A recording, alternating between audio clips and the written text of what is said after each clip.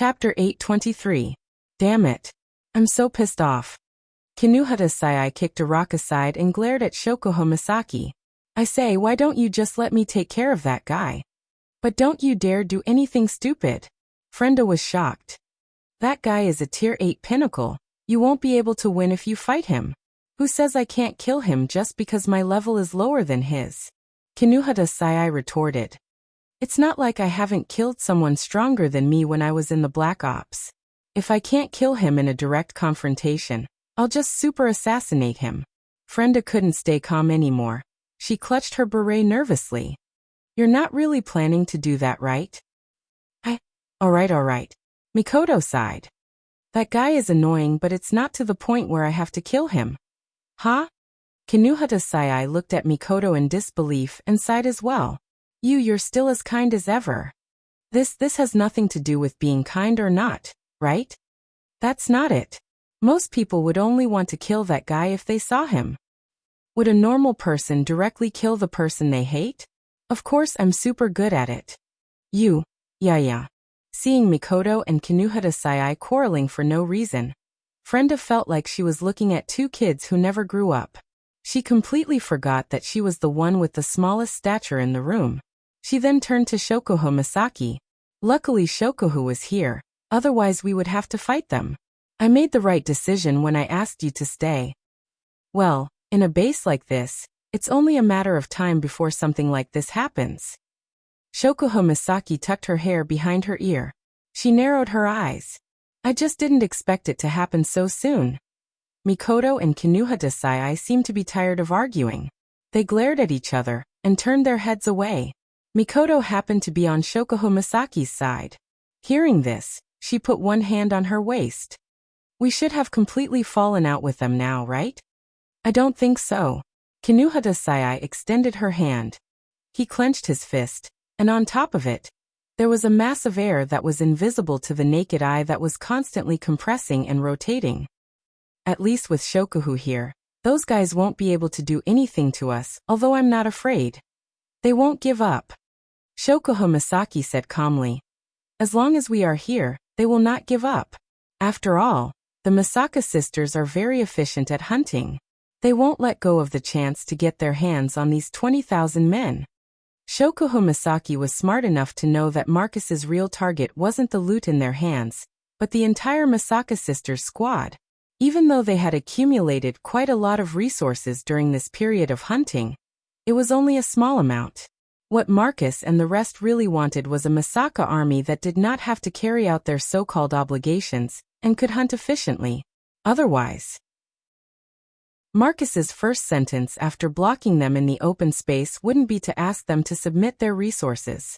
From this point of view, Pelosi from the Lori family gave them a good way out. He didn't let them follow his orders, instead, he let them carry out their duties. It seems like he cared about the relationship between them and the Lori family. Then what should we do next? Mikoto said irritatedly. The longer we don't submit our resources, the more dissatisfied the people in the base will be with us. I'm afraid we'll get into a lot of unnecessary trouble. Of course there will be trouble. Shokuho Misaki pursed her lips and said bitterly. It's because we've been hunting monsters for that bastard. Those resources should be able to give him a lot of points. Mikoto, Kinuhata Sai, and Frenda stopped in their tracks.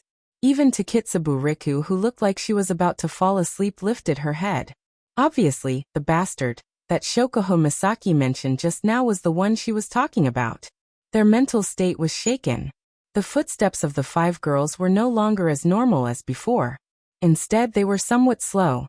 Although the expression on their faces was still as thoughtful as before, this time, they were no longer thinking about the matters in the camp. Instead, they were thinking about the detestable fellow. They spoke of, hey, that bastard seems to have returned.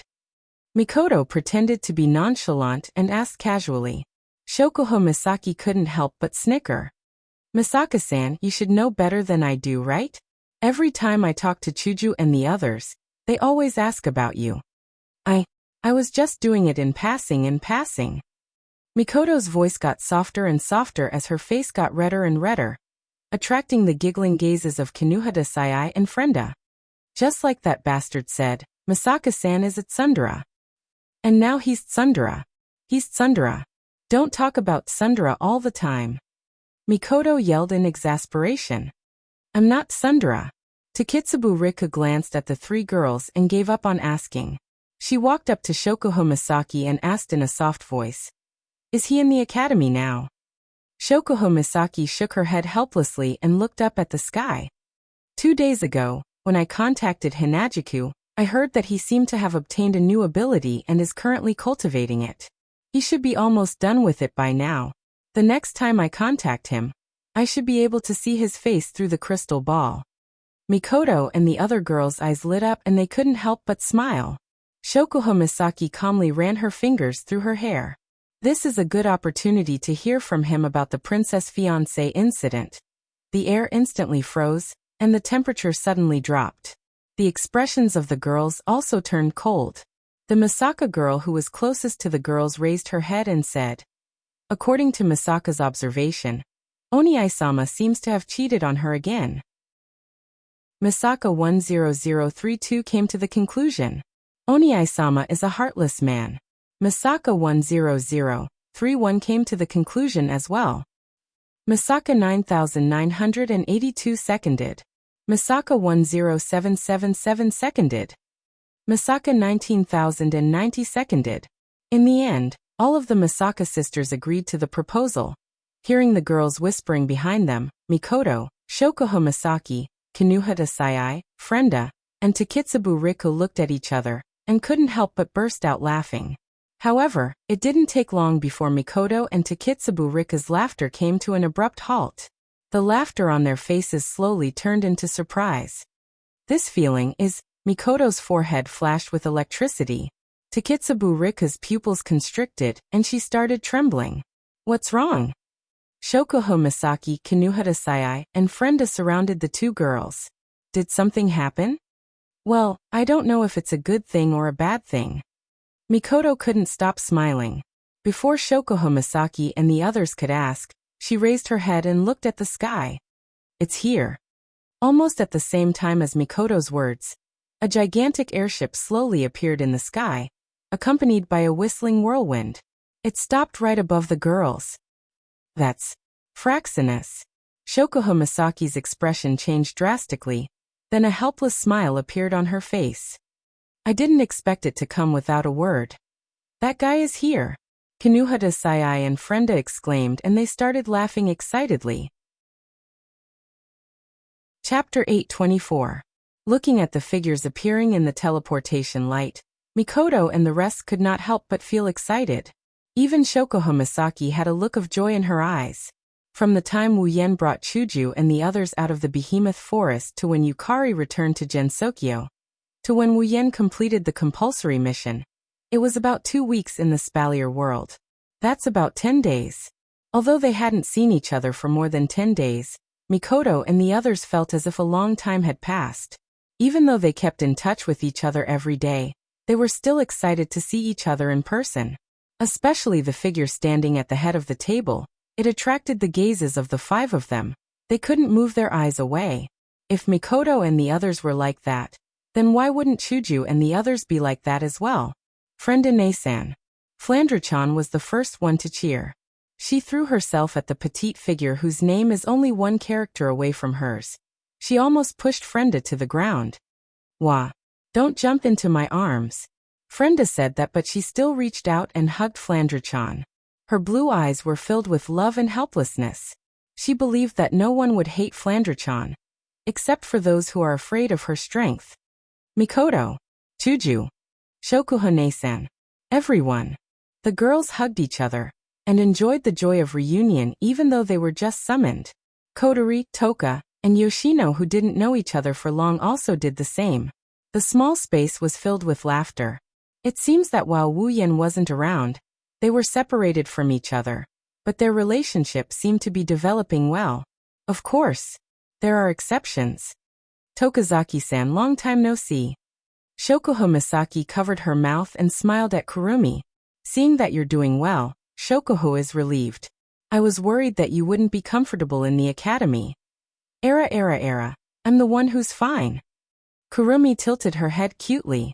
Her eyes turned into crescents. It's great that Shokuho-san is so energetic.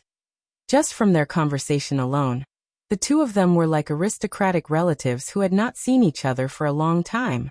They were elegantly greeting each other, but the air around the two of them emitted a chill that was enough to penetrate one's heart, causing the delicate bodies of the young girls to tremble. With a leap, he distanced himself from them. Just like when they met for the first time, these two young ladies who thought of each other as strong rivals immediately became hostile towards each other. Wu Yan, who was watching from the side, felt extremely conflicted. You bastard, you finally showed up. It was unknown when Mikoto and Chuju had arrived beside Wu Yan, hand in hand. Her pair of tea-colored eyes were filled with serious dissatisfaction, not counting the time when he was carrying out compulsory missions. However, it had been a few days since Wu Yan returned to the Spalier world from the Instance dungeon. In the end, he hadn't contacted them even once. Of course, Mikoto would be dissatisfied. However, the prideful Mikoto wouldn't say it out loud. Sorry. Wu Yan tactfully admitted his mistake. He clasped his hands and made an apologetic gesture. It's because too many things have happened in the past 2 days. I can't sort them all out. Shokuho Misaki, who was in the middle of a confrontation with Kurumi, turned around and walked to Wu Yan's side. She also heard from Chuju about their encounter in the Imperial Palace, but she only got the gist of it. Using a crystal ball to communicate, even though it's not like Academy City or the modern world, it's still possible to be monitored. That's why Chuju couldn't tell them the secret Wu Yan obtained in the Imperial Palace. She only gave them a vague explanation to let Shokuho Misaki and the others know the severity of the situation. What's wrong? Is it hard to solve? Wu Yan sighed when he heard this. It's not a problem, it's a problem of how to deal with it. Wu Yan shook his head when he saw Shokuho Misaki's puzzled expression. Let's talk about the details later. Shokuho Misaki nodded, and her serious face changed into a half-smile. Since it's not convenient to talk about it here, Yen-chan, don't you think you should explain your private matters to us? For example, your engagement with a certain princess, or, you're such a playboy. Which pretty bee did you piss off in this dungeon? When Shokuho Misaki said that, Wu Yan knew he was in trouble.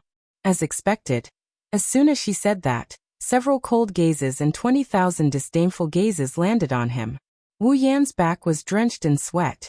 Feeling the pressure, Wu Yan stiffened and looked at Shokuho Misaki, who was still smiling. He tried to speak weakly. Jisama, I don't think it's appropriate to talk about private matters here. Is that so? Shokuho Misaki smiled seductively. She reached out and stroked Wu Yan's chest. She then moved her lips closer to Wu Yan's ear. Then let's talk about it in private. Dear love. Gulp. Hearing Shokuho Misaki's seductive voice, Wu Yan felt a chill down his spine. He gulped and the girls around him snickered at him. Wu Yan could only sigh in despair. It seems like he'll have a lot of work to do in the coming days if he wants to appease these jealous girls. How nice would it be if pushing her down could comfort the girl? Behemoth Forest Camp, inside a large tent. What? You guys graduated? Mikoto exclaimed. Yeah. Chuju smiled at Mikoto. Apparently, staying at Spalier World Academy no longer has much meaning for us, so we applied to graduate. Then why didn't you guys tell us? Kinuhata Sayai, who was sitting on the other side of Mikoto, was dissatisfied. Don't tell me you don't plan to care about us anymore. Haha. It's just that we didn't have time to inform you. Chuju smiled bitterly. After all, we almost couldn't get out. Isn't that a pity? Shokuho Misaki looked at Kurumi with raised eyebrows. You just entered the academy and you're applying to graduate? You must be tired. I don't mind. Kurumi placed a finger on her lips and said to herself, as long as Out-Sasama is here, it's fine. On the other hand, Shokuho-san, I heard you spent a lot of effort to raise Starlight Queen. How can you just abandon her like that? Don't worry about it. It's fine. Shokuho Misaki waved her hand. Sometimes, power is more practical than people. All you need to do is say a word or two. Tokazaki-san, you don't have to worry too much. That's a pity. Kurumi and Shokuho Misaki looked at each other. Both of them had a noble smile on their faces. However, the way they looked at each other made the onlookers feel dizzy. They couldn't wait to teach these two girls a lesson. Wu Yan slapped his forehead and looked at Shokuho Misaki helplessly. The academy isn't a big problem since you're just students in name. Whenever you get in touch with Grandpa Lei, he'll just let you graduate. Wu Yan turned serious after he said that. Masaki-san, what do you think I should do with the information I got from the Ailu Empire's treasury? You don't have to do anything with that information. Wu Yan, Hinajiku, and the others were baffled by Shokuho Misaki's words. She didn't even hesitate to call them worthless. Everyone was stunned. Shokuho Misaki blinked and smiled as she looked at the stunned crowd. They have already arranged a way to deal with it. What are we still worried about? Hearing Shokuho Misaki's words, everyone looked at each other and laughed. As expected of Shokuho Misaki, she hit the nail on the head. Chapter 825. The Giant Beast Forest Camp was a camp filled with tents. The people stationed here would be assigned different sizes of tents according to their status.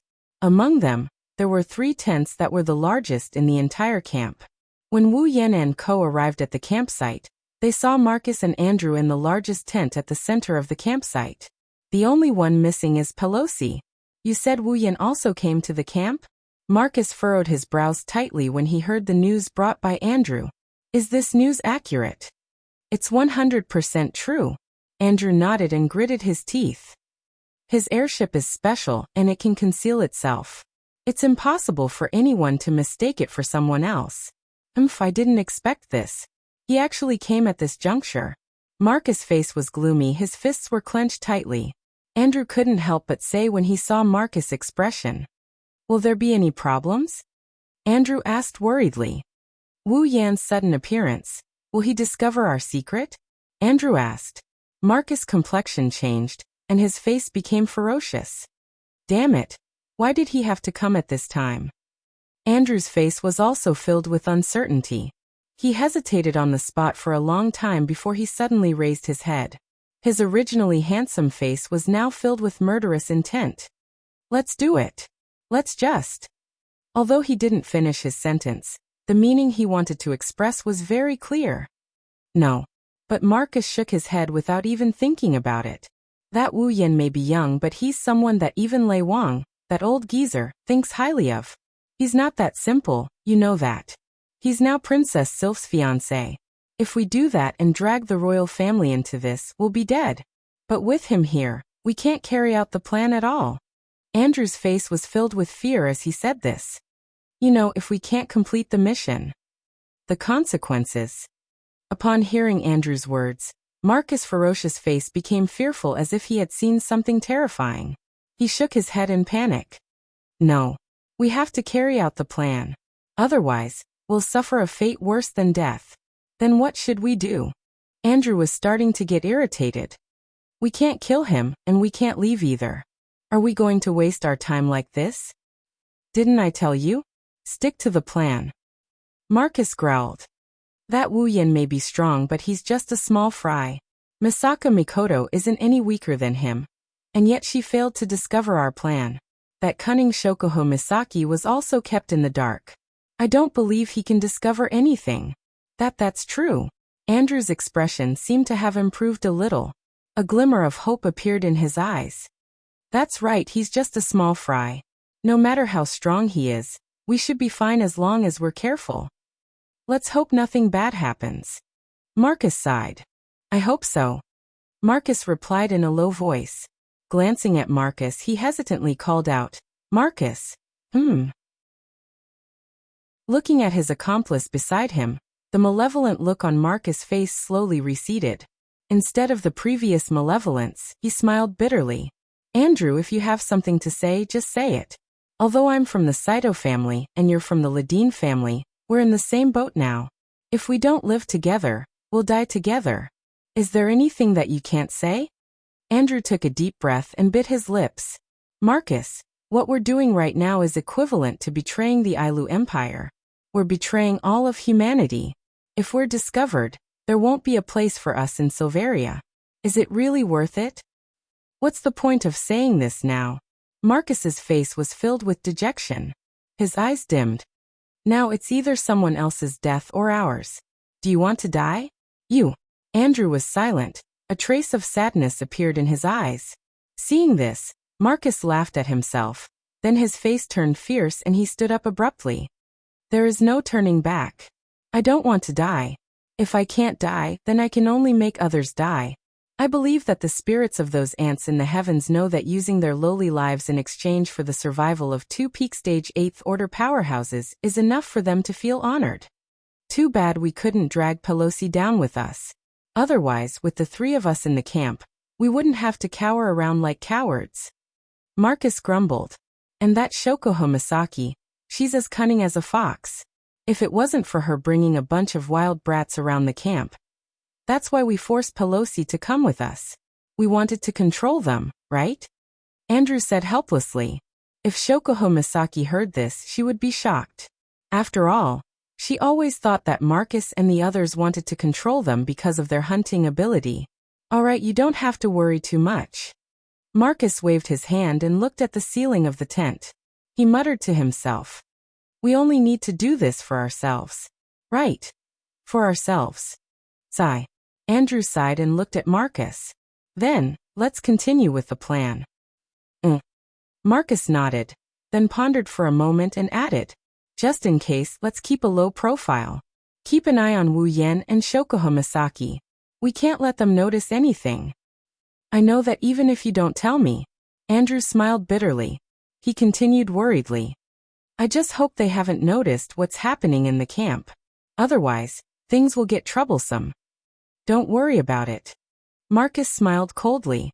It hasn't been long since this incident happened. At present, only some low-level garrison personnel are panicking. Even if they report this matter, we will be the ones to deal with it in the end. At most, we will report it to Pelosi.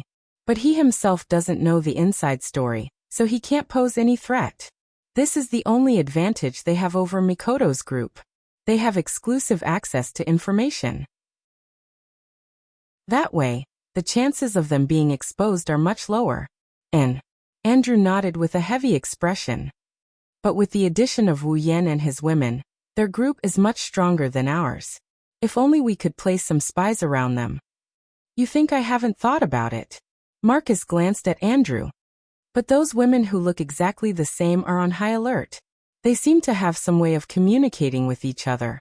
The spies I planted around their tents were all removed in one night. On top of that, Shoko Misaki, the Academy Queen, isn't a simple character either. She might be young, but she's smart and meticulous. She doesn't have a single flaw in her plans, and she has that kind of ability that's hard to deal with. Marcus, why don't we find a chance to kill that Shoko Misaki? Andrew narrowed his eyes without any hesitation. I have a feeling that Shoko Misaki will be a disaster if we let her live. Marcus seemed to be tempted. But Shoko Misaki is Wu Yan's mistress. They are very close. If we kill Shoko Misaki, we might anger Wu Yan, but what if that demigod called Yakumo Yukari gets involved? Demigod expert. Andrew felt a chill run down his spine as he spoke unwillingly. Why would a demigod expert be related to a bunch of Type 8 powerhouses? Who knows? Marcus took a deep breath and a haze flashed across his brows. Even if they don't have a demigod, they still have 2 other Tier 8 characters. We can't fight them. I just hope they don't get in our way. If we have no other choice, we'll have to resort to underhanded methods to make sure no one finds out we're the ones who did it.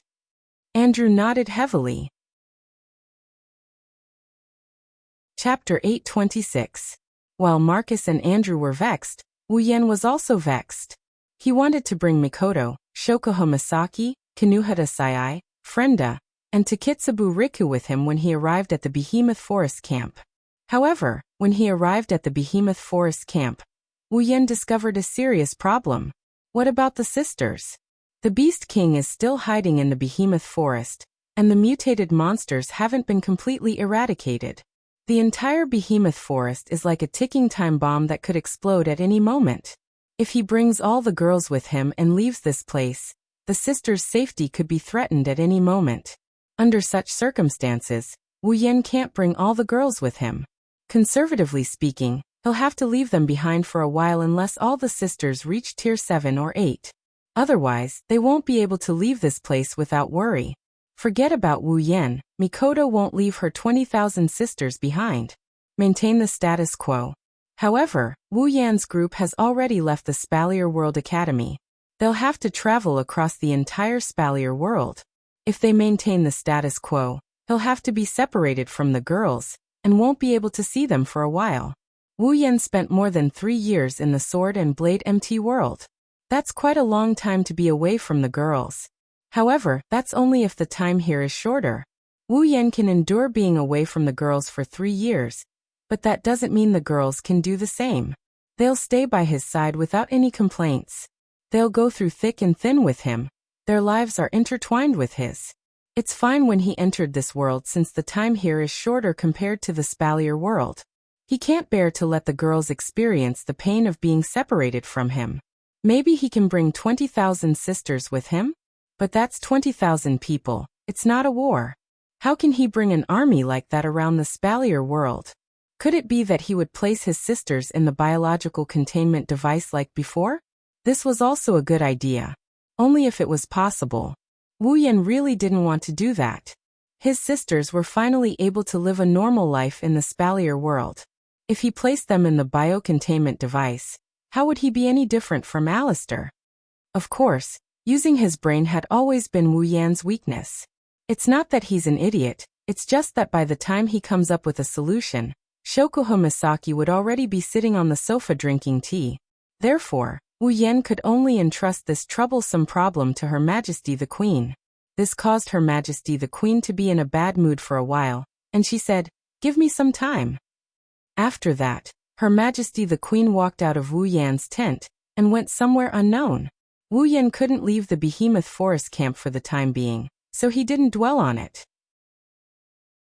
He spent his days either fooling around with the girls or running the Behemoth Forest Instance Dungeon, hunting, with his sisters. Whenever he had free time, he would cultivate his mana. His days were quite comfortable. Wu Yan originally thought that a lazy person like him wouldn't be interested in cultivation, but he was actually a little addicted to it. Although cultivating mana can be boring, Wu Yan could feel himself getting stronger every day. His mana was also increasing, giving him an indescribable sense of fullness. With these two factors added together, even though it's not to the extent where he's so focused on training that he forgets to eat and sleep, it's still enough for him to spend his free time on training his mana. He's not that hardworking, but he's definitely not lazy. Such a result also gave others the impression that Wu Yan, a super genius who graduated from the Spalier World Academy, was a hardworking person. This caused many people to change their view of Wu Yan. Some of them even faintly began to look forward to him. This caused Wu Yan to blush with shame, and caused the girls to despise him. Only the girls knew that Wu Yan usually cultivated during the day, and only when he had free time would he cultivate. As for the time at night, it was naturally his happiest time of the day, because at this time, Wu Yan can just grab 1 or 2 of the girls who are about to go to sleep. Then, amidst their screams, he can drag them into his tent and toss them onto his bed like a hoodlum boss. Then, he can live a shameless life under the night sky. Say that Wu Yan is hardworking? He's probably the happiest person in the entire Behemoth Forest camp. Just like that, a month passed in the blink of an eye. Shokuho Misaki was sitting inside a tent, drinking black tea while tidying up her beautiful blonde hair. Beside her, Kinuhata Sayai, Frenda, and Takitsubu Riku were counting the spoils of war that their sisters hunted in the Behemoth Forest. After spending quite a bit of time together, the 3 girls who came from academy cities got along quite well with Shokuho Misaki. Normally, if one could see Shokuho Misaki, one would be able to see the 3 girls behind her, and their relationship seemed to be quite good. He didn't know how Shokuho Misaki did it, but Kinuhata Sayai and the other girls seemed to be treating her like a second Mijino Shizuri. They only followed Shokuho Misaki's orders. Even if Mikoto, Hinajuku, and the others came looking for them, Wu Yan didn't use the word order to get them to do anything. Just like now, Kinuhata Sayai, Frenda, and Takitsubu Riku were not only counting the spoils of war they hunted today, they were also organizing the information that their sisters gathered from the camp. There was one thing that Marcus guessed correctly. The sisters have a way to communicate with each other. The Misaka Network. But what he didn't know is that, strictly speaking, the Misaka Network isn't a way for the sisters to communicate with each other. That's because the Misaka Network exists to connect the sisters' minds and allow them to share information. Marcus thought that their camp's information wouldn't be leaked to the Misaka core, but reality slapped him hard in the face. With the Misaka Network, the sisters' strength is to gather information. In the camp, some information that even Marcus didn't know about would be sent to Shokuho Misaki every day. Even though Mikoto wasn't happy that her sisters were helping Shokuho Misaki was very responsible and took care of her sisters well. She even used them for her own benefit, and the one who benefited was Wuyen. Mikoto couldn't say anything about it and turned a blind eye to it. She had to admit that Shokuho Misaki was a qualified leader. Because of this, Shokuho Misaki got herself into a lot of trouble. Huh. Takitsubu Riku, who was reading a piece of information, suddenly exclaimed. She turned around and handed a piece of paper to Shokuho Misaki. Shokuho, take a look at this. Shokuho Misaki looked at Takitsubu Riku suspiciously. She took the paper from Takitsubu Riku and looked at it. She frowned in surprise. Guards went missing without reason? Kinuhata Sayai and Frenda both stopped what they were doing and turned to look at the report in Shokuho Misaki's hand. When they saw what was written, they frowned. Low-level guards went missing? There's a panic outside the camp? The higher-ups didn't send anyone to deal with it? Frenda was surprised. What are those higher-ups doing? Kinuhata Sayai muttered. There's already a panic, but they didn't send anyone to deal with it. Shokuho Misaki narrowed her eyes and placed the paper on the table. This isn't as simple as it seems. Shokuho Misaki's sharp senses picked up on something, and she looked at Takitsubu Riku. Takitsubu, have the sisters investigate this. Takitsubu Riku nodded. Chapter 827. In the center of the giant beast forest camp, inside a large tent, Pelosi, Marcus, and Andrew are sitting opposite each other. It's as if they're having a meeting, discussing something. Looking at Marcus and Andrew, who were unperturbed and completely indifferent, Pelosi's brows furrowed. Are you listening or not? Pelosi's tone was slightly angry. If you don't want to get involved, then I'll go. Why are you stopping me from sending people to investigate the missing persons case? Stop. Pelosi, you're making a fuss out of nothing. Marcus glanced at Pelosi indifferently. It's just a few low-level people going missing. How many? Pelosi laughed out of anger. He slammed a piece of paper on the table. Look at the number of missing people reported by the higher-ups. How many of them are there? How many a day? And in the past month, more than 100 low-level personnel have been declared missing. Hearing this, Marcus narrowed his eyes slightly and exchanged a glance with Andrew. Andrew immediately understood and said to Pelosi, "Is this information accurate? It could also be a smokescreen set up by those who were ready to make a move." "Yes. That's right." Marcus nodded, then he sneered and said, "Don't forget, those guys have been trying to take a bite out of us. They've been eyeing our position all this time. That's why we need to investigate, right?" Pelosi's face tensed up and he looked rather unsightly. Right now, the low-level outskirts of the camp have already caused a very serious panic. There are also rumors that it's some kind of plague or the revenge of some unknown magical beast. It's making people uneasy. Even hunting in Behemoth Forest has decreased a lot. Pelosi glanced at Marcus and Andrew with a serious gaze. "We can't let this drag on any longer. We need to control the situation when it's still light and find out the cause. When the influence spreads, I'm afraid that the entire operation of the camp will be paralyzed or even abandoned." Marcus. Andrew. Pelosi stood up and looked down at the two people opposite him. He said in a low voice, "If you don't want to interfere, then don't stop me from interfering. Otherwise, if something really happens, the responsibility is not something we can bear." After that, Pelosi turned around and walked towards the exit of the tent.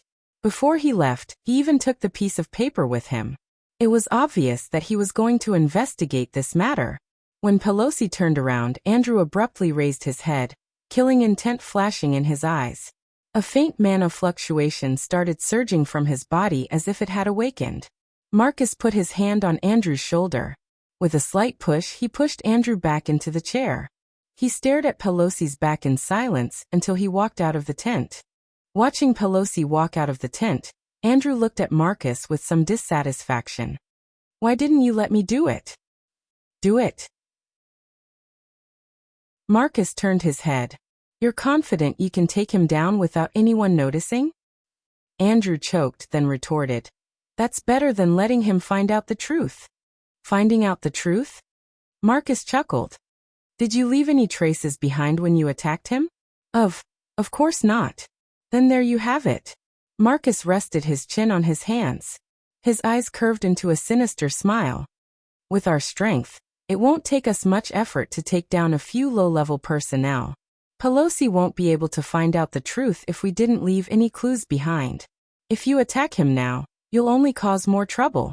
It's the same as admitting your guilt." Marcus' words were like an alarm bell that rang in Andrew's heart. He was shocked. Cold sweat dripped down his back. I almost ruined everything." Seeing Andrew's expression, Marcus knew that he had calmed down and patted him on the shoulder. "Now we can't even take a single wrong step. Once we do, we'll be doomed eternally. You're under too much pressure and made a mistake in your judgment. This isn't your fault, but don't make the same mistake again." Andrew looked at Marcus gratefully. He wiped the sweat off his forehead. "Thank you, Marcus. I've been too impulsive recently." Marcus smiled, but his heart was bitter. Just like Andrew, he was under a lot of pressure. However, he was different from Andrew. Andrew was a little crazy under the pressure. On the other hand, he was calmer and calmer. This was because he knew that he had to deal with things calmly. "It's too early to celebrate." Marcus sighed. "Although we're confident Pelosi won't be able to find out anything, it'll be bad if something unexpected happens. We can't afford to make any mistakes. It's best if we restrain ourselves." "Are we still going to restrain ourselves?" Andrew frowned. "Last time, because of Wu Yan's arrival, we already restrained ourselves a lot. We didn't get enough. Master wasn't happy about it. If we restrain ourselves this time, there's nothing wrong with being careful." Marcus knocked on the table. "Master might be unhappy, but he has a use for us. He won't do anything to us." Marcus' voice was full of uncertainty. Andrew could hear this and opened his mouth. Just as he was about to say something, a flame suddenly flew in from the entrance of the tent and shot into Andrew's forehead. In the next moment, Andrew's face changed, his expression became unsightly. "What's wrong?" Marcus' face sank subconsciously.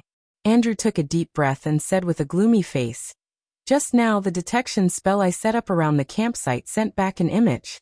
The Masaka women seem to be investigating the disappearance of the girls." "Wah." Marcus's face gradually turned unsightly.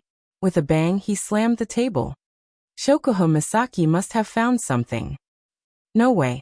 Andrew turned pale with fright. "Didn't you say that we wouldn't be able to find the truth if we didn't leave any clues behind? If Shokuho Misaki had found out the truth, she wouldn't have sent people to investigate this matter, and we wouldn't be sitting here." Marcus sneered. "She must have gotten wind of the disappearance and sent people to investigate. That meddlesome woman." Andrew heaved a sigh of relief. Thank goodness she didn't find anything. That might not be the case. Marcus' eyes flashed with a sharp light. "Don't forget that woman's ability is to control people's minds. She's all-pervasive. If she continues to investigate, she might really discover something. Then, what should we do?" Andrew had completely lost his sense of propriety, which made Marcus despise him. After all, he was the second most powerful person in the Ladine family, other than the patriarch. Marcus did not expect him to behave like this when something happened. Although he was disappointed, Marcus still said with a grin on his face, "Now that things have come to this, let's be careful and kill Shokuho Misaki. Is there no problem?" Andrew couldn't help but ask. Marcus only sneered at him. "Although that woman's ability is very special, her strength is very weak. It won't be a problem for us to assassinate her." At this point, Marcus turned around and added, "As long as we don't get discovered." Andrew's expression changed rapidly, and there was a slight struggle on his face. But in the end, he leaned toward Marcus' choice and nodded firmly. All right. Let me do it. Andrew took the initiative to accept this assassination mission. Your Saito family's ice-dochi is too eye-catching. If we make a mistake, we'll be found out. I'll kill Shokuho Misaki myself. Marcus pondered for a moment, then nodded and exhorted. Don't let anyone discover it, and don't leave any clues behind. It must be clean. Chapter 828. No one knows when, but the news of the missing guard started to spread out slowly. Originally, for this kind of incident that could easily lead to panic, the higher-ups should think of ways to hide it, so that the garrison in the camp would not panic and affect the strategy of the giant beast's forest. However, Pelosi did the opposite. Not only did he not suppress the spread of this matter, he even wantonly publicized it. The consequences of this were, of course as expected, causing panic. But the panic was only temporary. After the matter was exaggerated and spread, Pelosi immediately said that he would definitely investigate this matter to the bottom. Perhaps it was because of Pelosi's reputation, or perhaps it was because he had achieved an abnormal result by doing the opposite. But after a short period of panic, the garrisons actually calmed down and began to support Pelosi. In an instant, Pelosi's reputation in the entire camp reached a commanding height. And all of this seemed to be within Pelosi's expectations. With everyone's support, after announcing the declaration of the investigation, Pelosi immediately gave another strict order. Because the garrison personnel went to bed in the middle of the night and were found missing the next day, Pelosi asked the low-level personnel not to go out at night. Even if they went out, they had to gather with others. The patrol team at night was strengthened in size and vigilance. Once they found something wrong, they can report to him directly if something goes wrong. After such a big movement, the initial signs of uneasiness were suppressed by Pelosi. The garrisons also seemed to feel a sense of security, and once again followed the arrangements of the camp in an orderly manner. Only Pelosi knew that this peaceful situation was only temporary. At least, before the real cause of the incident was investigated, or before the next missing person appeared, the situation would be broken.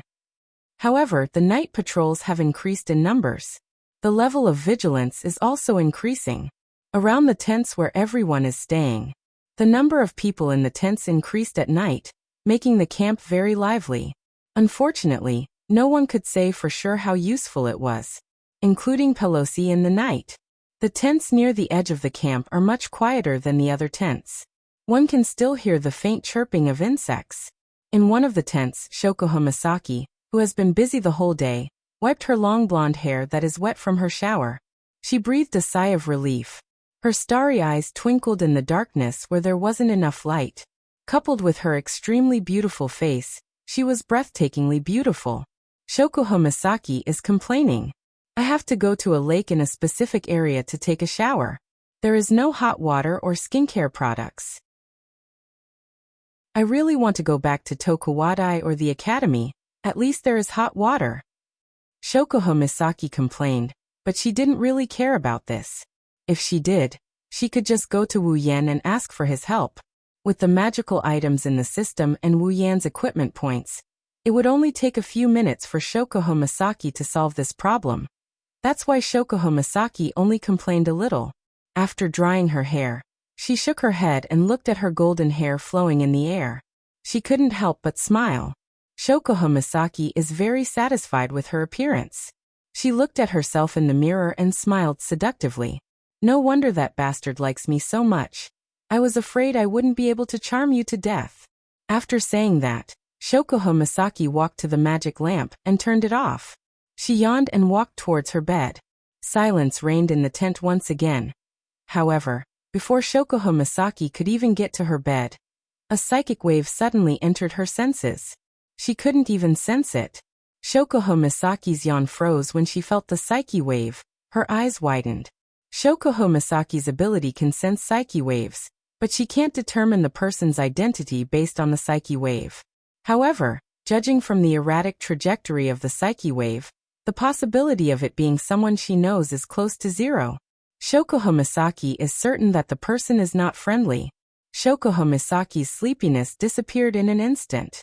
She turned around and looked at the entrance of the tent. She clenched her fist and her face tensed up. It's here. At the same time, a mass of black gas suddenly drilled into the tent from the outside and instantly gathered into a black cloud. Shoko Misaki took a step back without hesitation. Whoosh! As soon as Shoko Misaki retreated, the dark clouds swirled and a gust of cold wind swept towards Shoko Misaki like a shadow, wrapping around her. Bang! Shoko Misaki's body suddenly glowed and turned into a ripple. When the black cloud hit the ripple, it was bounced back. Ha! Within the dark clouds, a surprised voice rang out, as if surprised by the changes in Shoko Misaki's body, followed by a series of angry growls. Shoko Misaki heaved a sigh of relief. A transparent dragon-shaped armor appeared around her, protecting her. That was the real identity of Marie. Mental dragon armor. Since it was useless against Wu Yan, who has the body of a true ancestor, the armor he placed on Shoko Misaki saved her life. Of course, it's still too early to feel relieved. The dark cloud circled around the entrance of the tent and turned into the shape of a wolf. It had a long tail and fangs in its mouth. It looked like a black wolf wrapped in clouds. Shoko Misaki sucked in a cold breath. Woo! With a low growl, the black wolf opened its mouth, and a black beam shot out from within. It let out a shrill whistle and pierced towards the dragon armor protecting Shoko Misaki. Clang! The dragon armor shuddered and its color faded. It almost collapsed. Shoko Misaki was shocked. She didn't care that the controller was not with her. She used all her strength to launch a mental attack and pierced into the dark clouds. Whoa! A tearing sound was heard. The dark cloud around the black wolf shrunk and it howled in pain. The eyes of the wolf started glowing red. Shoko Misaki cursed in her heart. Her ability seemed to be effective against the black wolf, but it didn't have much of an effect. It's obvious that the black cloud, or rather the one controlling it, is much stronger than her. Much stronger than her. Is this the culprit behind the disappearance? Am I her next target? Shoko Misaki bit her lips and looked at the entrance that was blocked by the black wolf. She couldn't help but feel anxious. Escape? But the black wolf is blocking the exit. Scream? He was afraid that before he could even cry out, the black wolf's attack would have arrived. And from the way the Psyche Dragon armor trembled after blocking that attack, this C-grade rare armament dragon-shaped armor definitely wouldn't be able to block the next attack. Her weak body would also not be able to withstand a single blow, and she would perish as well. Thinking of this, Shoko Misaki became even more anxious. Whoa! While Shoko Misaki was panicking, the black wolf opened its mouth again, and a faint black light flashed in its mouth. Shoko Misaki instinctively closed her eyes. You're courting death. Just as the black light was about to shoot out again, a furious roar exploded like a clap of thunder. It soared into the sky and reverberated over the entire camp, waking everyone who was still in their sweet dreams. It also startled the patrolling personnel and Pelosi and Marcus, who were in their respective tents. What's going on? Pelosi ran out of the tent in bewilderment. Marcus, who was still in the tent, had an ominous premonition in his heart. He hurriedly ran out of the tent, looked at Pelos, and ran in the direction of the sound, accompanied by a group of patrol personnel. To be continued. Chapter 829. Using his secret magic to hide his tracks, he snuck into Shoko Misaki's tent as fast as he could, assassinated her, and escaped with her body, pretending that she had gone missing. This was the entirety of Andrew's plan. A simple and clear one. Unfortunately, he'd miscalculated. He'd miscalculated from the very beginning. Andrew thought that Shoko Misaki's ability was to control people's minds, but that was only a small part of her ability. He did not expect her to be able to detect his presence through mental waves. That was how she discovered him from the start. Fortunately, Shoko Misaki may be able to detect other people's mental waves, but she can't use them to identify the person. As long as Andrew kills Shoko Misaki as fast as he can, his plan will still work. No matter what, he was still a Type 8 Divine Warrior, while Shoko Misaki was only in the lower middle of the Type 8 Divine Warriors. Her ability was a godly skill against those weaker than her, but against those stronger than her, even if it wasn't useless, it wouldn't have much of an effect. However, Andrew had miscalculated again. The existence of the dragon armor bought Shokuho Misaki a little bit of time, and that little bit of time was enough to push Andrew to the brink of death. Bang! The black wolf formed by the dark clouds was sent flying as if it had been hit by a heavy hammer. It smashed into the top of the tent, which had been reinforced by magic and was harder than the walls. Soon after, it fell down and heavily smashed into the ground. A suppressed howl of pain was emitted from the black wolf's body, proving just how heavy the blow was. What is going on? Andrew, who was hiding in the black wolf, was hit so hard that his brain short-circuited. He couldn't react in time. By the time he reacted and controlled the black wolf to spring up from the ground, he finally realized it. Originally, there was only him and Shokuho Misaki in the tent, but now, there was an additional figure. Impossible. That was the first thought that came to Andrew's mind when he saw the figure. The exit was clearly blocked behind him, but this person in front of him. How did this person appear beside Shokuho Misaki? Of course, not long after this thought arose, a gaze that was infinitely close to freezing point enveloped him, causing Andrew's heart to tremble violently. A fatal chill emerged from the bottom of his spine, instantly covering his entire back. He looked up. In front of him, the figure was holding Shokuho Misaki in his arms. A pair of wine-red eyes stared at Andrew. Inside those eyes, there was a murderous aura that was like a volcano erupting. Andrew couldn't help but take a step back because of that murderous aura. Little Yen. She felt the familiar embrace. Shokuho Misaki let out a sigh of relief. Her tense nerves finally calmed down. Her face paled as she clutched Wu Yan's shirt tightly. She didn't want to let go of his shirt. Little Chi. Seeing Shokuho Misaki's pale face, Wu Yan was enraged. Even though he gave the dragon armor to Shokuho Misaki, it was still his noble phantasm. If something happened to his noble phantasm, Wu Yan would be able to sense it. What's more, Wu Yan set up a telepathic spell on the girls. If the girls are in danger, Wu Yan would be able to sense it at the first instance. When Wu Yan sensed that Shokuho Misaki was in danger, he used a teleportation spell to get here. The black wolf was about to deal the final blow to Shokuho Misaki. If he came half a second later. Wu Yan's pupils started trembling when he thought of this.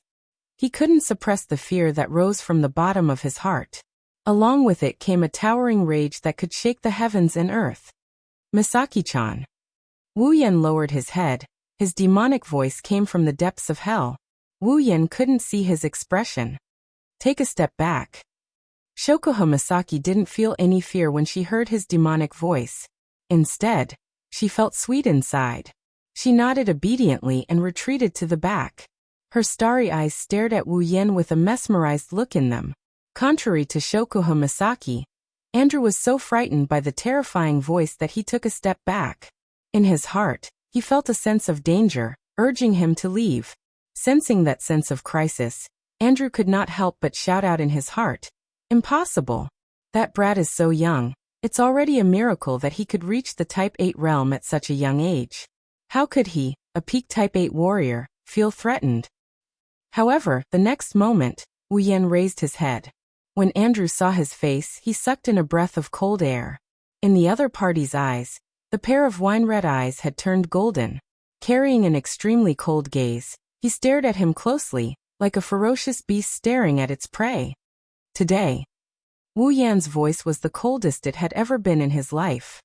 "If I let you escape from my eyes, then I, Wu Yan, will never step into the Spalier world again." The moment his words fell, a terrifying aura burst out from Wu Yan's body. The aura contained within had already far surpassed Andrew's peak.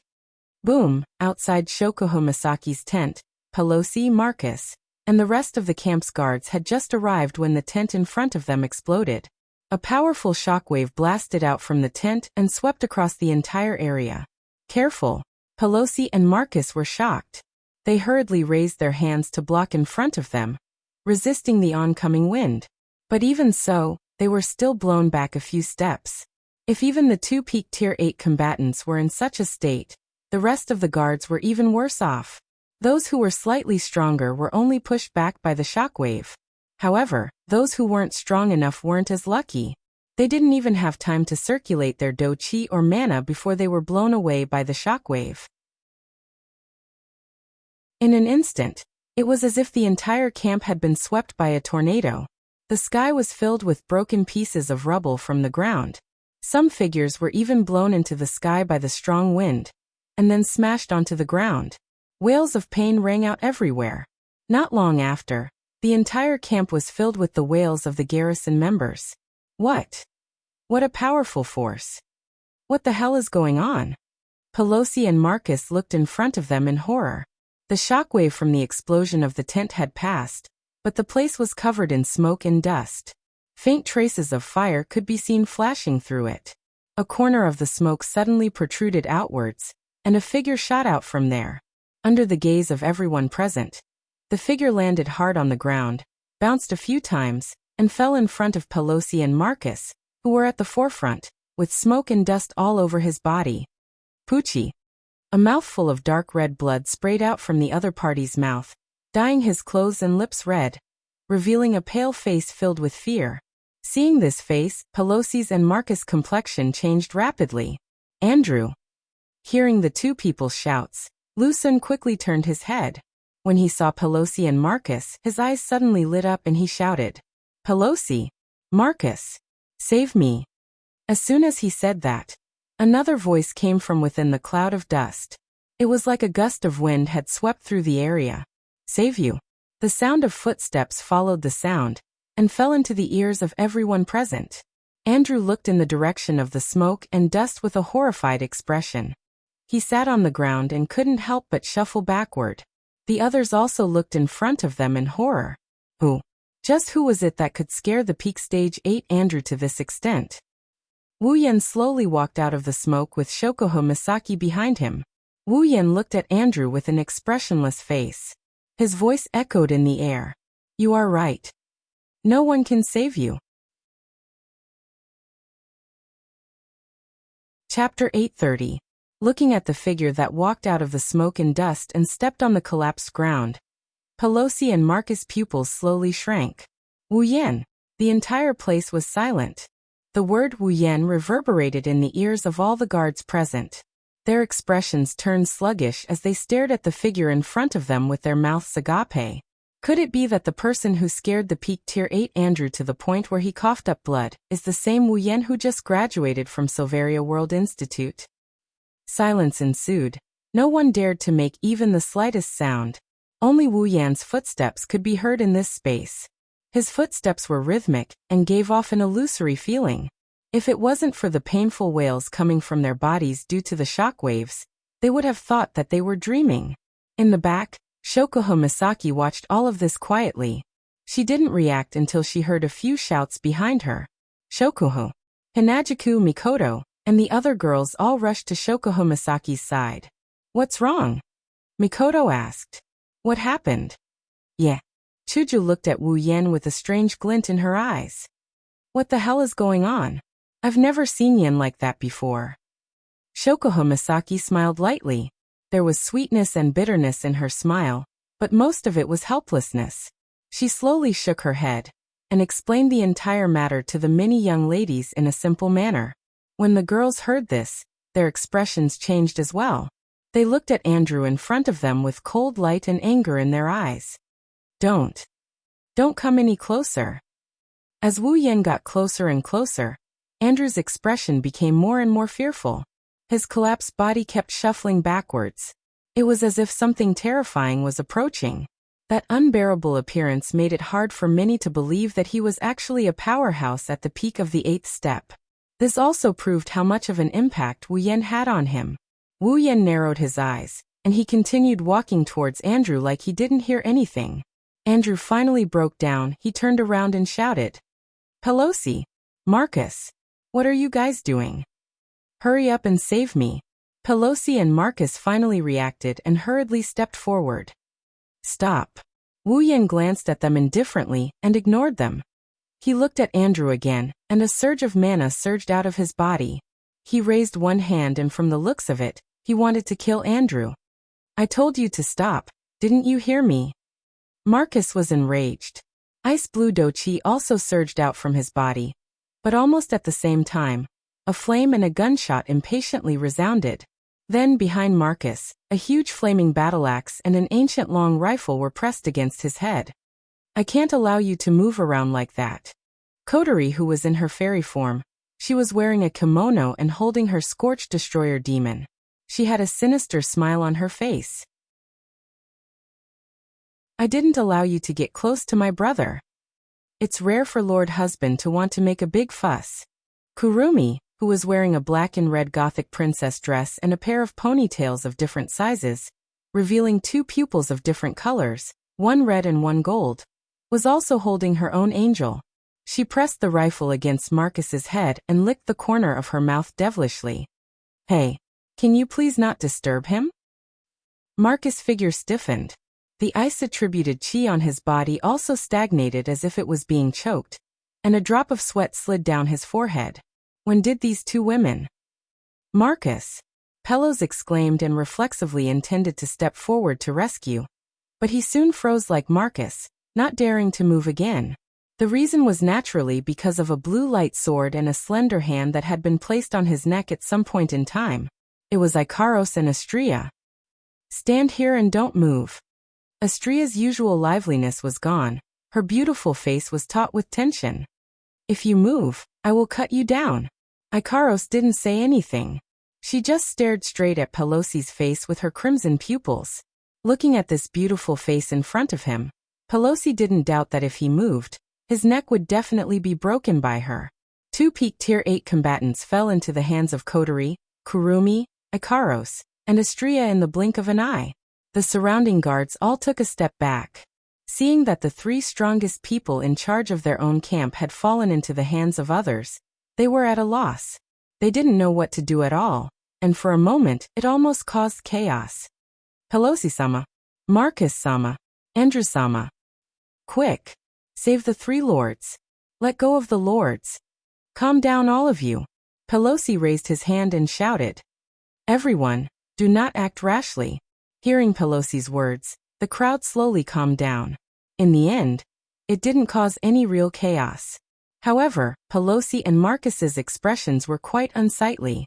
Perhaps they didn't expect that they would be taken down by a few little girls in a single move.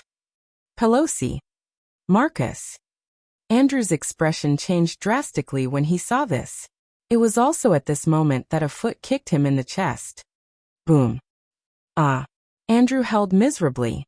His body flew out in a beautiful arc and crashed into the ground not far away. Then the foot that kicked him came down from the sky and stomped on his chest. The ferocious force caused the air in Andrew's chest to leak out of his mouth and nose. He almost suffocated. Andrew. Pelosi's face trembled, and Marcus shouted angrily. Wu Yan, do you know what you are doing? You shut the F***ck up. Wu Yan roared at Marcus in a fit of rage. Marcus was stunned by Wu Yan's roar. His face turned from green to white. It's an ugly sight to behold. He, Marcus, has never been scolded by anyone before. Not even his elder brother, the patriarch of the Saito family. You. Marcus's face was ashen. He wanted to flare up, but the cold muzzle of the gun and the scorching hot battle axe behind him forced him to endure. Thus, his ashen face turned red again, and his heart was filled with hatred. Humph! Wu Yan coldly snorted. He looked at Andrew, who is still struggling under his feet. He exerted some force on his foot, and Andrew groaned in pain. His struggle weakened as well. Speak. Why did you kill Xiaoqi? Suppressing his violent emotions, he continued in a cold tone. Based on your answer, I can give you a quick death. No. No. Andrew was terrified by Wu Yan's ferocious look. He shook his head and screamed. I don't want to die. I don't want to die. Wu Yan. Calm down. Pelosi was shocked by Wu Yan's words. He shouted at him. There must be some kind of misunderstanding. Please don't do anything rash. Marcus gritted his teeth. He suppressed his anger and growled. This is the Ailu Empire's camp. Andrew is one of the people in charge here. Are you trying to commit a crime by killing him? Wu Yan laughed out loud. His voice was unusually cold. crime? Then wait until I kill him. Then you can punish me. What? Pelosi shouted. Wu Yan, there must be some kind of misunderstanding. Don't kill the wrong person and cause unnecessary trouble. Misunderstanding. Wu Yan looked at Andrew coldly. Fine. Tell me, why did you appear in Xiaoqi's tent and try to kill her?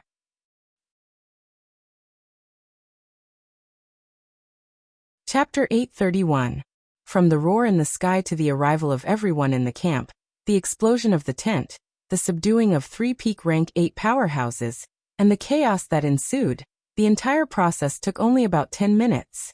Everything happened too suddenly and too quickly. Even now, some people were still in a daze, unable to comprehend the situation. Similarly, Pelosi was no exception. Only Marcus, who was subdued by Kodari and Kurumi, knew what was going on. Only then did he know why things had developed to this point. Either Andrew didn't do his job well, or he was discovered in the middle of the attack. In the end, not only did Shokuho Misaki not die, but she also ended up like this. Things couldn't be worse than this situation right now. Marcus acted like he didn't know what happened, but inside, he was worried sick. He wasn't afraid that the situation in the camp would become chaotic. What he was truly afraid of was that if something really happened to Andrew, then it was very likely that everything behind this would be exposed. He might even be dragged into this mess. At that time, the situation would truly become serious. Therefore, no matter what, either Andrew died before he could say anything, or he absolutely could not let him die. Of course, the former wasn't so easy to achieve. Even with Marcus' insidious nature, he couldn't find a way in this situation. So Marcus simply chose the latter. Wu Yan. Marcus glanced at Andrew, who was being stepped on by Wu Yan, and he took the initiative to speak up. You said Andrew wanted to kill Shokuho Misaki. Do you have any proof? Yes. Yeah, Wu Yan. Compared to Marcus, Pelosi, who was kept in the dark, is much more cautious. Andrew is one of the people in charge of the camp. He doesn't have any grudges with Shokuho-san. They rarely interact with each other. Why would he want to kill her? There must be some misunderstanding. Wu Yan mocked. He didn't try to hide the anger in his heart that hasn't been extinguished. Are you saying there's something wrong with my eyes? How could I be wrong about what I saw with my own eyes? Sensing the fury in Wu Yan's tone, both Pelosi and Marcus sighed inwardly at how troublesome this is. A person in a fit of rage is usually unable to think rationally. It would be much harder for him to talk and negotiate a verdict. Wu Yan's rage is boundless and his rationality is on the verge of collapse. I'm afraid he won't listen to them. They didn't know how important Shokuho Misaki and the girls were to Wu Yan. Wu Yan wasn't just angry at Andrew, he was also angry at himself. He was angry at himself for not being able to make it in time, even if he used his teleportation ability.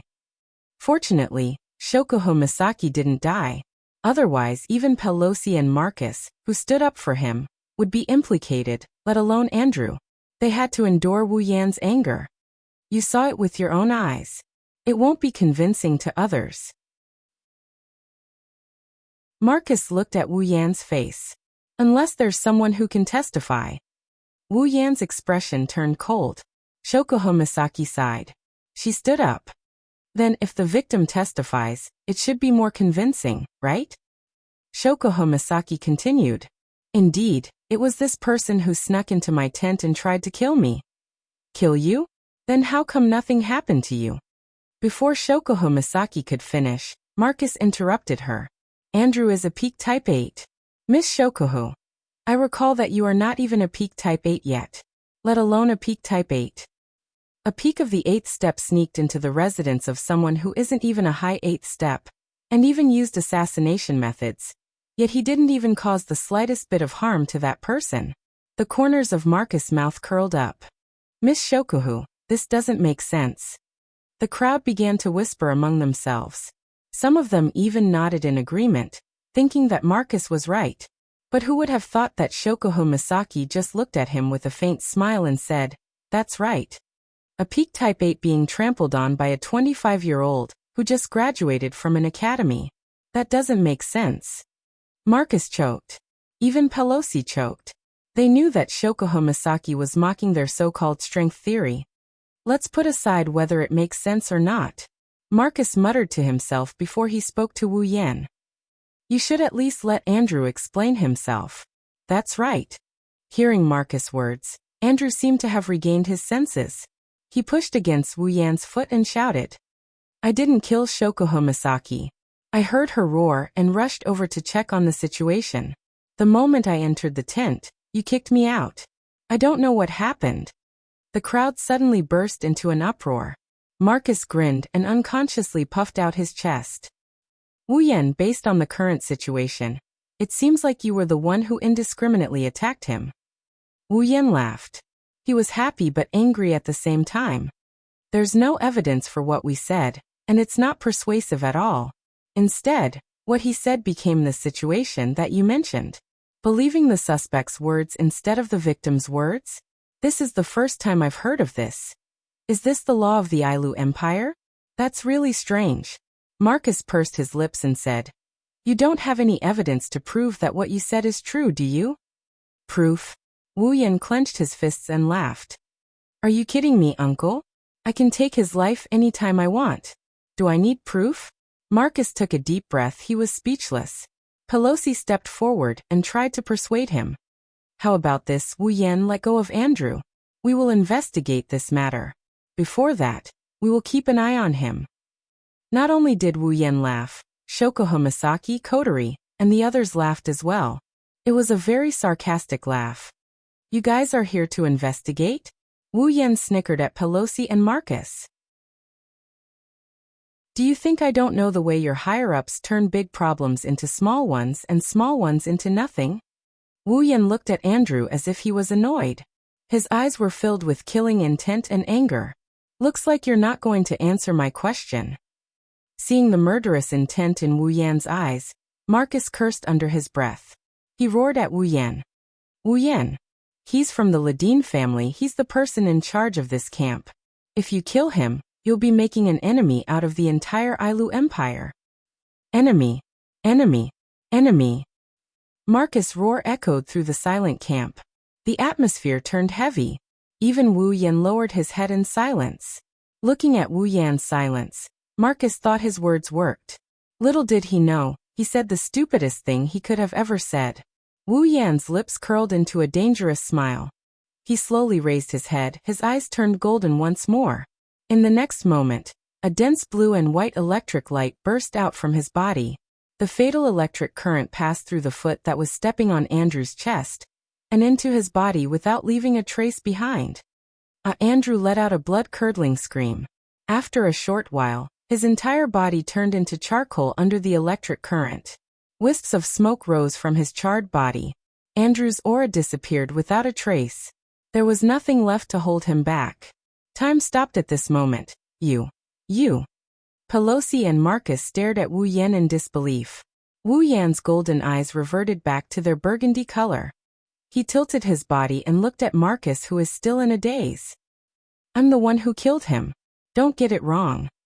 Wu Yan waved his robe and he walked away. The girls followed after him, leaving the rest of the crowd behind. They stared at Andrew's charred body in silence. They didn't say anything for a long time. Chapter 832. Bastard. Bang. Marcus slammed the table in front of him into smithereens. His eyes were bloodshot as he panted heavily. The hatred in his heart didn't lessen at all. He wanted to destroy everything in his tent. Those who know Marcus know that he has a bad temper, a very bad one. Once his temper flared up, even a mosquito flying in front of him would become the source of his anger. Usually, at this time, the servants in charge of taking care of Marcus' daily life would suffer, because they would become Marcus punching bags and might even lose their lives. If it wasn't for the fact that Marcus was the second in command of the Saito family, and if it wasn't for the fact that he was a peak stage 8th order warrior, he would have offended a lot of people already. But no matter how bad Marcus's temper was, the number of times he lost his temper was second only to the number of times he lost his temper during mealtimes. Originally, Marcus was already pissed off when Mikoto and Shokuho Misaki brought the entire Misaka Corps to this camp. But now, not only was his secret activities investigated by Pelosi, Shoko Misaki even came and tried to assassinate Mikoto, but failed in the end. This was not the most important thing. The most important thing was that he was being threatened by two little girls with weapons against his head in front of so many people. He wanted to save Andrew's life, but in the end Andrew was killed right in front of his eyes because of his words. Andrew's death was one thing. Although both of them were in the same boat and were partners in the same plan, their relationship wasn't that good. The one Marcus couldn't stand was Wu Yan. Not only did he not listen to his last words, he even killed Andrew on the spot. Marcus's face was completely destroyed. There were even rumors in the camp that Wu Yan didn't show any mercy because Marcus's threat to become the enemy of the entire Ailu Empire angered him. That was why Andrew was killed. How could the proud and arrogant Marcus endure this? Wu Yan, the hatred in his heart didn't decrease but increased instead. Marcus' mind was filled with that contemptuous and sneering face. Moreover, it was becoming clearer and clearer. It was so clear that Marcus wanted to smash his head on the spot. Marcus bellowed, and his ice-attributed chi burst out in an explosive manner. Like a ripple, it swept through the entire tent. Anything that came into contact with the icy blue do chi wave would be frozen into ice within a breath's time. Then, with a crack sound, it would be crushed into powder. By the time the chi ripples on Marcus' body subsided, apart from an empty tent, the bed, table, chair, tools, and so on had all disappeared from the huge space. Marcus's teeth were still grinding but his mind had calmed down. He clenched his fists. Now that things have come to this, Andrew is dead. There's no way to bring him back. What he should do now is think about what to do next. This time Andrew is dead. Luckily, he didn't expose himself. The inside story wasn't discovered. The disappearance wasn't solved bit by bit. The plan is still in progress. Wu Yan's attack was too sudden. Andrew didn't even have time to react. He didn't even get a chance to say a word before he died. Andrew was aggrieved, but it wasn't a bad thing for Marcus. The only downside is that Andrew is dead. I can only carry out the rest of the plan. If I rely on myself, the harvest will definitely decrease. When that happens, the master will not be happy. I'm afraid I'll have a hard time. Marcus hated Wu Yan for killing Andrew and causing him to fall to this extent. If he could, he would kill Wu Yan right here and now. Unfortunately, Marcus didn't have much confidence in facing Wu Yan. Andrew was also at the peak of the 8th rank like him. Even if he had Ice Do Chi and Andrew was weaker than him, he didn't dare to say that he could kill Andrew without any injuries. But Wu Yan did it. Then he can be sure that Wu Yan's strength is above his. To be able to kill a peak of the 8th rank without any injuries, could it be that Wu Yan has already reached the 9th rank? No. That's impossible. Marcus subconsciously avoided this guess. It's not that he knows Wu Yan's true strength. It's just that he doesn't want to admit that the person he hates has already climbed to the peak of the 9th rank. With this thought in mind, Marcus thought of 3 possibilities. First, before the tent exploded, the one who injured Andrew wasn't Wu Yan, but the 2 other 9th rank powerhouses. But this possibility can be ruled out. Ignoring the fact that the 2 9th rank powerhouses didn't arrive until later, if it was someone else, then Andrew wouldn't be so afraid of Wu Yan. The only explanation is that he did it himself. Second, Wu Yan must have teamed up with Shoko Misaki to defeat Andrew. But that doesn't make sense either. If he teamed up with Shoko Misaki, then even if Andrew was defeated, he wouldn't be afraid, even if his life was in danger. No matter what, he's still a peak of the 8th rank. The last possibility is that Wu Yan did it alone. Only if he did it alone and defeated Andrew without any injuries could he have caused Andrew to be in such a state. But that shouldn't be his true strength. It should be some treasure left behind for him. For example, some medicine that can temporarily increase his strength. Or a high-grade armament. This possibility is high. After all, his nephew who participated in the Beast King incident with Wu Yan said that he has a medicine that can temporarily prevent injuries. With that medicine, defeating Andrew shouldn't be difficult. Furthermore, his nephew also said that Wu Yan has a gold armament. That was an armament that even he, and even his elder brother, the patriarch, did not have. Normally, gold armaments can only be obtained after reaching the 9th rank. For example, his father, the previous head of the Saito clan, had a gold armament. Other Type 9 powerhouses also have one. Other than Type 9 powerhouses, it's almost impossible for a Type 8 to have a gold armament. Come to think of it, in the Spalier World Academy, only Princess Sylph managed to obtain a gold armament during the auction.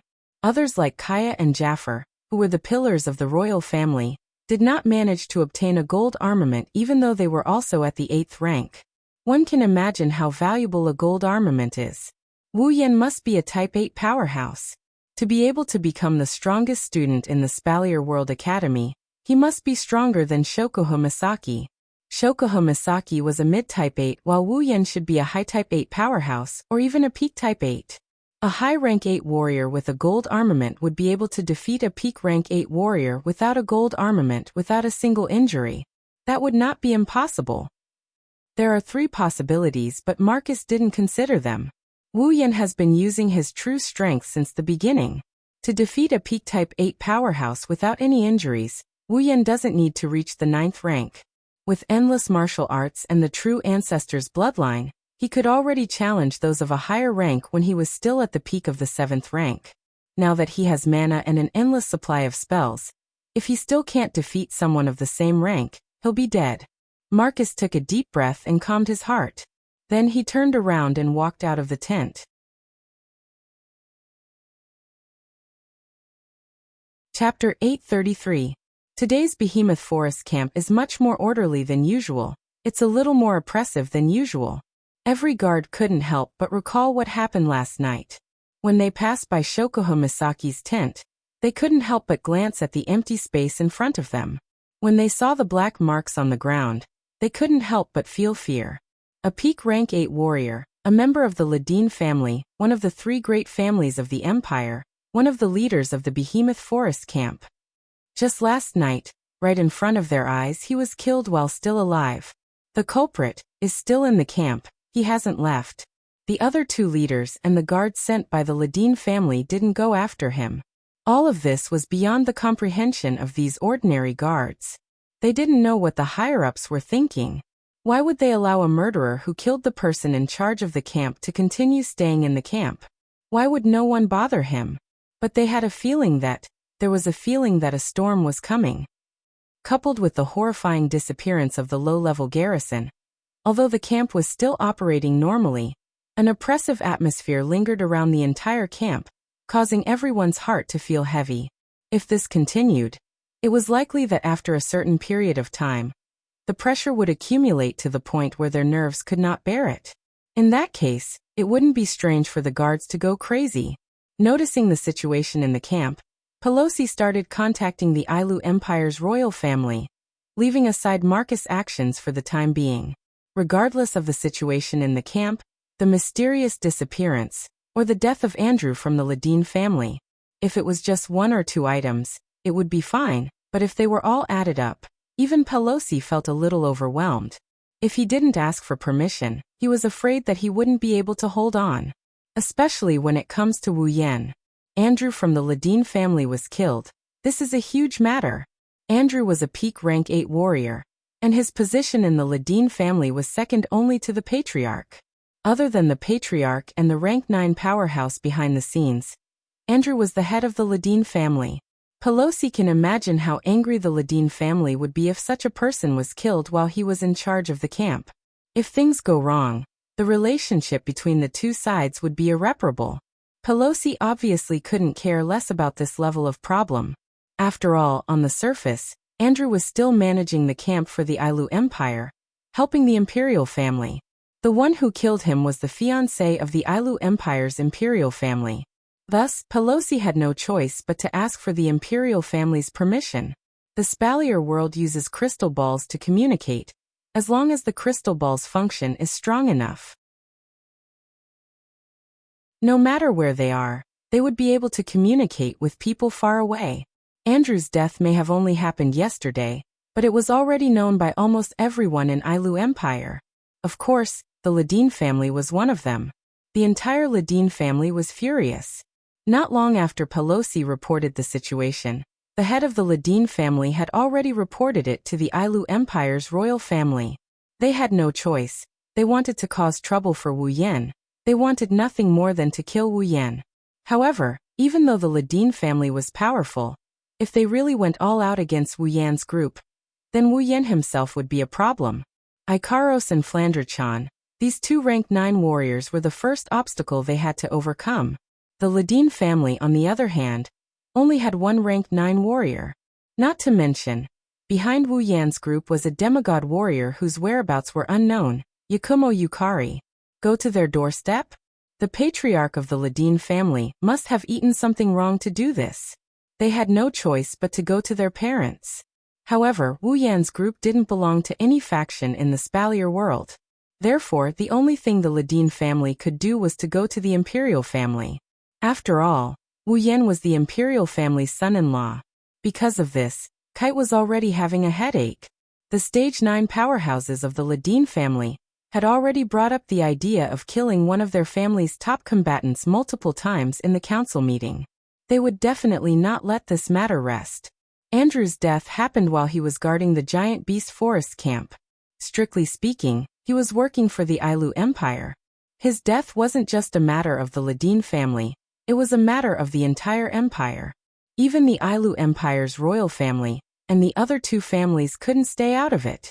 Therefore, the Ladin family's rank 9 warrior took the opportunity to propose a collective punishment for Wu Yan. But who would be stupid enough to go along with him? If anything went wrong, Yakumo Yukari would come for revenge. Moreover, the Ailu imperial family and the Lori family were on good terms with Wu Yan. They wouldn't agree to punish Wu Yan.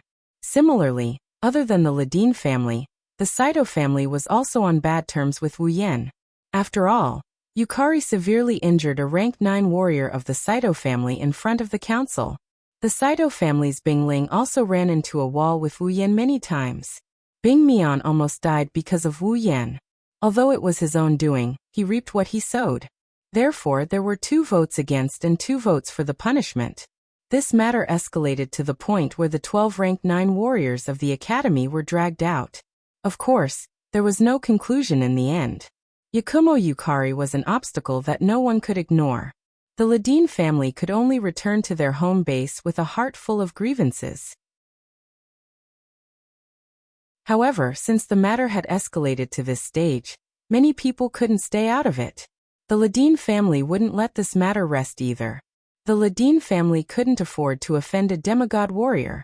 They wouldn't dare to cause too much trouble, but they wouldn't mind giving out a little bit of trouble. In the central area of the giant beast forest, outside Pelosi's and Marcus' tent, the guards sent by the Ladin family were already standing there. Chase them out! Chase them out! Chase them out! Chase them out! The members of the Ladin family were all gathered in the campsite, and they raised their armors while shouting at the 2 people in charge who were standing at the entrance of the tent. The surroundings were filled with people who had come to watch the show, and many of them could roughly guess what was going on. Pelosi and Marcus glanced at each other, shook their heads, and sighed. Pelosi had a troubled look in his eyes, while Marcus was completely gloating. Be quiet. Pelosi frowned and shouted coldly. What do you think this place is? Is it downtown? Pelosi's scolding had some effect. The crowd gradually quietened down, but they didn't leave. It was obvious that they weren't going to let this matter rest. Not long after, one of the leaders walked out. Sir Pelosi. Sir Marcus. He bowed to the 2 people in charge of the camp, but his tone wasn't polite at all. We know that our actions have caused trouble for you, my lords, but please understand that we really cannot stay in the same place with a group of criminals who do not obey the camp's management, act alone, and do things without any scruples. Therefore, please drive these outsiders out of the camp, my lords. Otherwise, we really can't be at ease. Yes, yes. As soon as the leader finished speaking, someone immediately responded. Who knows when they'll attack us if they're unhappy? We're not their opponents. Not only the people from the Ladin family, but even the people who were watching the commotion exchanged glances with each other and began to ponder. Some of them also responded, and it seemed that they had the same concerns as Linley. As time went by, more and more people responded. At this point, there were so many voices that they couldn't be separated. If this continued, everyone in the camp would participate in this matter. Things were getting serious.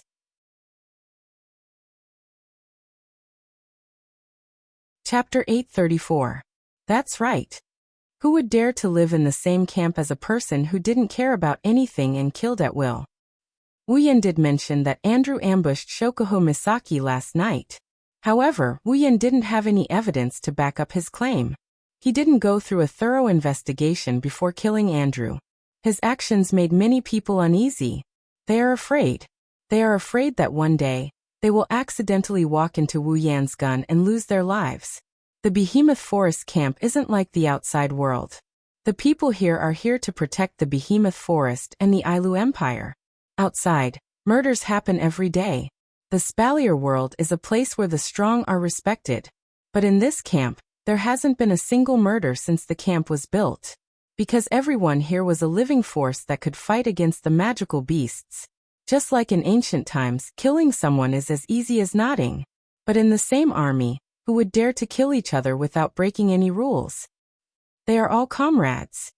In addition, the guards stationed in the camp were all people sent by some forces. Killing one of them was very likely to implicate the whole family behind him. At that time, it was very likely that it would evolve into a fight between families. That would be a really big deal. The guards in the camp all knew that fighting and competing for benefits was a common thing here. However, if someone died, it wouldn't be so easy to solve the problem. Therefore, no matter how serious the conflict is, they will try their best to avoid killing each other. However, Wu Yan and his group didn't have such scruples. Even a peak rank 8. If he dared to kill the Ladine family, who wouldn't he dare to kill in the camp? Ladine family took advantage of the crowd's thoughts and organized this operation. They wanted to unite the guards in the camp to pressure the higher-ups. Pressure Wu Yan. They don't believe that Wu Yan would just kill everyone in the camp. It's hard to argue with the masses. Small fries have their uses. When everyone in the camp started to reject Wu Yan and co., it means that they want to stay in the camp for as long as possible. That was also impossible. Knowing this, Pelosi felt troubled and Marcus gloated over their misfortune. If Wu Yan and co. were to be kicked out of the camp, he would be the happiest person to be the one who would feel the most joy. However, they had forgotten about it. There's no need for Wu Yan and his group to stay in the camp. If it weren't for the Misaka sisters, Wu Yan would have left with the group of girls. Who wants to stay? The Misaka sisters hunted for resources in the giant beast's forest every day. Killing demonic beasts gave Wu Yan quite a bit of EXP. However, those EXP and EXP are nothing compared to the treasures inside the Ring of Gold. Every member of the party is tier 8 and above. It's just a bland meal for them. It would be a pity to abandon them.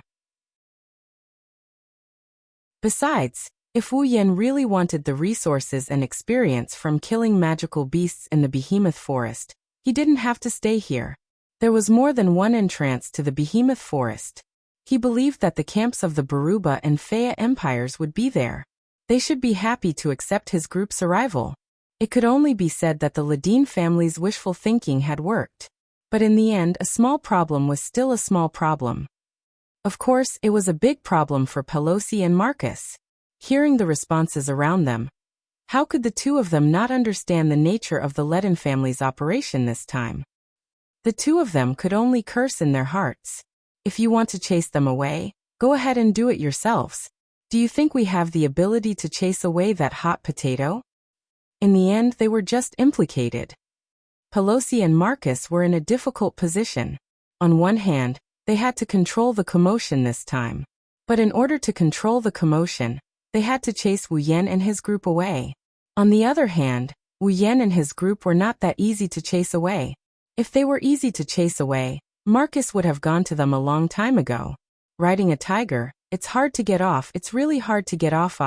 Just as the two of them were at their wits' end. The commotion around them grew bigger and bigger, and even some of the onlookers joined in the protest. All of a sudden, a team in heavy armor barged into the crowd and suppressed all the noise. They even formed a circle and surrounded the entire Ladine family's garrison in the middle. The garrisons of the Ledin family were all shocked. They were surrounded by this team, and couldn't react in time.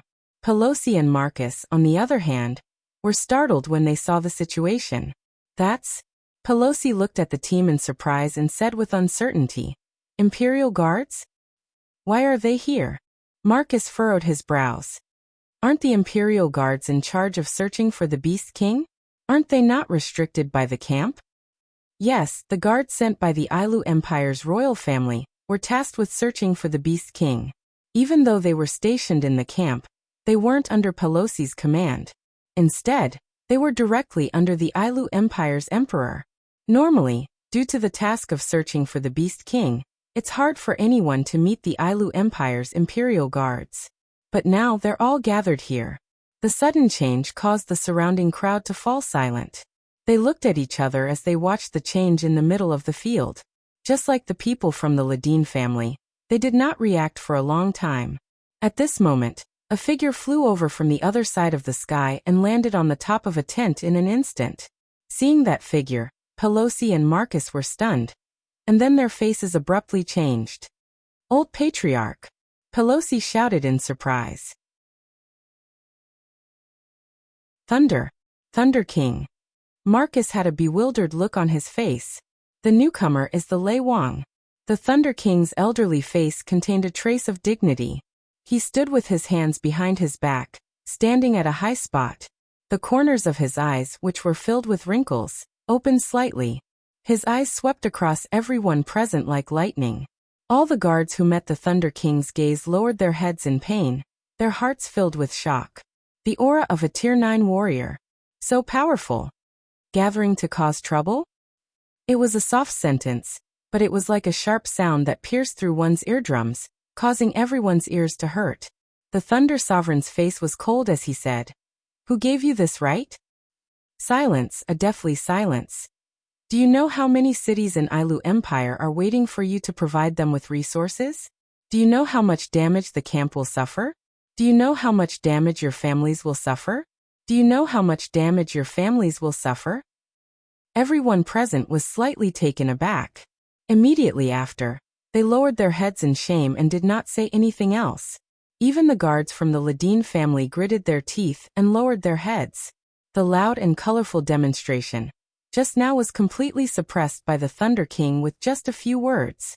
Seeing everyone lowering their heads, the Lei Wang's expression softened. In a flash, he landed on the ground. "All of you go back. Do what you need to do. Someone else will take care of the rest." Upon hearing that, the crowd immediately dispersed and returned to their posts and jobs. The people from the Ladine family also ran away with their tails between their legs. They couldn't ignore the words of a Tier 9 warrior. At the sight of this, Pelosi heaved a huge sigh of relief. Together with Marcus, whose head was lowered and whose expression could not be seen, he walked up to the Thunder Monarch. He opened his mouth, but just as he was about to say something, the Thunder Monarch extended his hand and interrupted him. "Where is that little guy?" Pelosi and Marcus tilted their heads in confusion. By the time they realized who the little fellow the Thunder King was talking about was, Pelosi hastily spoke. "Old Patriarch, Wuyan should be at the border of the camp."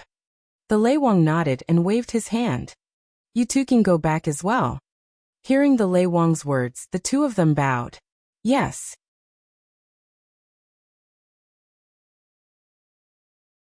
Chapter 835. While the camp is in an uproar, Wu Yan is enjoying a cup of black tea in his own tent. He looked like he's taking a warm bath. The girls around him felt very comfortable looking at him. However, although they felt comfortable inside, they didn't seem to be in a good mood. Instead, they looked a bit annoyed by this scene. "Come, little Yan." Shokuho Misaki sat beside Wu Yan with a sweet smile on her face. She took a small piece of food from her plate and delivered it to Wu Yan's mouth like a little girl in love. Wu Yan took a bite and chewed with a satisfied expression on his face. With Shokuho Misaki serving him, he's enjoying himself more than a member of the royal family. This scene has been going on since Wu Yan woke up this morning. Just like that, the two of them sat in the huge tent, doing something that only the most intimate of couples would do while releasing flashbangs as if there was no one else around. The other girls originally planned to keep their eyes down and obediently eat their breakfast. However, even if they could control their eyes, they couldn't control their ears. Finally, after the N+1 feeding session, someone couldn't hold it in any longer and exploded. "Hey you guys." Mikoto closed her eyes and her eyebrows twitched. Don't you know that this will affect others? Yeah. Toka, who had been holding back for a long time, pouted her lips and glared at Shokuho Misaki. The breakfast was supposed to be delicious, but now it's tasteless because of you. Shokuho Misaki blinked her eyes and a bright smile appeared on her face. Well, I can't help it. After all, Xiaoyan's actions last night were very touching. In order to express his gratitude, shouldn't he do this? There are many ways to thank someone. Mikoto grumbled. Why do you have to do it this way? Isn't this normal? Shokuho Misaki pointed at her lips with a finger. Isn't this how couples do things? When the word couple entered the girls' ears, they couldn't help but waver. They looked at the food in front of them and thought about taking Shokuho Misaki's place. Their faces turned red. That's true. Mikoto hesitated for a moment, but she still said it in exasperation. But it's still very, very unpleasant. Can't you do it in a different way? Is that so? Shokuho Misaki tilted her head. She seemed to have thought of something and her face blushed a little. She acted like a little girl and stole a glance at Wu Yen. Then, little Yen, I'll give you your reward tonight. Wu Yen lost his cool and spat out everything in his mouth. The veins on the surrounding girls' foreheads popped out. In addition to Kurumi, who had a seductive smile on her face, Toka, who didn't know what was going on, and Flander-chan and Yoshino, who were still in a daze, the other girls' pretty faces were all red. You woman! Sparks flashed across Mikoto's forehead as she tried to suppress her anger. You must have done it on purpose. There's nothing bad about it. Kurumi covered her mouth and chuckled. The corner of her mouth raised into an incomparably evil arc. Her cheeks were red and her eyes were misty. I don't even have the chance to do it. When will Utsusama make a scene for me? Hey. Kotori squinted her eyes and looked at Kurumi speechlessly. I knew it, you're the most dangerous one. Anyway. Mikoto stood up and yelled at Shokuho Misaki. Stop what you're doing. All right. Shokuho Misaki pursed her lips and placed the thing in her hand on the table. Mikoto wasn't the only one who felt the same way. Even Chuju, Kotori, Toka and the others breathed a sigh of relief. Shokuho Misaki's flashbangs put a lot of pressure on them. Unfortunately, right after they breathed a sigh of relief, Shokuho Misaki's next sentence made them realize that they were too sweet. Little Yen, I'll make it up to you tonight. Hinajuku and Kotori raised their hands and covered their foreheads. They couldn't bear to watch anymore. Mikoto's body was crackling with electricity. Her body was trembling. Obviously, she couldn't take it anymore. You. Just as Mikoto was about to give Shokuho Misaki a bento, an old voice with a bitter smile came from the tent. The campsite is about to be turned upside down because of you two, and here you are flirting with each other. I really don't know what to say about you two. The noisy crowd was startled and quickly turned their heads to look at the source of the sound, which was the entrance of the tent. There, the Thunder King was looking at them with a helpless expression. He looked like he wanted to say something but was unable to express it, looking extremely conflicted. Grandpa Lei Wang. Wu Yen stood up in shock. Why are you here? Why am I here? I'm here to watch a good show. Lei Wang grumbled at Wu Yen. You caused such a big ruckus that His Majesty almost lost his throne. If I didn't show up, who knows what kind of ruckus you guys would have caused in this camp. Wu Yen scratched his face awkwardly and mumbled. Is it that serious? What? What do you think? Lei Wang rolled his eyes. The person in charge of the campsite, the second in command of the Ladine clan, one of the 3 major clans. He was a pinnacle tier 8 and you killed him just like that. Tell me, is it serious? Yes. It does sound serious. Wu Yen pursed his lips and looked at Lei Wang. But if I had to choose again, I would still kill him. That's right. Let's not talk about one more time.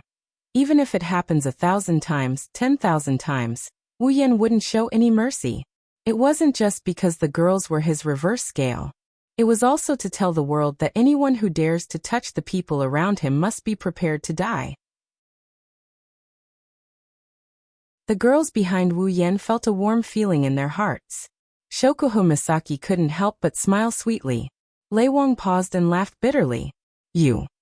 Lei Wang sighed and his expression turned serious. He asked Wu Yan in a serious tone. Little guy, I have a question for you. Did you kill Andrew because he wanted to hurt your little girlfriend? Master. Grandpa Lei Wang.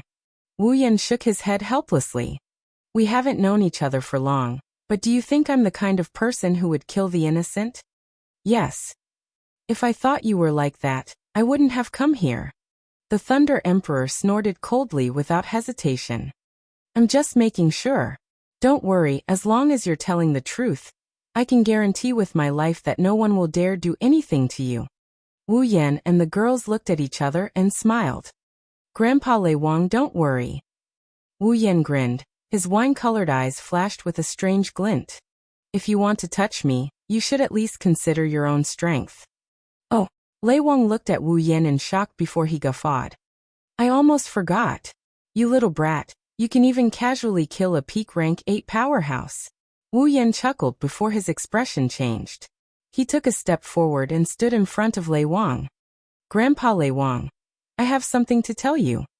Lei Wang retracted his smile when he saw Wu Yan's serious expression. Looking at you, it seems like it's something important. Not really, just a suspicion. Wu Yan whispered something into Lei Wang's ear. Lei Wang listened quietly, and his expression changed after a while. Shock, anger, suspicion, all sorts of emotions flashed across Lei Wang's face. In the end, he nodded at Wu Yan, and did not say anything else. The girls didn't say anything, they seemed to know what was going on.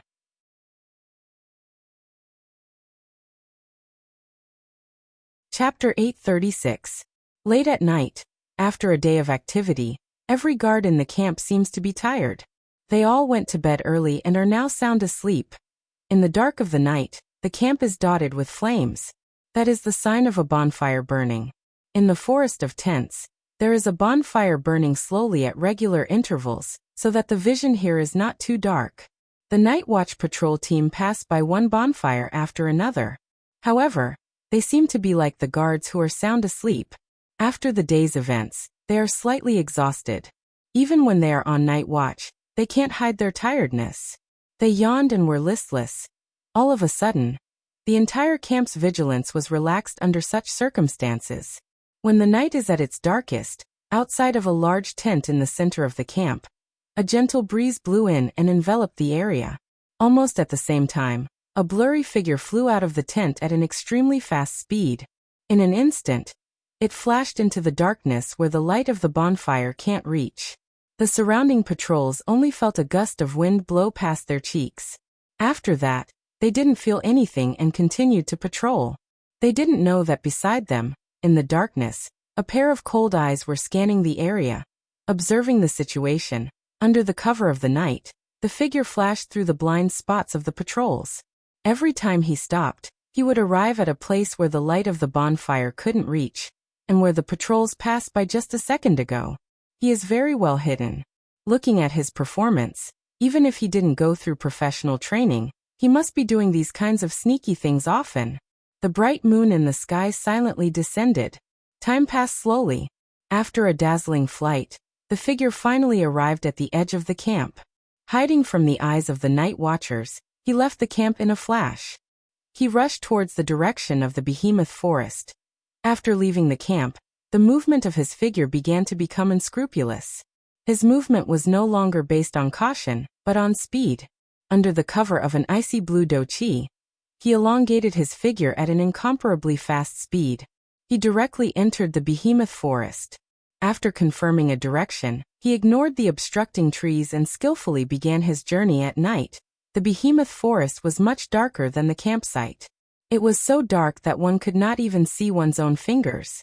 The moonlight could not penetrate the thick trees and shine into the behemoth forest. In the behemoth forest, it was obvious that no one would light a bonfire or a magic lamp. In the entire behemoth forest, only the eyes of some magical beasts were emitting a green or red light. Other than that, there was no light at all. Ignoring the surrounding demonic beasts, his figure flew forward at the fastest speed possible. Looking at his proficient appearance, this wasn't the first time he had walked this path. With this kind of speed, he didn't know how long it took for him to reach the end of the trees. In front of him, an open space appeared in front of him. Seeing this empty space, the eyes of the figure hidden in the darkness narrowed slightly. Clearly, this empty space was his destination. However, not only was there not the slightest bit of joy from reaching their destination in his eyes, it was instead filled with indescribable caution and fear. His fearful expression caused his flying figure to slow down quite a bit. However, after a flash, his figure once again increased his speed. He continued to fly forward until he passed through the forest. Standing in the open space, the moonlight lost its object and shined on the figure, exposing his full appearance to the air. Impressively, it was Marcus. Marcus raised his head and looked forward. At the end of the open space, there was a barren mountain. There was not a single blade of grass growing on the barren mountain, giving it a lifeless appearance. In the middle of the mountain, there was a very well hidden and not easy to attract attention to. There was a cave. The cave was small and the entrance was small. However, upon closer inspection, the inside was very spacious, at least 100 meters in diameter. Looking at the pitch-black cave entrance, Marcus gradually lowered his head and lost his mind. His memories returned to that day. That was not long after the Beast King's existence was confirmed. In order to build a camp that could resist the invasion of magical beasts, Marcus, Pelosi, and Andrew were ordered by their respective patriarchs to bring a group of people to the Behemoth Forest. Just like the other two empires, they built a camp. After the establishment of the camp, Marcus was the first to understand the potential value of the camp. He wanted to fish in troubled waters and collect the resources that the people in the camp worked hard to hunt every day. Most of them would be turned over to his family, while a small portion would be pocketed by him to enrich his own pockets. Originally, everything was going well. However, during a coincidental trip, he and Andrew coincidentally discovered this barren mountain in the Behemoth Forest. They also discovered this strange cave. This strange cave that had never been discovered before naturally attracted the attention of the two. Relying on their skills and courage, the two peak 8th rank powerhouses did not hesitate and directly entered the cave. Who knew that after entering, there would be nothing inside, only an empty space. Seeing this, Marcus and Andrew looked at each other, a little disappointed. After all, in the Behemoth Forest, there might be some hidden treasures. The two entered the cave with this thought in mind. There was nothing wrong with this idea. Unfortunately, they were too blinded by greed. It was this greed that caused them to fall into eternal damnation. The two thought that there was nothing in the cave, but suddenly, they discovered a figure in the deepest part of the cave. The two were shocked. They did not expect that there would be traces of someone in such a place. At this time, the figure also discovered them. Noticing Marcus and Andrew, the figure hastily attacked without saying a word.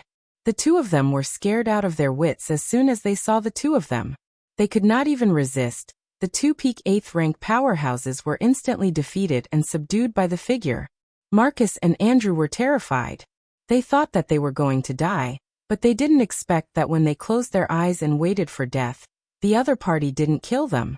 Instead, he asked them if they were willing to be his slaves. People under the eaves have no choice but to lower their heads.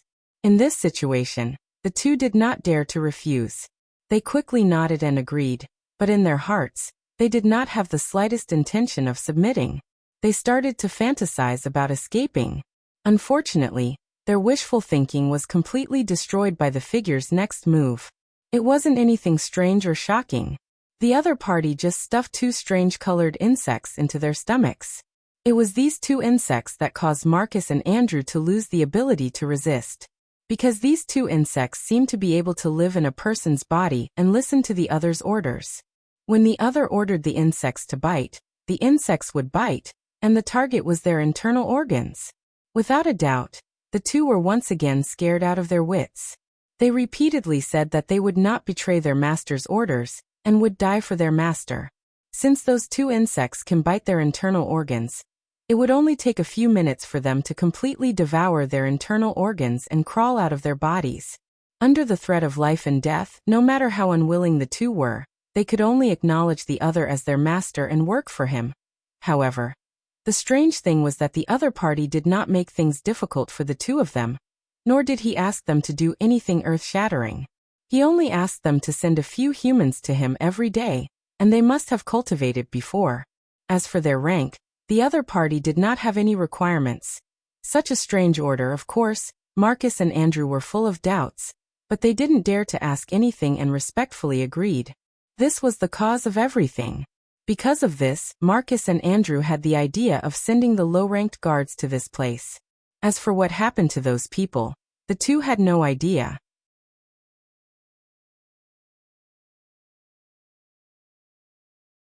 Chapter 837. Looking at the pitch-black hole in front of him that seemed to represent the abyss, Marcus smiled bitterly. Back then there were two of them, but now he was the only one left. Even with Marcus's temperament, he couldn't help but feel a burst of sorrow, accompanied by a strong sense of sympathy. Who knew if he wouldn't be able to come the next time? Marcus forcefully shook his head, as if he wanted to get rid of the thought that made his heart tremble. He took a deep breath of the cold night air, and calmed the complicated emotions in his heart. He lifted his foot and walked into the cave before him. The surrounding light rapidly dimmed at a speed visible to the naked eye. The surrounding atmosphere became deathly silent and frightening. Even the temperature seemed to have dropped a little. Marcus was already used to all of this. He expressionlessly walked inside, until he reached the end of the cave. Marcus's footsteps suddenly stopped. The tall rock wall was 10 meters in front of him. The surrounding area was very wide. Aside from rocks, there was nothing else. It looked like an ordinary cave. But Marcus's eyes were fixed on the figure in front of him. In other words, the figure in the shadow of the rock wall. As usual, when Marcus saw this figure, his pupils couldn't help but tremble. Then he hurriedly knelt on the ground and lowered his head. "Master!" The echo of the shout spread throughout the entire cave. It maintained this state for more than 10 seconds before the echo slowly dissipated. However, the figure didn't have the slightest intention to pay attention to Marcus. There was still no movement. Marcus didn't say anything. He lowered his head and quietly waited. Until a certain moment, the figure gradually swayed. It seemed to be moving. Accompanying it was a calm and indifferent voice. "Why are you empty-handed?" A simple question directly swayed into Marcus's heart. It caused a trace of fear to appear on his face. He could feel that as these words were spoken, a monstrous pressure descended from the sky and mercilessly pressed down on his body. His shoulders fiercely sank. His bones also made a caw-caw sound of friction. It was as if the pressure wanted to crush Marcus into pieces. The ice-attributed chi within his body unexpectedly stopped circulating. Although it wasn't the first time Marcus had faced such a situation, cold sweat still trickled down Marcus's back in fright.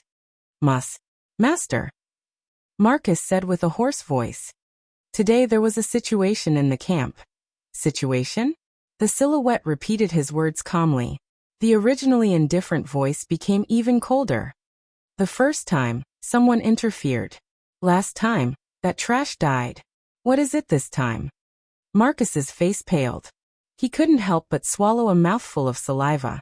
Although the figure's voice was no different from before, Marcus could clearly feel the anger contained within. According to the situation, if he doesn't give a good explanation, he won't be able to escape death. One wrong word and he will die. This is the style of the master he spoke of, even if he was still useful to him. But if he angered the other party, Marcus knew that the other party wouldn't show any mercy. "Master." Marcus could only grit his teeth and whisper. Today, a strong person from the council came to the camp. A Tier 9 fighter. A Tier 9 fighter? The figure's voice paused. Then he said with slight dissatisfaction. "Didn't you say that there are no Tier 9 fighters in the camp? The strongest ones are the few of you?" "Master, that Tier 9 fighter is here for another person." "He's here for another person," Marcus replied respectfully. Normally, a Type 9 expert would not appear in the camp.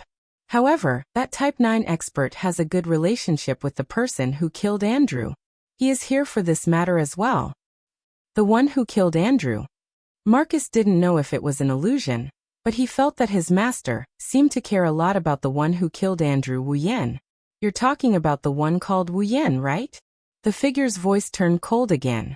What does that have to do with you coming here empty-handed? Master. Marcus bitterly clicked his tongue. With that rank 9 powerhouse around, this subordinate doesn't dare to act rashly. He's a member of the board. Once he discovers something, not only this subordinate, but even you, Master, might be implicated. Hearing that, the figure went silent. The cave was deathly silent. The air seemed to be very heavy. Seeing the silhouette's silence, Marcus didn't dare to speak again. His expression changed rapidly. He didn't know what his master was thinking at this time, but from the fluctuating aura of the other party, he could see that his emotions were very unstable. After a long time, the figure opened his mouth. The words made Marcus' heart clench. Since you can't carry out my orders, what's the use of keeping you alive? Saying that, a terrifying aura burst out from the figure's body. It was like an explosion that could turn the world upside down. Unable to bear the heavy load, the entire cave began to shake. Strands of dust sprinkled down from the top of the rock wall. Marcus seemed to have suffered a severe blow. He spat out a mouthful of blood and fell straight to the ground. He pressed his hand on his chest and looked at the changes in the cave. His face was filled with shock. Master! Master! Please spare my life! Marcus cried out in fear. Please give me another chance, Master. Next time. This subordinate will complete the mission Master gave me. Next time? The figure laughed coldly. This is already the 3rd chance I've given you. Master! It's this subordinate's fault. But it's all because of that Wu Yan. Marcus shouted himself hoarse. If it wasn't for Wu Yan, this subordinate would have completed the mission. Master, please give this subordinate another chance. Let this subordinate eliminate Wu Yan. Eliminate Wu Yan? The imposing aura of the figure leaked out and slowly retracted. Seeing this, Marcus finally heaved a sigh of relief and got up from the ground. Ignoring his injuries, he knelt on the ground again. Yes, Master. The reason Andrew and I couldn't complete the mission Master's mission is because of this Wu Yan. If it wasn't for him, since you understand this, then why did you keep him alive all this time? The figure said indifferently. Marcus smiled bitterly. Master, it's not that this subordinate didn't want to kill him, but there's a demigod behind him. This subordinate didn't dare to. The demigod behind Wu Yan.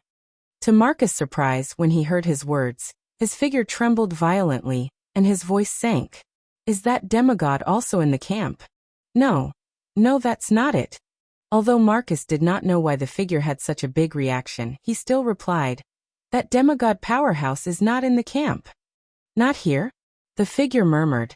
There's a trace of unknown emotion in his voice. He laughed coldly. If that's the case, go kill Wu Yan. That demigod. Didn't you say that demigod isn't here? The figure glanced at him. That demigod isn't here. Marcus pulled a long face. But Wu Yan has 2 tier 9 powerhouses by his side. That's something you need to deal with. The figure's eyes flashed sharply. Remember, this is the last chance I'm giving you. If you're still as useless this time, don't blame me. Yes? Yes. Marcus was terrified. He had no choice but to agree. This subordinate will find a way to kill Wu Yan when I return to the camp. The figure didn't make things difficult for him after hearing Marcus's declaration. He nodded faintly, but he didn't know how much pain Marcus was in. After all, he had no confidence in killing Wu Yan. However, in the next moment, a voice rang out, dispelling all the thoughts in the hearts of the 2 people present. There's no need to return to the camp.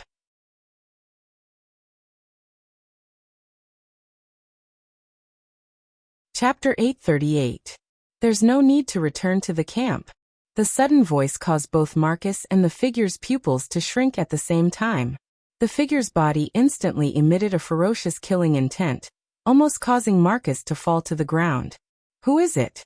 The roar carrying killing intent swept out in all directions like a shockwave, causing a sharp explosion. Marcus let out a miserable shriek and covered his ears. His entire face paled, and his eyes flickered with shock and disbelief. Although he knew his master was very strong, he did not expect him to be this strong. This is no longer a strength that a 9th rank powerhouse can possess. Could it be? Just as Marcus was still unable to adapt to his own thoughts, a rain-like flash flickered in an open space not far in front of him in the cave. The figure and Marcus turned around abruptly and stared at the center of the flash.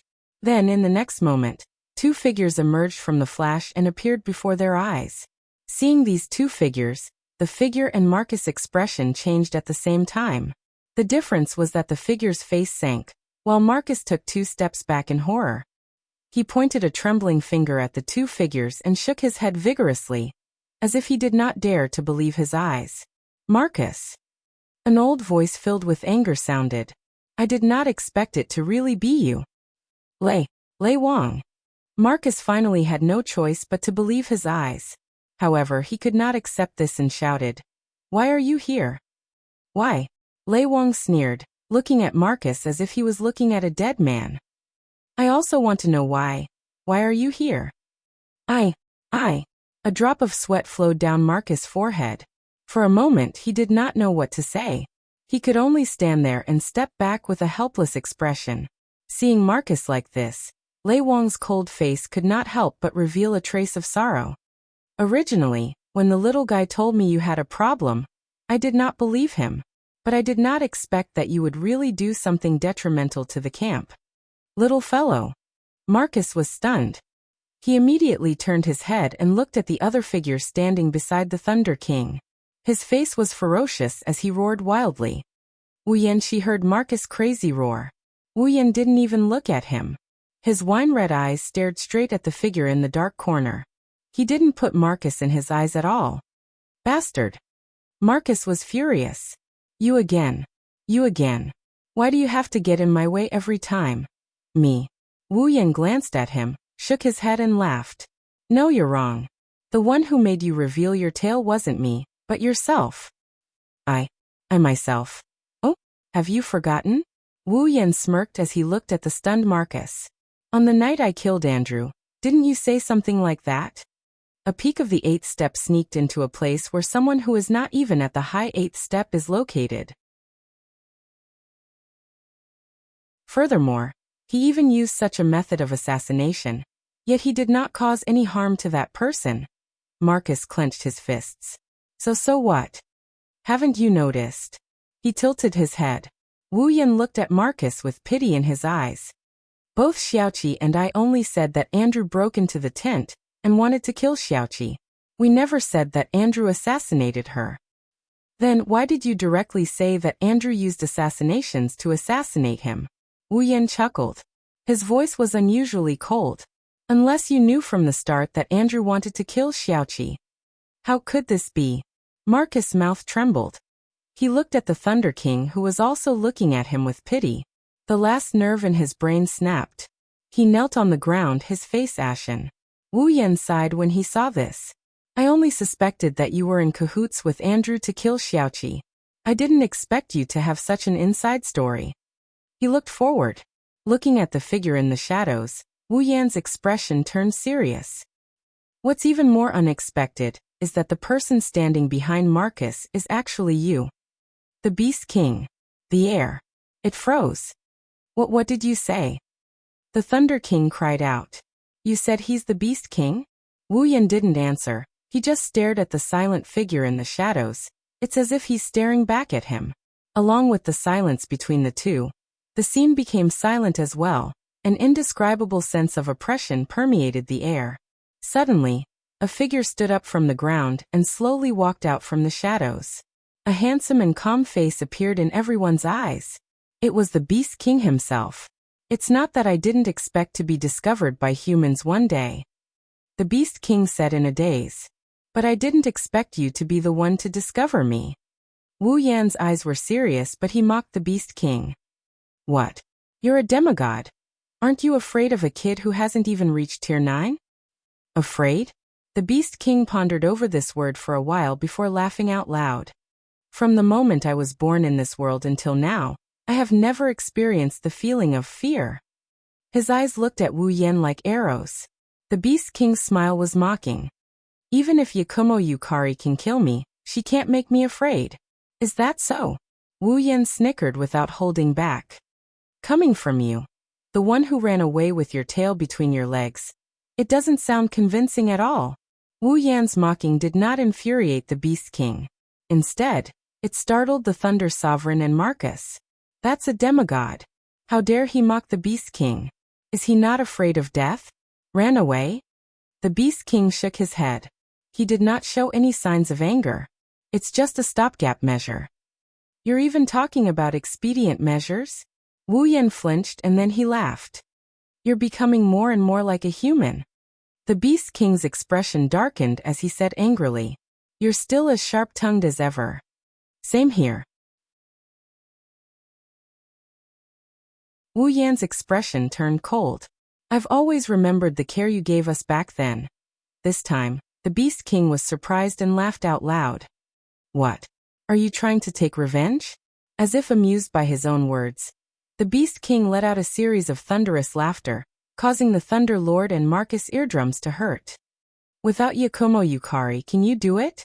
As soon as he finished speaking, the Beast King's terrifying aura once again surged out from his body, filling every corner of the cave.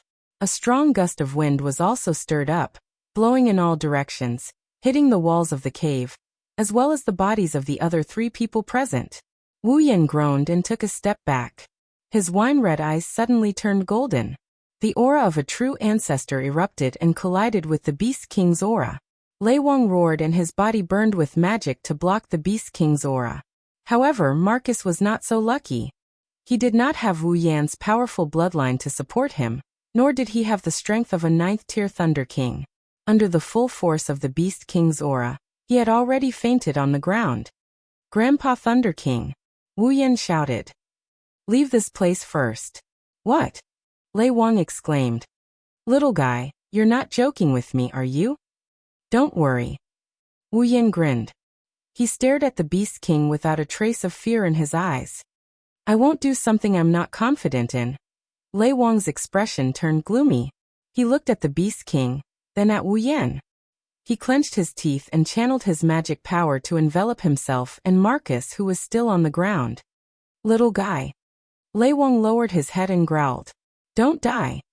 Wu Yan nodded indifferently. Lei Wang smiled bitterly and did not delay any longer. He disappeared with Marcus. Only the 2 of them were left.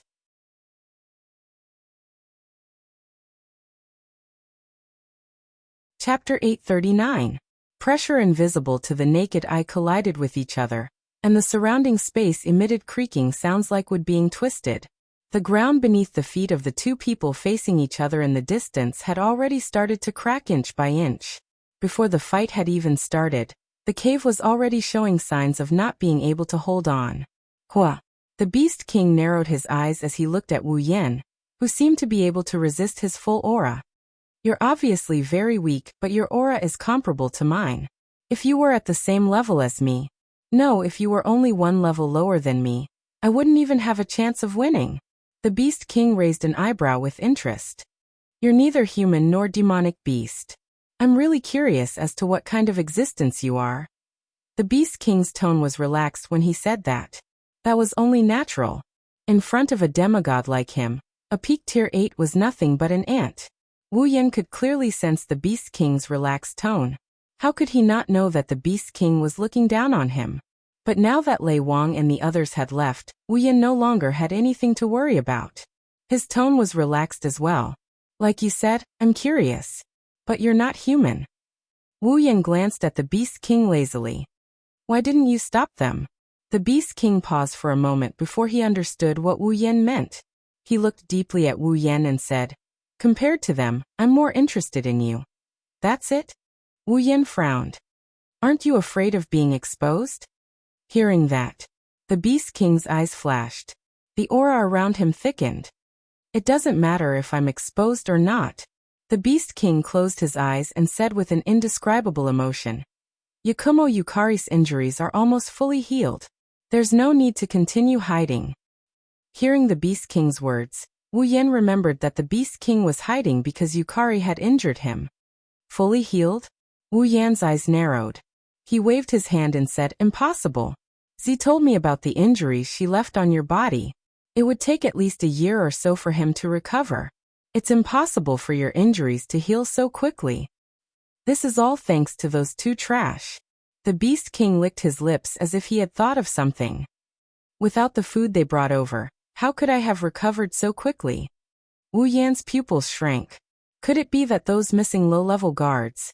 He saw Wu Yan's shocked expression. The Beast King said happily, "That's right. Although they were just a bunch of ants. But it's still pretty useful." Wu Yan was silent. He lowered his head. The bangs on his forehead covered half of his face, making it impossible for the Beast King to see his current expression. However, the Beast King's heart suddenly tightened. A sense of foreboding welled up in his heart. Wisps of inexplicable blood energy suddenly appeared around Wu Yan's body. They swirled around him like a whirlwind. The Beast King was shocked to discover that his sense of foreboding had turned into a sense of crisis. This is impossible. While the Beast King was still in shock, Wu Yan finally raised his head. His golden eyes shone with a ferocious light. "That's good too." Wu Yan's ethereal voice came out of his mouth. "When we fight, we don't have to worry about anything." As soon as he finished speaking, thump thump, a heartbeat sounded from Wu Yan's body. Almost at the same time, the blood energy around him retracted and shot toward Wu Yan's chest. In a moment, it had completely melted into his chest. The space suddenly darkened. Third red jade. Activate. A sea of blood energy rose from Wu Yan's chest and wrapped around Wu Yan's body. His entire body was dyed red.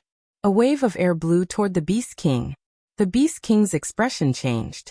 He raised his hands to resist the wave of air. There was some fear in his heart. What the hell is going on? In front of him, Wu Yan's body trembled.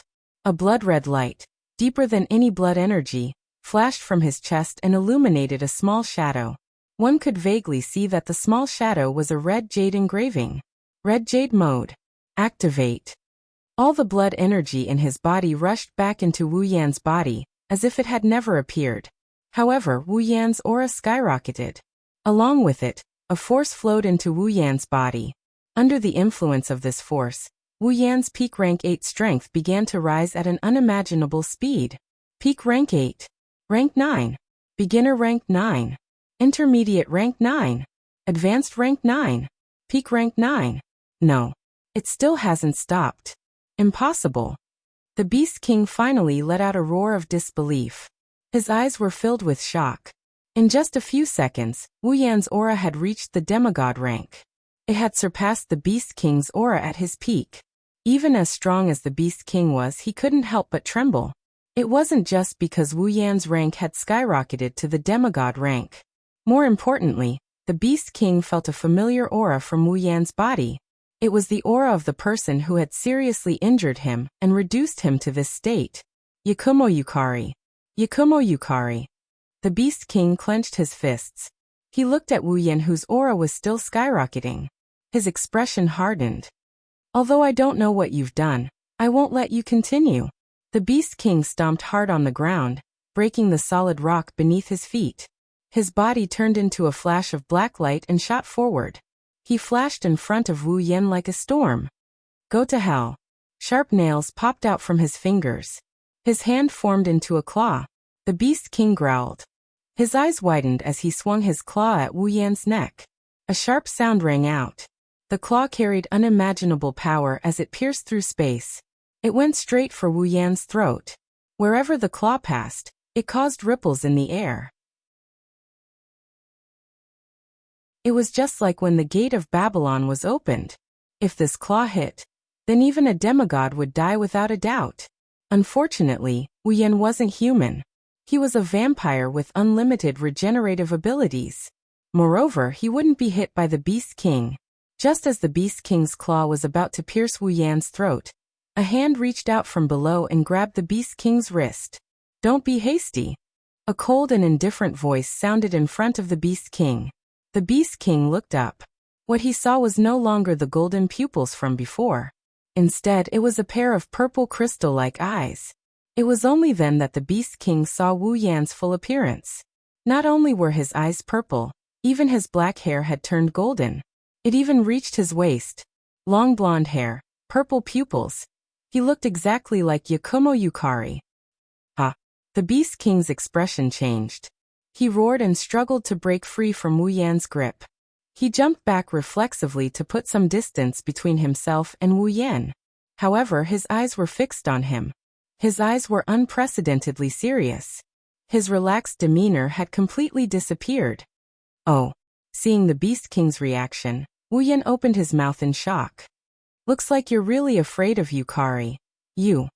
The Beast King's expression changed rapidly. His face was filled with bewilderment. What the hell did you do? What did I do? Wu Yan tilted his body and he replied nonchalantly. It's nothing, I just borrowed someone else's power for a bit. Borrowed someone else's power? The Beast King gritted his teeth. Yakumo Yukari? Wu Yan looked at the Beast King's gloomy expression. He didn't answer. He lowered his head and looked at his hands and the golden hair that reached his waist. His purple eyes revealed a trace of nostalgia. This is Yukari's power? So strong. Wu Yan clenched his fists. A devilish smile appeared on his face. At this moment, Yakumo Yukari's figure overlapped with Wu Yan's. He raised his head and looked at the Beast King who was on high alert. All right, let's get started. After all, I don't have much time in this state.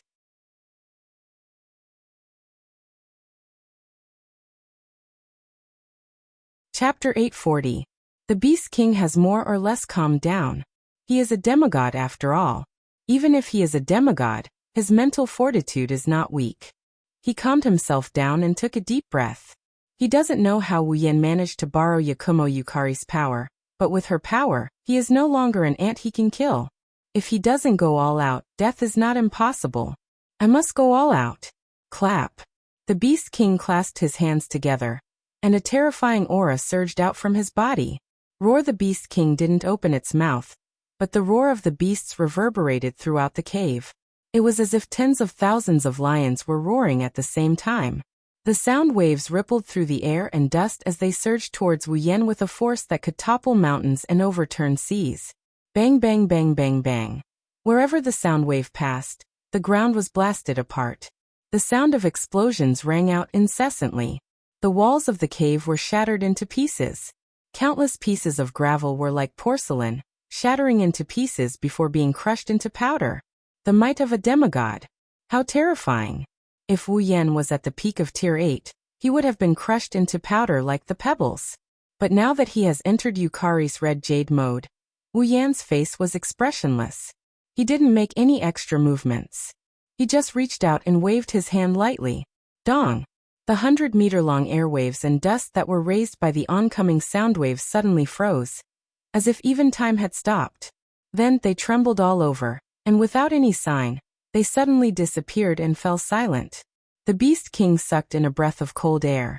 Having fought Yakumo Yukari before, he knew what Wu Yan was doing. The realm of being and non-being. Wu Yan paused. Then he smiled. As expected of someone who fought Yukari before. Looks like the realm of being has left a deep impression on you. The Beast King clenched his fists. He felt bitter. How could he not remember such a terrifying ability? He was slightly shaken. The Beast King gritted his teeth. A pair of fangs protruded from his mouth. His eyes were also like those of a lizard, becoming ferocious in an instant. It was nothing more than borrowed strength. He might not be a match for the real deal, but against the imposter. I don't believe I can't beat him. Boom. It stomped its foot on the ground, causing the ground to ripple. However, it did not crack like before. Instead, it rippled like a rice cake and wriggled behind the Beast King. Bone Beast. The Beast King let out a low growl and stomped his foot once more. Several bones that were thicker than a human body suddenly grew out of the ground, forming several burly and extremely ferocious white bone beasts behind him. Roar! Roar! Roar! Several bone beasts roared, as if they had been dead for a long time and had turned into white bones. Their jaws opened and closed as they roared. Go! Roar! An earth-shattering roar sounded. Under the Beast King's control, the bone beasts bared their fangs and brandished their claws as they pounced towards him. Facing so many monsters, Wu Yan's face showed no fear. With his current strength, killing these guys was as easy as blowing off dust. The Beast King thought that Wu Yan's strength was borrowed and not his own, so it was impossible for him to use it well. However, he did not expect that Wu Yan had the infinite martial training. In front of the absolute skill of mind, technique, and body, as long as it existed in Wu Yan's body, it would be maximized for him to use it. Therefore, under Yukari's red jade mode, Wu Yan's strength was comparable to Yukari's, and in terms of technique he even surpassed Yukari. Coupled with the realm of being, the enemy in front of him was just a clown. Facing the bone beasts, Wu Yan stretched out his hand and waved it again. In the next moment, the space in front of Wu Yan suddenly split open, as if something had sliced it open. A fissure spanned a full 50 meters of space in front of Wu Yan, and with a strange sound, it collapsed. Under the Beast King's gaze, the black fissure expanded, hiding Wu Yan's body behind it. And within the fissure, there were countless creepy eyes of all sizes. As the bone beast spun, the eyes in the fissure looked forward, directly ignoring the incoming bone beasts and looking at the Beast King. Being stared at by these eyes, the Beast King felt a chill run down his spine. Go! Behind him, Wu Yan pointed a finger forward. Instantly, rays of black light shot out from the eyes in the fissure, whistling through the air like a storm, shooting towards the incoming bone beasts. Not good.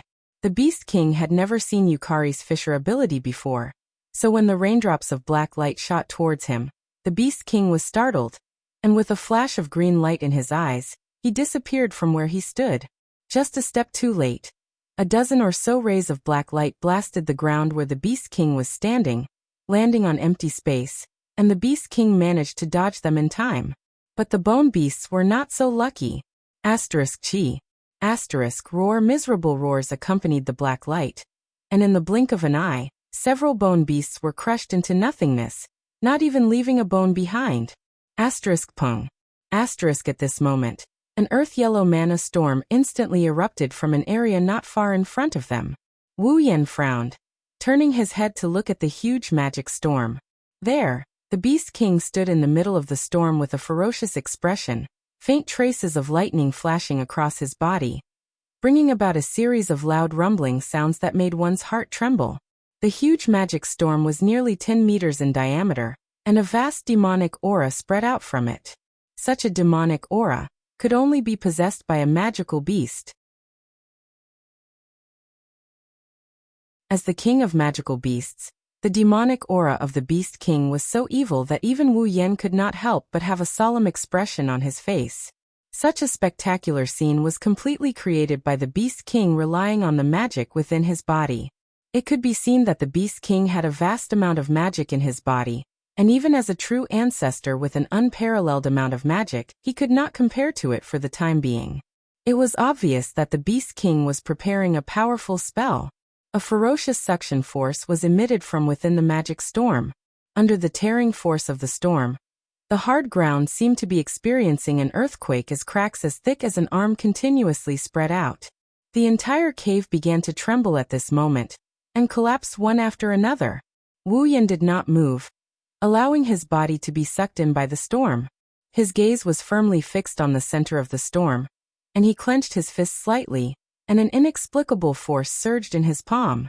Roar! Suddenly, within the rotating magic storm, a beastly figure with earthy yellow magic light suddenly shot out like an arrow, passing through the storm. A similarly earthy yellow lightning adhered to its body, directly piercing through space, and fiercely colliding with Wu Yan. The speed of the beastly figure was extremely terrifying, and in a flash, it pounced in front of Wu Yan. In a hurry, Wu Yan could not react in time. By the time he reacted, he hurriedly waved his hand, and the space in front of him distorted again, and the gap suddenly opened. Roar! The beastly figure fiercely collided with the distorted gap, and directly disappeared into the gap. The moment it collided with the gap, the lightning on the beastly figure's body suddenly surged, brushing past Wu Yan's body and shooting behind him, causing Wu Yan's long golden hair to almost be burnt. Humph! Within the magic storm, a cold snort faintly sounded, and with a flash of light, the storm rolled, and a snake completely formed by magic power shot out, directly towards Wu Yan's head. Feeling the sound of wind breaking above his head, Wu Yan's body moved slightly, and directly appeared more than 10 meters away. Chi! The snake figure trembled, and once again rushed out, like a maggot in one's bones, and directly shot towards him. Just as his body stabilized, the sound of wind breaking entered his ears again. Wu Yan frowned slightly, and immediately became a little angry. Raising his hand, a rich fluctuation emerged from the palm of his hand. Immediately, he viciously grabbed at the snake figure that was flying towards him. A grip. Bang! The world seemed to have lost its color.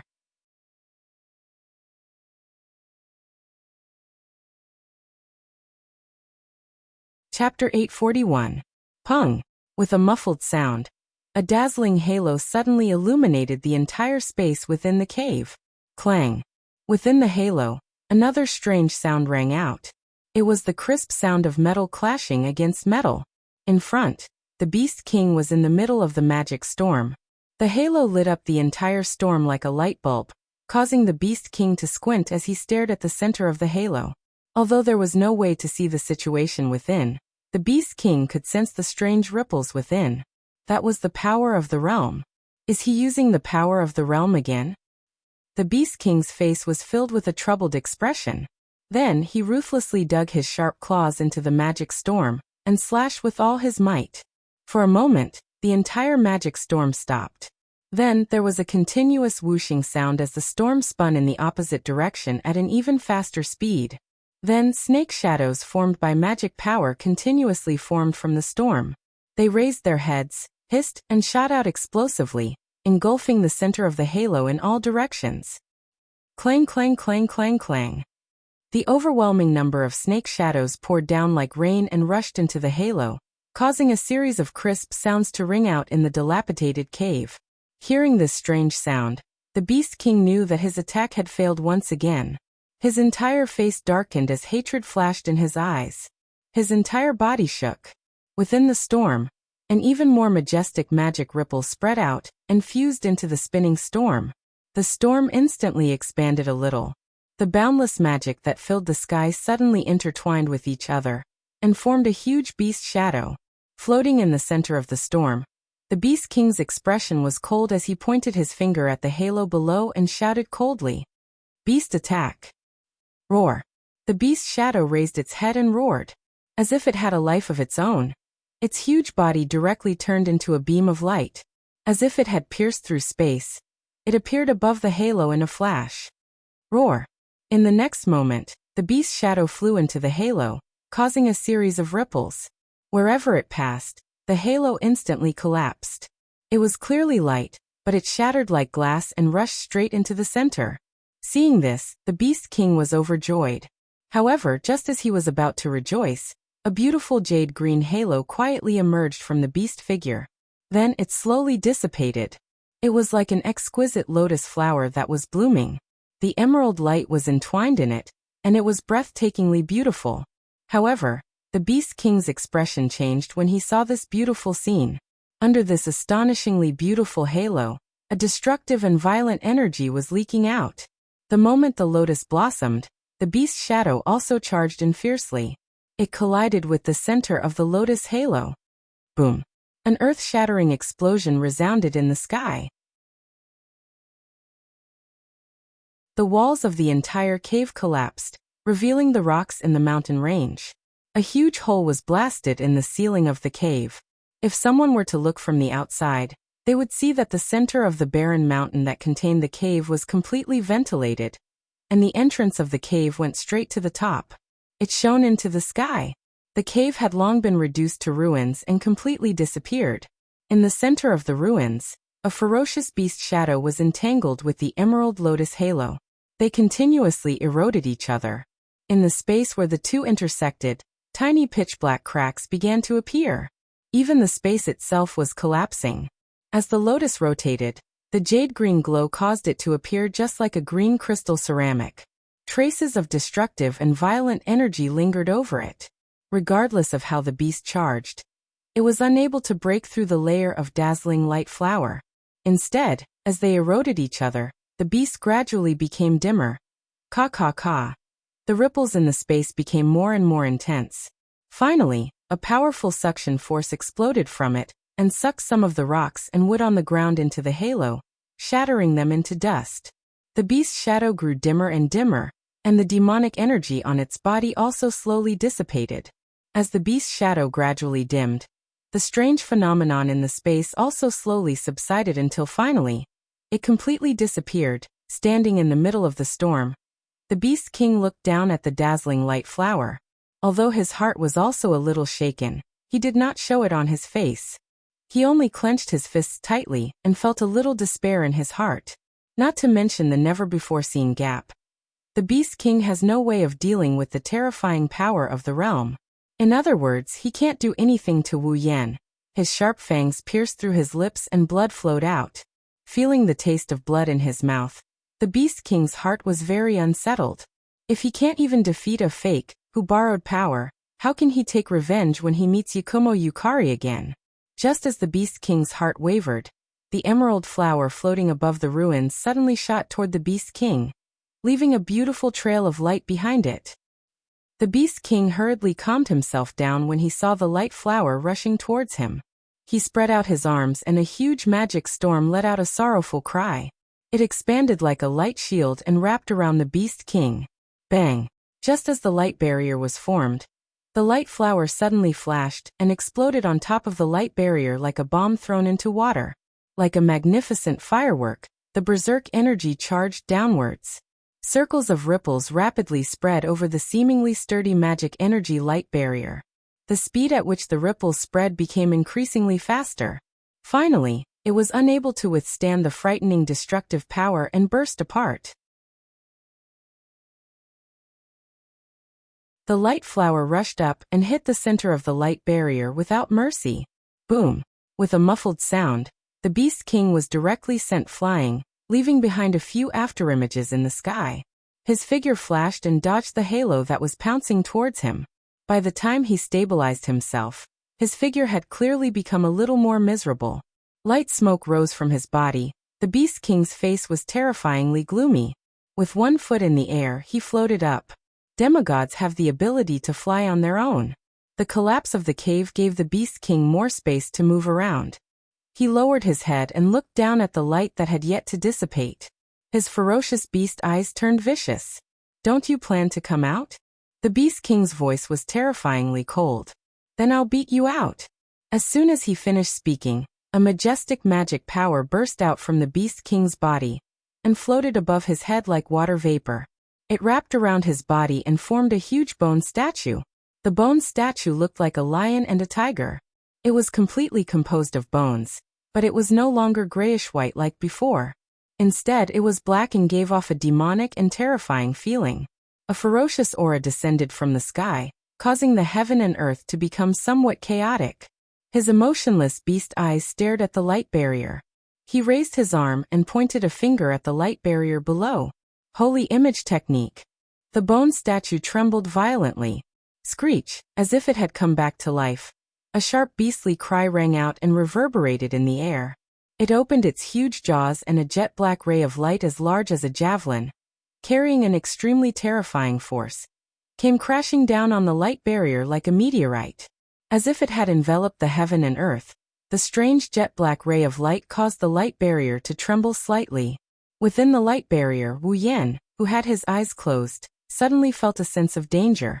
Without hesitation, his figure flashed to the back. A pitch-black crack with eyeballs opened in the void behind him and swallowed him in. Then it closed abruptly and disappeared. Boom! Almost at the same time, the strange jet-black ray of light descended from the sky and landed heavily on the light barrier. Suddenly, a strange sizzling sound rang out from within.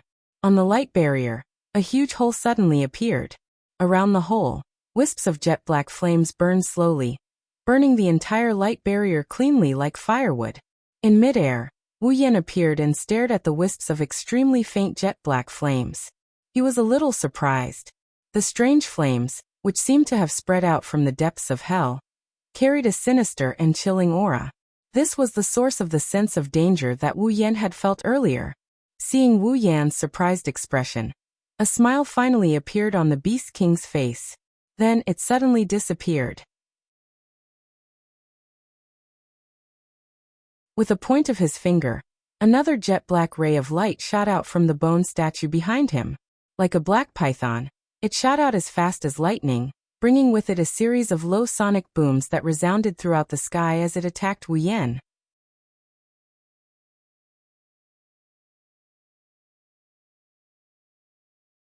Chapter 842. The strange black light caused Wu Yan, who was floating in the air, to frown. His purple eyes wavered slightly. He could feel that there was an extremely terrifying force slowly working within the black light. It could be said that it was the most powerful force he had ever seen in his life. If he was hit directly by it, even with his current strength, he would be seriously injured. There was a limit to the use of the realm power. If he used the realm of being and non-being to deal with this force, it would definitely work. However, it would take a lot of time. During this time, the Beast King could take the opportunity to attack. Dodge. Under his feet, a crack flashed out. Wu Yan quickly descended and disappeared into the crack. Seeing this, the Beast King could not help but sneer. Dodge. How long can you dodge? Wu Yan, who was hiding in the crack, did not seem to hear the Beast King's mockery. He used the crack to the extreme. In the sky, cracks constantly flashed out and covered the entire sky in an instant. However, as soon as the gap appeared, the strange black light that followed directly collided with it. Black flames ignited and burned the gap into nothingness. This flame could burn space. Wu Yan, who had flashed out of the crack, was shocked. At this moment, the strange black light turned around and shot towards him. Wu Yan's face turned serious. He waved one hand. The fluctuation of the realm power appeared in his hand and went towards the black light. However, as Wu Yan expected, although the black light was fading, it was still rushing towards him. It was not that it was ineffective, but that there was not enough time. The black light flew past quickly and kept fading. However, it did not stop at all. It was still rushing towards him. Looking at the black light flying towards him, Wu Yan had a serious look on his face. Hiding like this is not the way to go. Wu Yan's mind turned quickly. He had the realm power. He could deal with this extremely unusual attack. However, it would take time to destroy it. Or perhaps he could use the realm power. He could create an attack that was stronger than it. In the purple eyes, a thoughtful light flashed in them. Wu Yan clenched his left hand, and the realm power emerged. Immediately, a gust of white flame appeared and surged in his hand. It rose and burned. Within it, a terrifying temperature suddenly took effect, causing this part of the world to become extremely hot. Fire. The Beast King was stunned and frowned. Is it the realm power again? The Beast King harumphed coldly. He had already developed a bit of hatred for the power of the realm. No matter what you do, I will not hesitate. The Beast King waved his claw. The speed of the huge strange black light increased sharply and rushed towards Wu Yan. However, Wu Yan did not even raise his head. He leaped back and dodged far away. On his palm, the white flame burned slowly and became more and more intense. The temperature within it also became more and more terrifying. It was as if a large rock had been thrown into a calm lake. Spatial ripples spread out from the center of the white flame.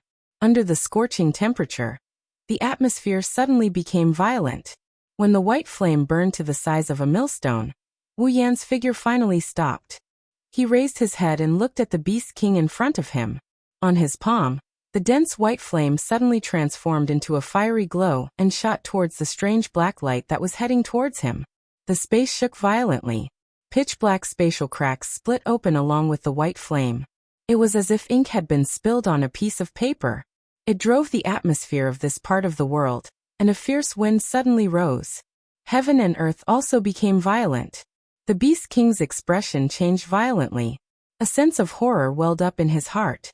Within the white flame, he truly felt an extreme sense of danger.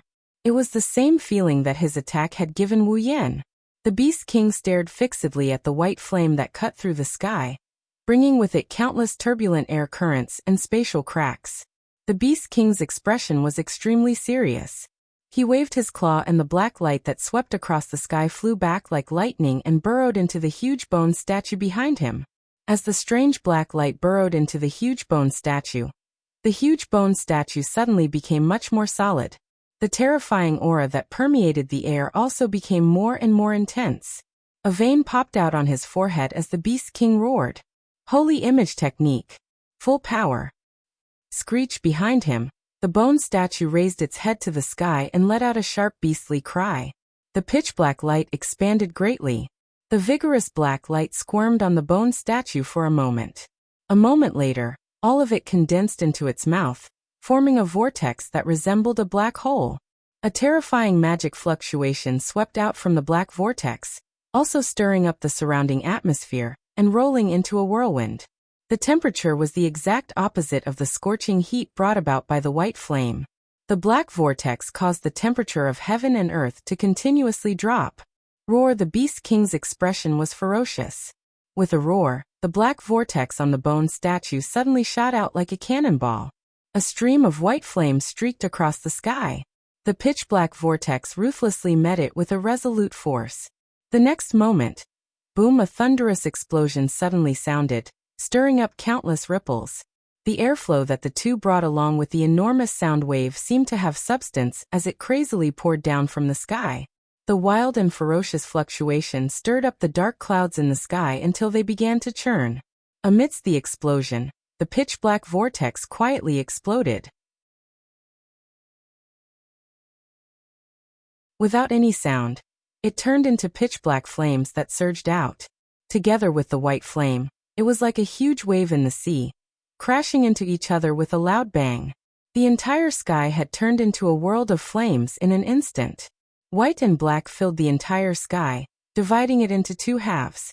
In the white sea of fire, the temperature rapidly rose, while the black sea of fire crazily froze the air. The two waves of fire covered the sky at this moment, and the thick layer of dark clouds was actually evaporated into nothingness. The white and black waves of fire spread out, burning each other towards their respective masters. Wu Yan and the Beast King's expressions changed. One quickly opened up a gap to swallow the oncoming waves of fire, while the other burned with magic to form a bone shield, blocking all the aftershocks.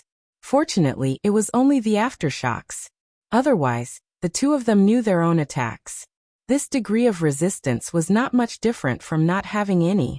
In the center of the black and white sea of fire, the two colors of fire constantly collided.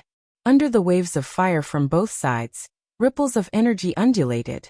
The two sides seemed to be fighting to a standstill, each with their own territory, but not long after, a strange phenomenon suddenly occurred. A small dot of light flashed from the center of the collision between the two flames, and then rolled up. The white and black flames rushed into the dot of light at the same time, and in just a moment, they were completely swallowed by the dot of light. The sky suddenly fell silent. Kacha! A crisp and soft sound quietly rang out in the silent sky. The sound was very soft, but it still did not escape Wu Yan and the Beast King's ears. The two of them only felt their hearts tighten. They suddenly raised their heads and looked forward. Their eyes fixed on the small dot of light, and their pupils shrank. There, a small spatial crack was spreading around the dot of light. The crack was not conspicuous, but with Wu Yan and the Beast King's eyesight, they could see it clearly. The moment they saw it, their faces changed dramatically. This was because they could faintly sense a destructive force fluctuating in the dot of light. Kacha! Kacha kacha! The dot of light trembled, and as it trembled, the small spatial crack also spread wider. The faint kacha kacha sound slowly rang out, and in the end, it was almost a continuous sound. Could it be? A thought came to their minds. Wu Yan and the Beast King's hearts jumped, and they quickly retreated. The moment they retreated, the dot of light stopped. Boom! A terrifying spatial storm, accompanied by white and black flames, surged out from it. It expanded at an unimaginable speed, and engulfed the retreating Wu Yan and the Beast King. A roar devastating the world.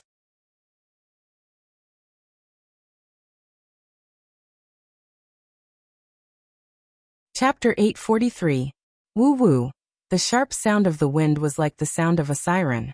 In the sky, the black space storm was like a circle of shock waves, wildly flashing in all directions. The white flames and the black flames were driven by the space storm, and turned into flaming meteors. They either rose up and shot into the air, or swept away and exploded in all directions.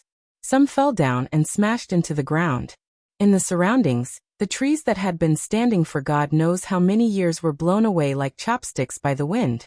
Some of the trees that were hit by the two colored flames were directly turned into ashes in an instant. This was still the best. The trees that were blown away by the spatial storm were crushed without even a sound, as if they had never existed in the first place. How terrifying! The barren mountain that originally contained the cave had been completely turned into a pile of gravel, scattered on the ground like rubbish. The intact open space was like a dry wasteland, inch by inch cracking. The water in it had already dissipated under the effect of the flames. It was likely that it would be a matter of hundreds or thousands of years before it would be restored to its original state. The two different colored flames flowed along with the spatial storm in midair, making people wonder if it would continue like this forever. Fortunately, it didn't seem to have any intention of continuing to stay in this world. Although it was still wreaking havoc, compared to the beginning, its scale was already much weaker. On the other side of the white and black sea of fire, in midair, a crack full of eyeballs opened up, spitting out a figure. If one looked carefully, they would find that before the figure came out, the figure stumbled for a moment, looking quite embarrassed. It seemed that, before entering the crack full of eyeballs, he was in a hurry, standing on the side of the crack without flames and the space storm. Wu Yan slightly raised his head, exposing his face to the air. He was panting slightly, his face slightly pale. After using such a powerful move like the white flames, even with the omnipotence of the realm power, he could not bear it. Although its power was terrifying at the same time, its consumption had reached a frightening level. Wu Yan could even feel that the demonic power that he had because he was in Purple's red jade mode was a little weak at the moment. He raised his gaze and looked straight at the raging dual-colored sea of fire and the spatial storm. Wu Yan's purple eyes still had a trace of lingering fear. If he didn't escape in time, even if he didn't die, he would have lost a layer of skin. Wu Yan did not relax just because he escaped. After all, the spatial storm was too terrifying. His white flames and the Beast King's black flames were equally powerful. Wu Yan did not want to be pulled into the storm again, because of a moment of relaxation. He took a few deep breaths. After calming his breathing, Wu Yan narrowed his eyes and looked at the weakening spatial storm and sea of fire. How is the Beast King? Kacha. In front of him, the spatial cracks were still spreading rapidly, covering every corner of this space. The dual-colored sea of fire stirred up waves after waves, although it was gradually dimming. However, its power did not decrease by much. In this world of spatial storms and dual-colored flames, even a peak Type 9 powerhouse would not be able to return alive if they entered. Boom! Suddenly, from a corner of the area, a loud and clear sound of something crashing could be heard. It sounded like a mountain had cracked open. Wu Yan's expression stiffened. A black light shot out from it, and then there was a bang sound. It blew away the surrounding spatial storm and sea of fire. The spatial storm and sea of fire that covered the sky and earth spread out in all directions at an extremely fast speed. The shocking energy of the storm, and the varying temperature of the sea of fire, cut many spatial cracks in the process of spreading out. As they spread out, they were mixed with fierce air waves. Once again, the entire ground was plowed. Wu Yan's purple eyes stared at the place where the strange sound came from. Some sparks flew past him with sharp winds, but it did not distract him in the slightest. He just continued to watch like this. Vaguely, Wu Yan saw a dense flow of demonic energy surging from that corner. A moment later, the flow of demonic energy suddenly contracted, and then expanded. Then, a figure pushed by the flow of demonic energy flashed out like lightning and stood in front of him. It was the Beast King. However, his appearance had changed greatly. The beast's skin clothes on his body had become tattered, and his hair was curled up, emitting wisps of smoke. The skin on his body was slightly charred, and his face was completely covered by a pale white color. A trace of blood dripped from the corner of the Beast King's mouth, dripping onto the bone statue that had wrapped around him at some point in time. It added a bit of red to the pitch-black bones. It was obvious that the Beast King was not as capable as Wu Yan, who could use the gap to escape the spatial storm and the dual-colored sea of fire. He had completely withstood the attack this time. Wu Yan's eyes turned cold. His body moved, and a gap appeared and swallowed his body. When the gap appeared again, he was already behind the Beast King. At the same time the gap appeared, A sharp black light shot out from the bone statue towards Wu Yan, who had just come out of the gap. Wu Yan sneered. He pointed his finger, and a gap appeared in front of the black light. Bang! The sound of a collision rang out, and the dark light turned into pitch-black flames that burned the gap into nothingness. The gap had only blocked the dark light for less than a second, but that 1 second was enough. Wu Yan pointed his finger again, and a beam of light shot out from the tip of his finger. Like a cannonball, it slammed into the Beast King's figure in the bone statue. Bang! When the light beam exploded, the violent impact caused the Beast King to let out a muffled groan. It could no longer stabilize its body and fell down, heavily smashing into the ruins of the ground. Pfft! The Beast King spat out a mouthful of blood. The unusual pain caused him to clutch his chest, and his mind went blank. Before he could regain his senses, a crack filled with eyeballs opened up beside him. Holy statue! Alarm bells rang in his heart, causing the Beast King's consciousness to be pulled back in advance. He let out a low roar, and the bone in the sky swayed and disappeared in an instant. When it reappeared, it had already protected the Beast King in the pitch-black bone. Bang, bang, bang, bang. At the same time, a few black and white balls of light smashed into the bone statue, causing a cloud of dust to rise. But the Beast King was not harmed. Wu Yan's face did not show the slightest bit of surprise. He closed his eyes, and his palm gently reached forward. His body flashed forward, and he appeared in front of the bone statue. The corners of his mouth curled into a cold smile. His palm gently pressed against the pitch-black body of the bone statue. The Beast King's pupils slowly shrank to the size of a needle. In the next second, a voice slowly rang out. The realm of being and non-being. As the voice fell, a strange wave of energy rose from the area where Wu Yan's palm and the bone statue's body touched, and it took effect on the bone statue. Clang! A strange sound was emitted along with the energy wave. It reverberated like a ripple. The entire pitch-black bone statue actually began to erode in the ripple. Its color gradually dimmed. Traces of cracks spread out from the pitch-black bones. In a short while they covered the entire bone statue. Bang! Like a porcelain bowl. The bone statue directly shattered into pieces that filled the sky. Looking at the fragments that filled his vision, the Beast King's heart trembled violently, as if it was a reef that had been hit by a huge wave. Then, a fierce look flashed across the Beast King's eyes, and he activated the little bit of demonic power left in his body. However, before he could react, a figure appeared in front of him in a ghost-like manner. The hand that had just been on the bone statue was gently placed on the Beast King's thick shoulder. A cold murmur slowly rang out, causing the Beast King's body to stiffen. It's over. In his heart, a fatal sense of danger surged up along with a familiar energy. The realm of heaven and earth. The voice that fell into the Beast King's ears was no less than a death sentence, and it became the declaration of the end of this battle. Boomed the sky, shattered the earth, cracked.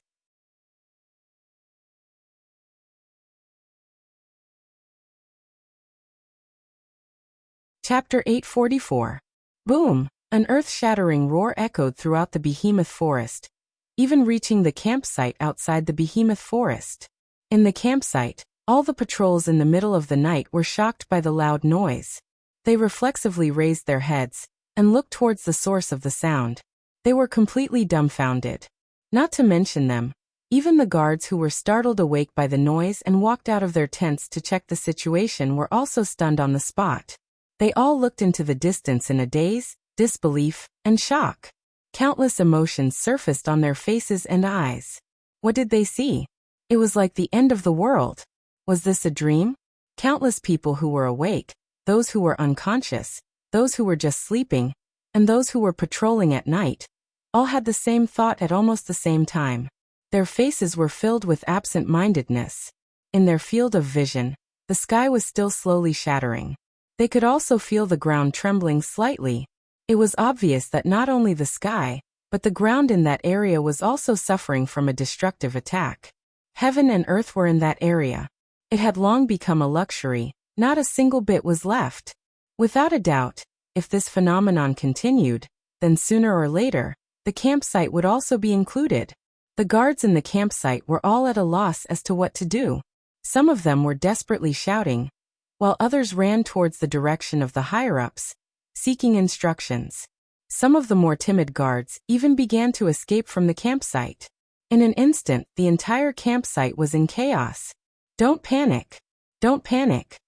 In the center of the campsite, Pelosi shouted at the top of his lungs. Even he was inexplicably frightened. But it was not to the extent of causing a commotion because of an unknown phenomenon. He suppressed the shock in his heart. Pelosi raised his hands. He shouted loudly, "Everyone gather here for me. Wait for orders."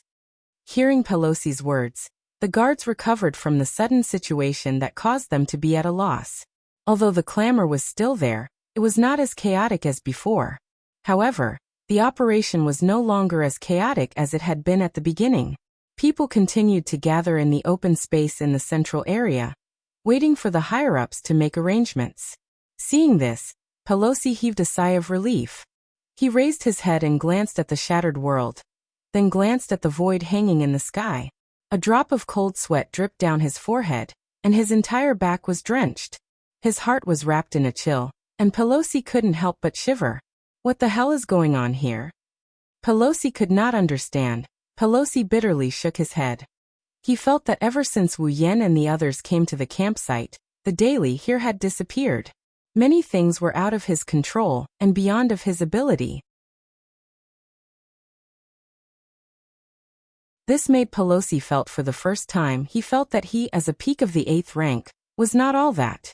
What Pelosi did not know was that in the battle that caused the sky to shatter, he, as a peak of the 8th rank, was nothing. Clenching his slightly pale hands, Pelosi once again took a deep look at the sky, after which, he walked towards the Thunder King's tent. Pelosi was destined to end up empty-handed as the Thunder King was no longer in the tent. The shattered sky attracted the attention of the people in the campsite. It did not escape the eyes of Chuju, Mikoto, Shokuho Misaki, Kotori, and the others. The girls came out of their tents and looked at the scene of the apocalypse. Even they were shocked. Too scary. Looking at the black hole hanging in the sky, Hinajiku couldn't help but mutter. The sky shattered. Isn't that terrifying? What the hell is going on? The fearless Mikoto shrunk her neck in fear. Did something happen in the giant beast forest that gave us a headache? Shokuho Misaki narrowed her eyes and exchanged glances with Kotori. Both of them seemed to be deep in thought, causing the girls around them to be confused. From the looks of it, you two seem to know something. Kurumi stood on her toes and tilted her head. Not really. Shokuho Misaki sighed. I just have a feeling that it's not a natural phenomenon. Mikoto rolled her eyes and retorted. Isn't that the same as not saying anything? What kind of natural phenomenon could cause something like this? No, that's not what Shokuho meant. Kotori replied on behalf of Shokuho Misaki. She meant that the sky shattered because of someone's actions. Huh? Hinajiku and Mikoto looked at each other with an amused expression. Are you trying to say that the shattering of the sky was caused by someone? I'm afraid. Shokuho Misaki lowered her head. I think so, Kotori said with uncertainty. Hey, are you two joking? Kinuhata Sai was the first to react. Is there really someone who can shatter the sky? I think so too. Mikoto furrowed her brows. I don't believe anyone can do that, even if it's a demigod unless... Chuju laughed bitterly. Unless it's a celestial. But celestials don't exist anymore, right? Frenda hit the bullseye. That's the same as not saying anything. The girls laughed bitterly. Indeed, they have been discussing this for so long, and there's no way they can come up with anything. Unless they go there and take a look. Go there and take a look. The girls raised their heads and looked at the sky that was still filled with debris. The thought was extinguished in less than a millisecond. Kotori suddenly noticed something. Ikaros, who was standing behind everyone, was looking at Wu Yan with her indigo eyes. In her eyes, a data box was floating back and forth. It was very unstable. What's wrong? Ikaros didn't turn around. She was still looking at the sky, but the answer that came out of her mouth shocked the girls. Master is there. What did you say? The girls were shocked. Mikoto screamed. You said that guy is there. Ikaros. Shokuho Misaki's expression turned serious. Can you sense Xiaoyan's presence? Ikaros shook her head. I don't know, but I know that master is there. The girls looked at each other in confusion, but they didn't doubt her words. They knew Ikaros wouldn't lie, especially when it comes to Wu Yan. I'm afraid Ikaros is right. Kotori gritted her teeth, her red eyes flashed with panic. There's no way Oni-san didn't notice such a huge change. But he still hasn't shown up. The only explanation is that he's there. Master is really there. Astria's hands moved. Toka asked in a panic. Shido is fine, right? No way. Shokuho Misaki denied it. If something happened to him, we would be dead already. Let's go, Mikoto said. Let's go take a look. The girls nodded without hesitation. They forgot that they didn't want to go take a look. It was at this moment that a cool breeze blew over from afar, heading toward where the girls were.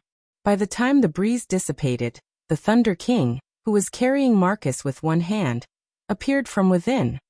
Great. You're all here. Without waiting for the girls to speak, the Thunder King took the initiative to shout. Quick. Come with me to support the little guy. Lei Wang confirmed Wu Yan's whereabouts. The girls nodded and followed Lei Wang. They rushed towards the shattered sky in the behemoth forest.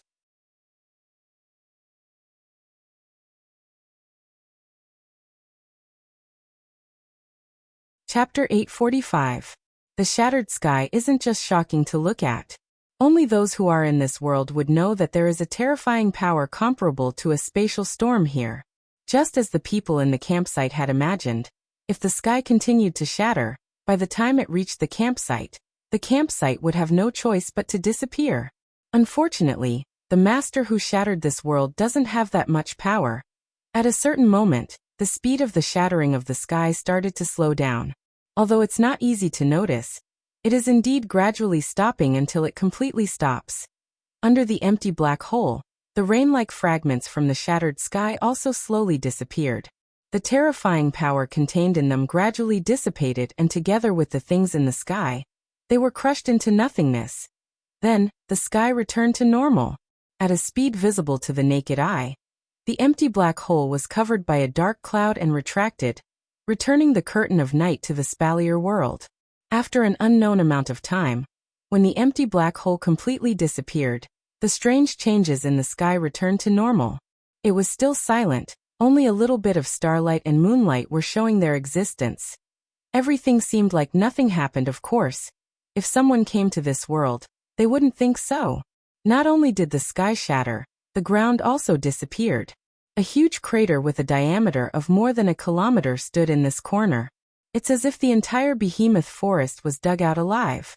Not to mention the magical beasts and creatures that were living here a moment ago.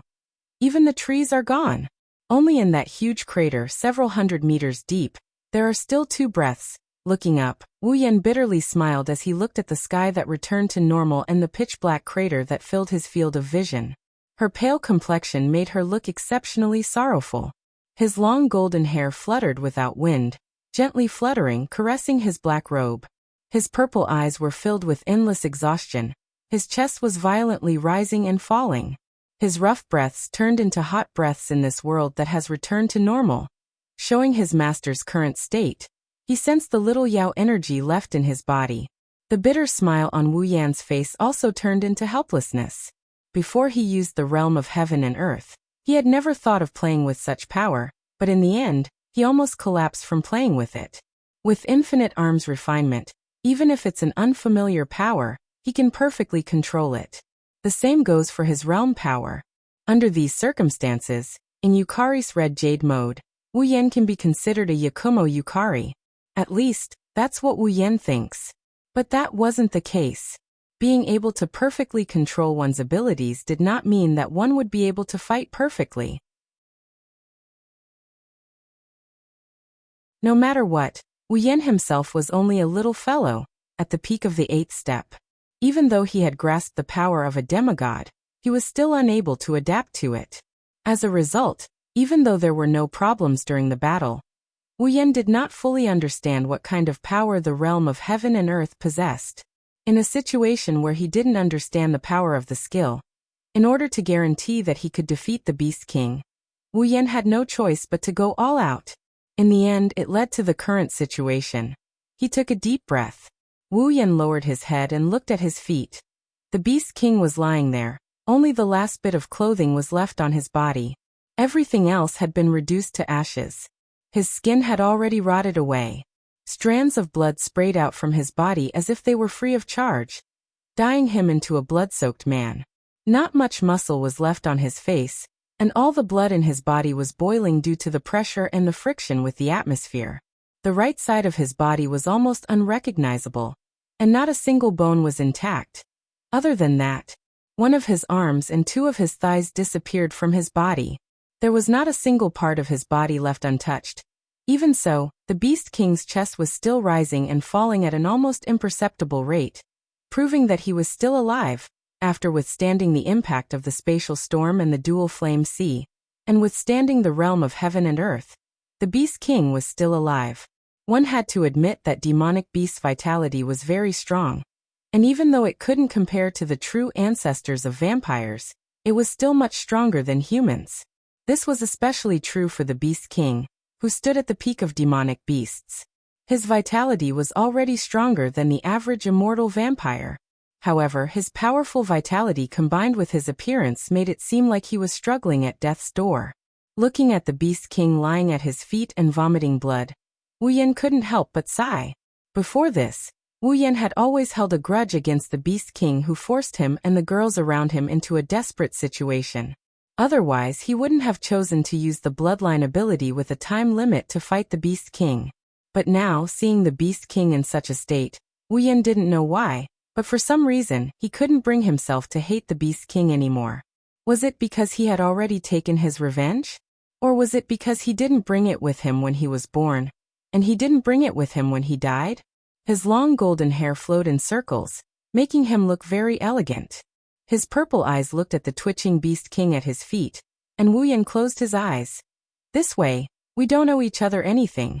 Perhaps because he heard Wu Yan's voice, the Beast King dragged his broken body and raised his head with great difficulty. A pair of unfocused eyes stared at Wu Yan's face, and he suddenly laughed out loud. Ha, ha ha, ha ha ha ha. Blood clots flowed out from his throat, and boiling blood flowed from the wounds all over his body. His face, which didn't have much muscle left, twitched, probably because of the pain. Even so, the Beast King couldn't stop laughing, and he couldn't stop laughing. His laughter was unexpectedly sad and crazy.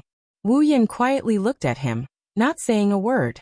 His purple eyes were as calm as an ancient well, and when the Beast King saw this, he couldn't suppress the anger in his heart. This again, this again, this again. The words that were filled with resentment were forcefully squeezed out of the Beast King's mouth along with fresh blood as it roared out. Yakumo, this face, you too, this face? The Beast King's body trembled more and more, and he used all his strength to shout out a complete sentence. Don't act like you're the victor in front of me. I'm not dead yet. Hearing this, Wu Yan looked at the Beast King's eyes and coldly said, But you've already lost. I merely borrowed that woman's strength. The Beast King squeezed out his resentful voice intermittently, as if he had reached his limit. His body was no longer trembling as he laid there, but his chest was rising and falling more and more violently. Wu Yan was silent, and then he bitterly laughed. Raising his hands, Wu Yan looked up and whispered, You're right, I just borrowed Yukari's power, it's not a true victory. The Beast King didn't say anything, he just looked at Wu Yan with cold eyes. Wu Yan, who was immersed in his memories, in his mind, the first time he came to the Spalier world, the first time he entered a dungeon, the first time he summoned a character, the first time he met the girls, and the memories of his adventures with the girls kept replaying. As the memories replayed, Wu Yan gradually lost his mind. Whether it's now or in the past, I've always borrowed the power of the people around me. Without them, I would have died. The Beast King suddenly clenched his hands, and his absent-minded face suddenly became firm, startling the Beast King who was staring at Wu Yan. I know I've always been weak, because I can't leave them. Looking up, Wu Yan's eyes flashed with an indescribable light, That's an expression the Beast King would never understand. That's why I need to keep getting stronger, until one day, it's my turn to lend my power to them. I'll keep getting stronger. Wu Yan glanced down at the Beast King, who was still in a daze. Beast King, you're really strong in this world. There are only 5 people who can compare to you. And I, one day, will climb to the top. But by that time, you won't be able to see it. Opening his eyes slightly, Wu Yan raised his hand. A trace of power was gathering on it. I hope we won't be enemies in the next life. Saying that, Wu Yan's hand fell on the Beast King's chest.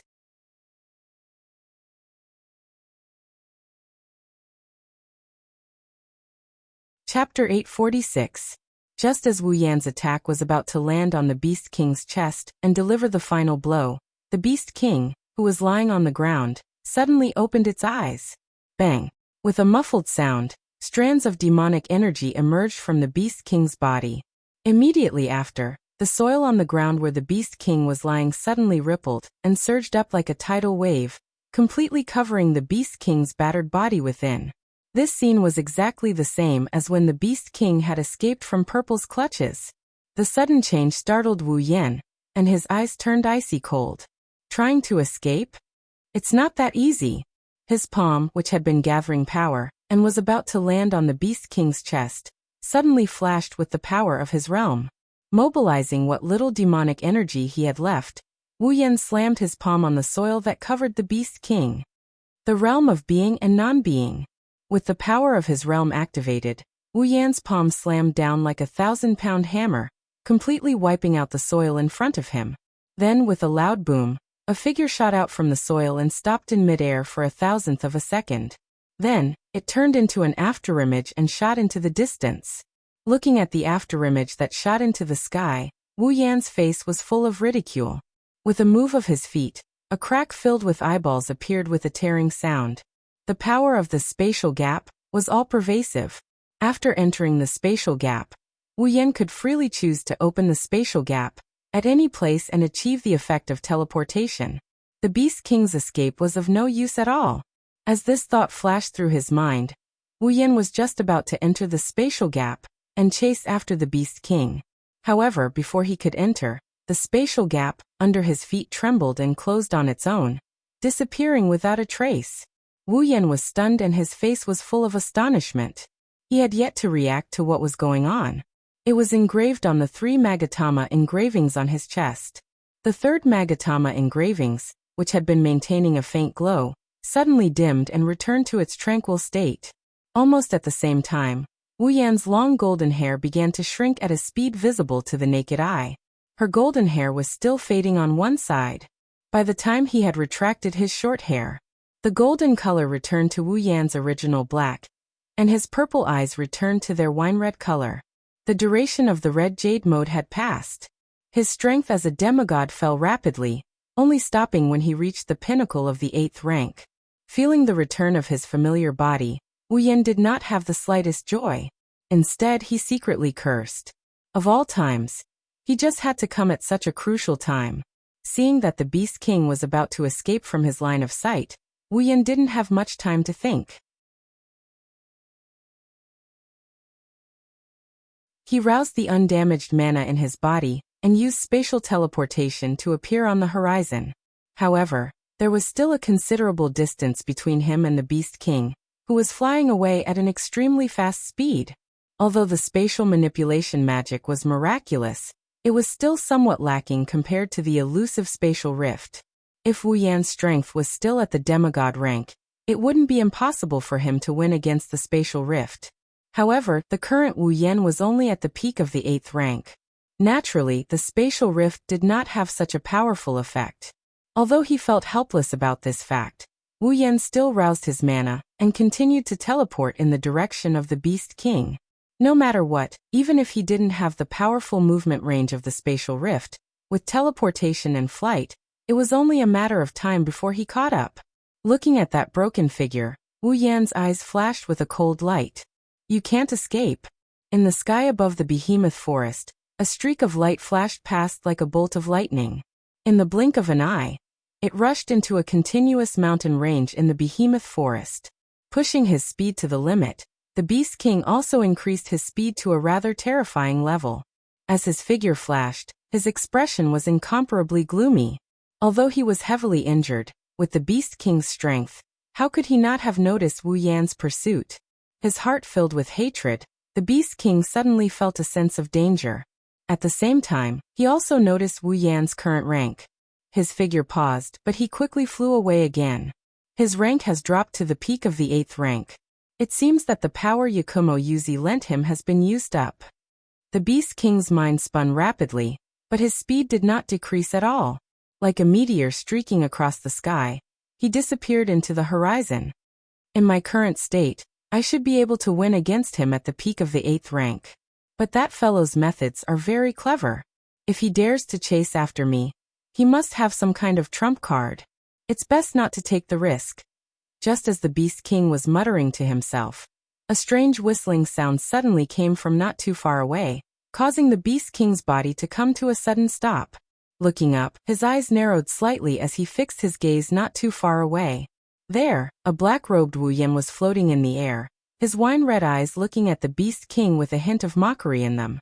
This despicable brat, what a terrifying speed. The Beast King sucked in a breath of cold air. After a moment of hesitation, his broken body shook violently and turned into a streak of light, flying wildly in another direction. Wu Yan frowned.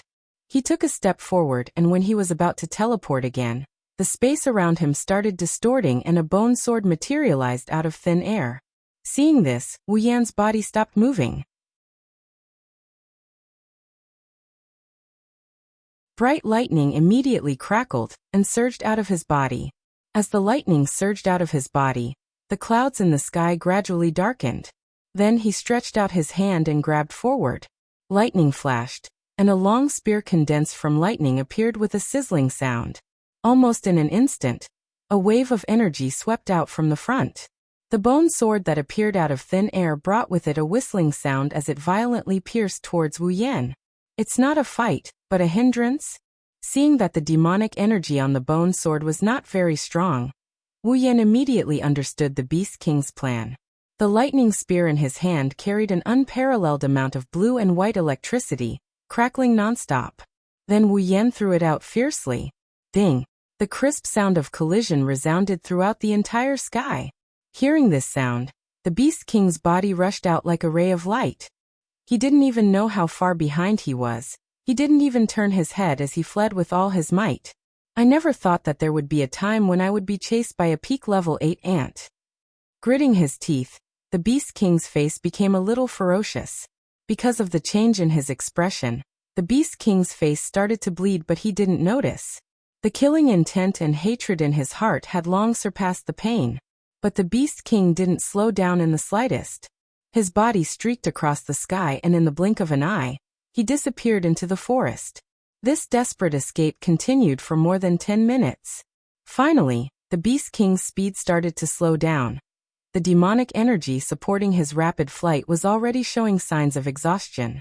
At this moment, the Beast King's broken face was incomparably pale. The blood in his body flowed even faster. One of his severed arms and 2 of his thighs were dripping down like water.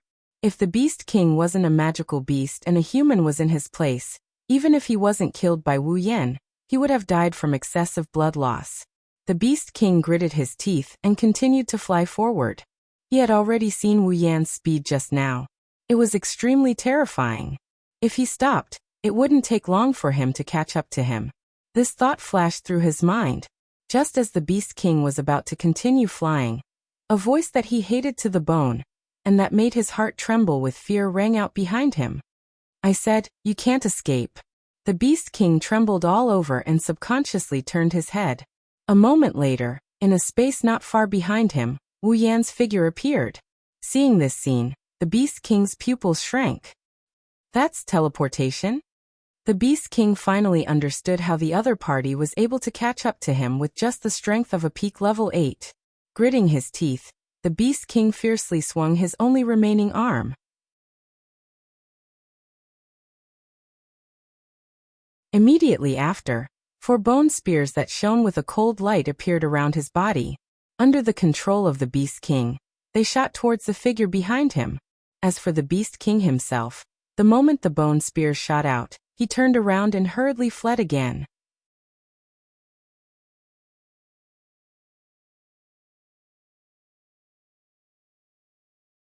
Chapter 847. As soon as he appeared, Wu Yan's expression changed. 4 thick bone spears shot out from the front like ribbons, twisting at different angles during the shooting process, mercilessly stabbing towards his front, back, left, and right from 4 different directions. Judging from the mana fluctuations on the 4 bone spears and the explosive sounds, it was clear that the Beast King wasn't just trying to obstruct him with this attack. Even though his magic was about to run out, the Beast King did not hesitate to use a powerful spell. He was very bold. After all, the reason why the Beast King was able to drag its battered body and escape at such a high speed was because of the support of its magic power. Once the magic power in its body is depleted, the Beast King would no longer have any chance of escaping. Umph! Wu Yan snorted and turned his head. He looked in the direction the Beast King had escaped and smiled coldly. His body disappeared with a bang. As soon as he left, the 4 bone spears stabbed into each other and collided with each other. Under the pitch-black night sky, the Beast King's body was wrapped in a stream of light as it dashed through the giant beast's forest in an arc. His aura has disappeared. The Beast King glanced behind him and frowned. He did not think that Wu Yan had given up on chasing him. Based on what he saw just now, the other party must have used that mysterious teleportation technique again. Can we shake him off?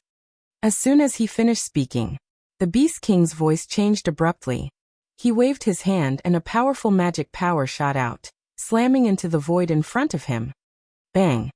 The magic hit the empty space and the space rippled. A figure slowly emerged from it. It was Wu Yan. Seeing this, the Beast King immediately retreated. Wu Yan immediately teleported.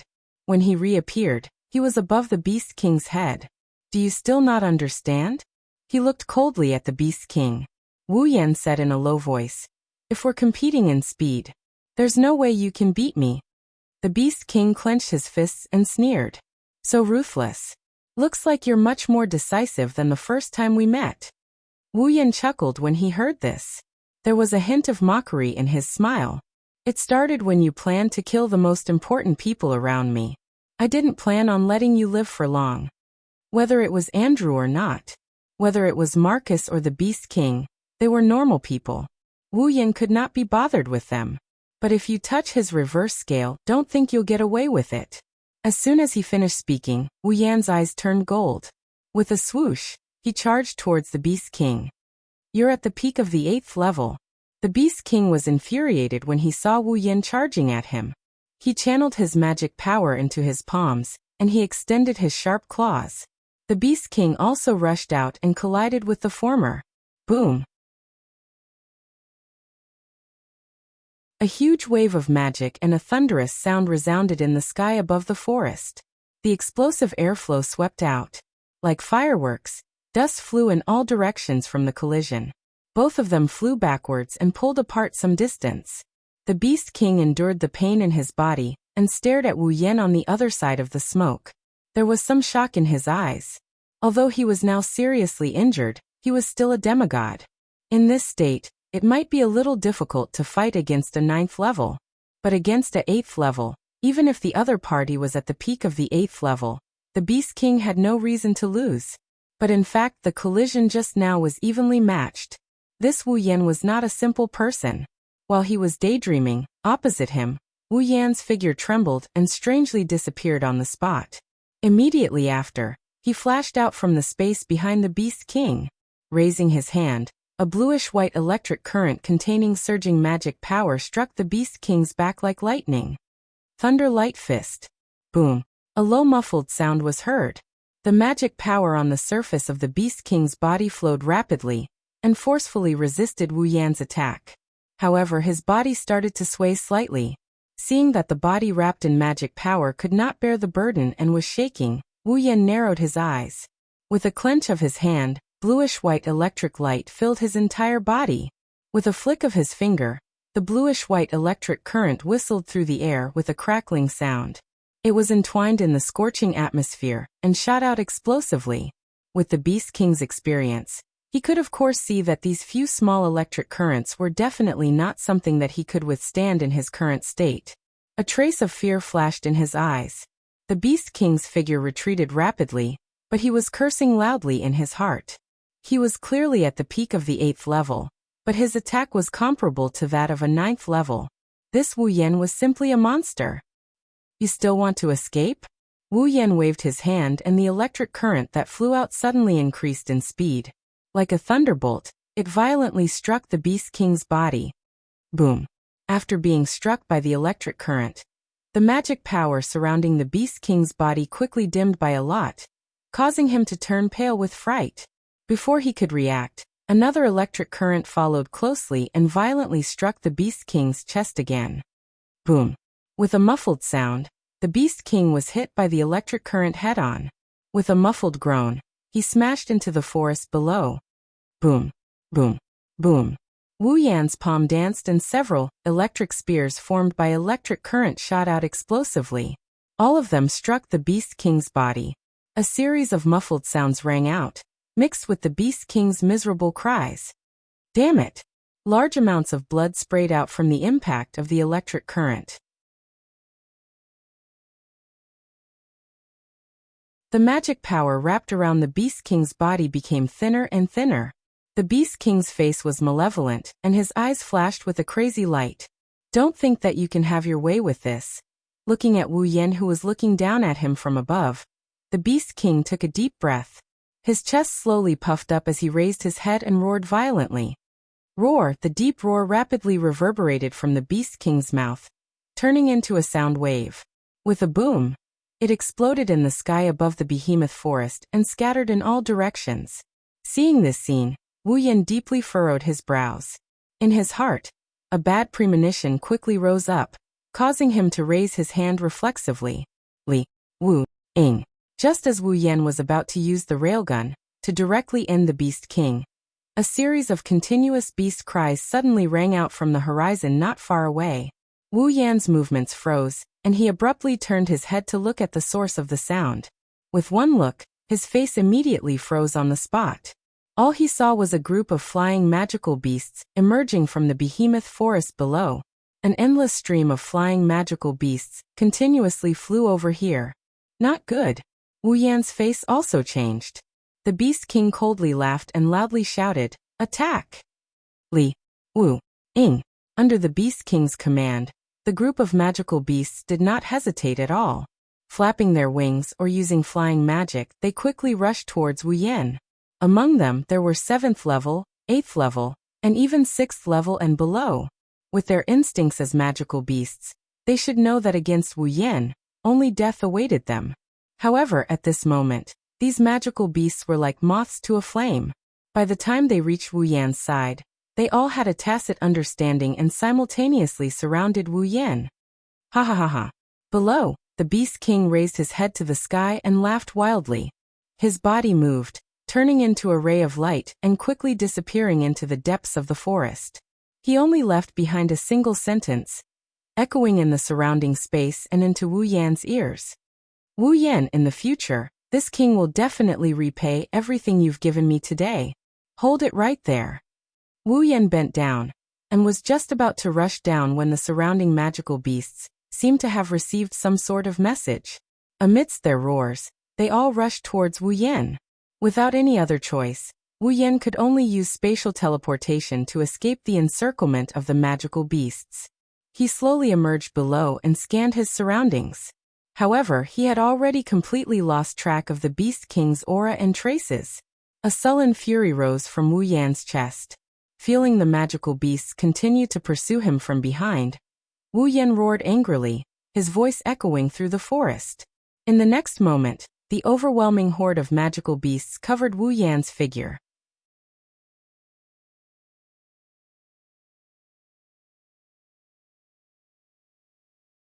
Chapter 848. More than a dozen shadows are moving at a terrifying speed. They are running around the tree-filled behemoth forest. They are like thin black ribbons, shuttling back and forth, heading towards a certain direction. One could faintly see that a few of these figures had a pair of wings on their backs as they floated in the air. However, Their speed was not inferior to the former's. In fact, they were even faster than the former's as they nimbly shuttled through the forest. From the looks of it, they seemed to be in a hurry. Shokuho Misaki may have a unique ability, but in terms of physical strength, she was at the bottom of the pack. That's why Ikaros was holding her in her arms as they flew through the air. Shokuho Misaki took a look at the sky and frowned. The sky that looked like it was the end of the world a moment ago has returned to normal, but she didn't feel at ease at all. Instead, she started to worry. According to Lei Wang, that scene was probably caused by Wu Yan's battle with the Beast King. Shokuho Misaki doesn't know who caused that scene, but the thought of Wu Yan fighting alone made her uneasy. Back then, Wu Yan, her group, and Fei couldn't do anything to the Beast King. Only Flandre-chan was able to inflict some minor damage to him. Now Wu Yan is fighting alone. Compared to back then, no doubt. Now Wu Yan is definitely stronger. Not only did he level up, he also has a new ability. He is strong enough to dominate all those below Tier 9. Wu Yan can even take on those who just reached Tier 9. But the Beast King is a demigod. Even if Wu Yan uses Flandre-chan's Ruby mode, he is still no match for the Beast King. Thinking of this, Shokuho Misaki couldn't help but start to worry. Shokuho Misaki didn't know that Wu Yan had Yukari's Ruby mode other than Kurumi and Flandre-chan's. When Yukari left, she and Mikoto were still looking after their sisters in the Behemoth Forest. Naturally, they didn't know when Yukari left. She even gave Wu Yan a drop of her blood. After that, Wu Yan returned to the Spalier world and reunited with them a few days ago. It's understandable that she didn't tell Shokuho Misaki about this. Chuju and the others knew about this. However, she was still worried and didn't explain it to Mikoto and Shokuho Misaki. Now everyone here only had one goal, and that was to get to Wu Yan's side. Li, Wu, Ing. Just as the group was hurrying forward, the faint cries of beasts reverberated in the distance. The Thunder Sovereign, who was most sensitive to wind, was the first to hear this sound. Did you guys hear a beastly roar? Beastly roar. The girls paused for a moment. What's so strange about that? Mikoto pursed her lips. Her gaze never left the front, not even for a second. This is the Behemoth Forest. There are demonic beasts everywhere. How can there be no beastly roars? Lei Wang didn't feel relieved. Instead, he became even more confused. That's not right. It's nighttime. The demonic beasts in the Behemoth Forest wouldn't roar so loudly. The nocturnal demonic beasts wouldn't roar to scare away their prey. Also, this roar sounds like... Kotori suddenly looked up. The flames on her feather robe started to glow. It doesn't sound like the same type of demonic beast. It sounds like many types of demonic beasts are roaring at the same time. Many types of demonic beasts roaring at the same time. Shokuho Misaki was surprised. You mean there are many different types of demonic beasts gathered together? Kotori nodded. Seeing this, Hinajuku was confused. But that's not right. The demonic beasts in the Behemoth Forest aren't of the same species. It's impossible for them to gather together. No, that's possible. Shokuho Misaki's eyes lit up. Lei Wang's eyes lit up as well. The girls who knew what was going on also realized. Demonic beasts gathering together. Isn't that what happens when the Beast King appears? Only the king of demonic beasts, the Beast King, has the ability to gather all the different types of demonic beasts together. The Beast King is there. Shokuho Misaki concluded. Then, Mikoto looked up. Sparks flew from her forehead. Yen must be there as well. Kotori narrowed her eyes. She turned into a streak of flame and flew to the front of the group. The rest of the girls and the Thunder Emperor immediately changed their direction and followed Kotori to the source of the sound. As the group of people got closer, the faint cries of beasts entered their ears very clearly. It was no longer as vague as it was at the beginning. This time, everyone could hear the different sounds contained within the cries of beasts. For example, angry roars, and also screams, after exchanging glances with each other. The group of people became even more certain of their guesses. They used 120% of their speed to rush forward. Very soon, they also saw it. In the sky above a certain area, countless demonic beasts were charging towards a single direction. They were attacked by fire, lightning, wind, and ice. They fell down into the behemoth forest. The one who caused this scene and used all sorts of elemental attacks is a tall figure floating in the middle of the demonic beasts. Almost at the first moment they saw this figure, all the young ladies recognized his identity. Yen, Master. Ikaros's indigo eyes trembled violently before turning a deep red. Her hair swelled up slightly and a pure white halo appeared on top of her head. Sky Queen mode. On. Ikaros put on a pure white light armor, and her pink wings turned into a pair of blue wings. Ikaros passed Shokuho Misaki to Astria as fast as she could and shot into the sky like a rocket. The next moment, cherry-colored missiles appeared out of thin air around Ikaros's wings, and turned into streaks of pink light. Like a swarm of locusts, they flashed towards the demonic beasts surrounding her figure. Boom boom boom boom boom. Cries of agony followed by explosions resounded throughout the night sky. The demonic beasts that were hit by Ikaros' homing missiles were reduced to ashes without any suspense. Only a portion of them were left with intact corpses, charred black and smoking as they fell to the ground. Mikoto, Kotori, Flandrechan, and the other flying girls followed Ikaros's lead. Astria was tossed onto the ground by Shokuho Misaki's butt. Even Toka flew towards Wu Yen with her angel sword thrown. Wu Yen saw the arrival of the girls. When he saw the girls attacking, he quickly increased the frequency of his attacks. As a result, the one-sided slaughter began. By the time everything calmed down, the ground where they were standing was already covered with the corpses of magical beasts. Yen. The girls finally came to Wu Yan's side. Mikoto pointed a finger at Wu Yen. It almost hit his nose. You bastard. I can't believe you came here alone to do something so dangerous. Wu Yen flinched. He saw the displeased looks on the girls' faces. He smiled helplessly.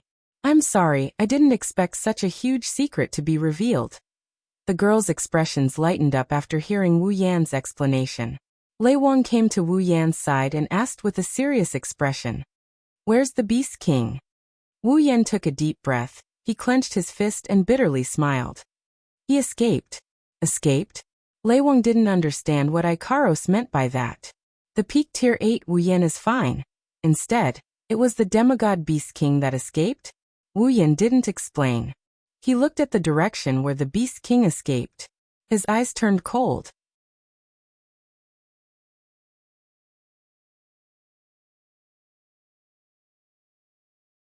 Chapter 849. Ding. Congratulations to user for leveling up. Current level, 80. Suddenly, a system notification rang in Wu Yan's mind. Wu Yan, who was staring at the direction where the Beast King disappeared, was jolted out of his daze. Before he could react, a thick blood-colored aura rose from Wu Yan's body and quickly spread throughout his body. The sudden change startled everyone, including Wu Yan himself.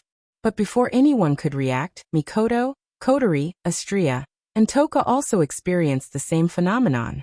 Mikoto's body flashed with a large amount of blue-white electricity. Kotori's body also ignited with a scorching flame.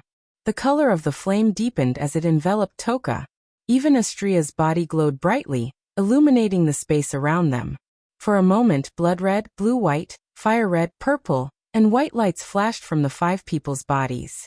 They emitted a dazzling light in the dark night, eroding the surrounding darkness. Even the ground where the 5 people were standing began to crack under the effect of an inexplicable force. With a loud bang, 5 holes were blasted out. Everyone's expression changed. The girls who were closer to Wu Yan's group were almost caught in the shockwaves caused by the phenomena. They all shrieked in shock and hurriedly retreated. Lei Wang, who was closer to Wu Yan, was the first to suffer. He was hit by a few streams of blood qi, and the shockwaves forced him to retreat. Everyone looked at Wu Yan, Mikoto, Kotori, Toka, and Astria in a confused manner. If they didn't see the people involved, they wouldn't know what's going on. They thought the other party was playing a prank on them. What's going on? Lei Wang clutched his aching chest as he stared at Wu Yan and company. His face was filled with shock. He could feel that as the 5 people's strange phenomena occurred, their auras were becoming stronger and stronger. Their auras were slowly rising until now it had already surpassed the strength of an ordinary peak tier 8. The Thunder Emperor did not know what was going on with the strange phenomenon that was happening to Wu Yan and the others. However, it was not as if the Thunder Emperor had never seen the phenomenon of their auras gradually rising. In fact, he had even experienced it himself. This was a phenomenon that would only happen during a breakthrough. A breakthrough. The moment this thought appeared in the Thunder Sovereign's mind, he was stunned. Although the Thunder King wasn't very clear about the strength of the girls, he was still very confident. However, he had only inquired about Wu Yan's strength during the day. At that time, Wu Yan had told him that he was already at the peak of the 8th rank. Wouldn't the peak of the 8th stage be the 9th stage? The Thunder King's mouth slowly opened wide. Little fellow, is ascending to the 9th stage? 9th order? Hearing Lei Wang's words, the rest of the girls were stunned. Even Mikoto and the rest who didn't know how to react to the strange phenomenon on their bodies were stunned for a moment. Then they were overjoyed. That should be it. Shokuha Misaki pretended to be calm. However, the sparkle in her starry eyes revealed her current mood. The other girls also had joyous looks on their faces. Wu Yan, Mikoto, Kotori, Toka, and Astria were already at the peak of the 8th rank. Now that the Beast King was defeated by Wu Yan, the experience of a demigod allowed the 5 of them to take the crucial step into the 9th rank. Lei Wang was the only one who was stunned. He looked at the happy faces of the 5 in front of him and couldn't close his mouth for a long time. Right in front of his eyes, 5 Tier 9 powerhouses were about to be born. Lei Wang felt dizzy just thinking about it. When he first found out that Ikaros and Flandrachan were already at the 9th rank, he couldn't accept it at first. It was only when he saw it with his own eyes that he had no choice but to accept it. But now, the 5 of them who were at the same level as him were ascending to the 9th rank right in front of his eyes. If it was just one of them, Lei Wang's reaction wouldn't be that bad. But the problem was, there were 5 of them ascending to the 9th rank right in front of him. At the same time. Who could see 5 people ascending to the 9th rank at the same time? And they were all still young kids? Even the 4 god-tier powerhouses of the Spalier world didn't have the luck to witness this. Lei Wang was in a state of confusion. The 5 of them were overjoyed. They closed their eyes and started adjusting the energy in their bodies. Mikoto slowly retracted the electricity flowing around her body. Kotori retracted the flames around her body. Astria and Toka did the same. Only Wu Yan was confused by the blood aura floating around him. This wasn't a power that came from his body. It came from his bloodline. How was he supposed to control it? When the 4 girls returned to normal, Wu Yan was still surrounded by blood aura. However, the girls didn't have the energy to pay attention to Wu Yan.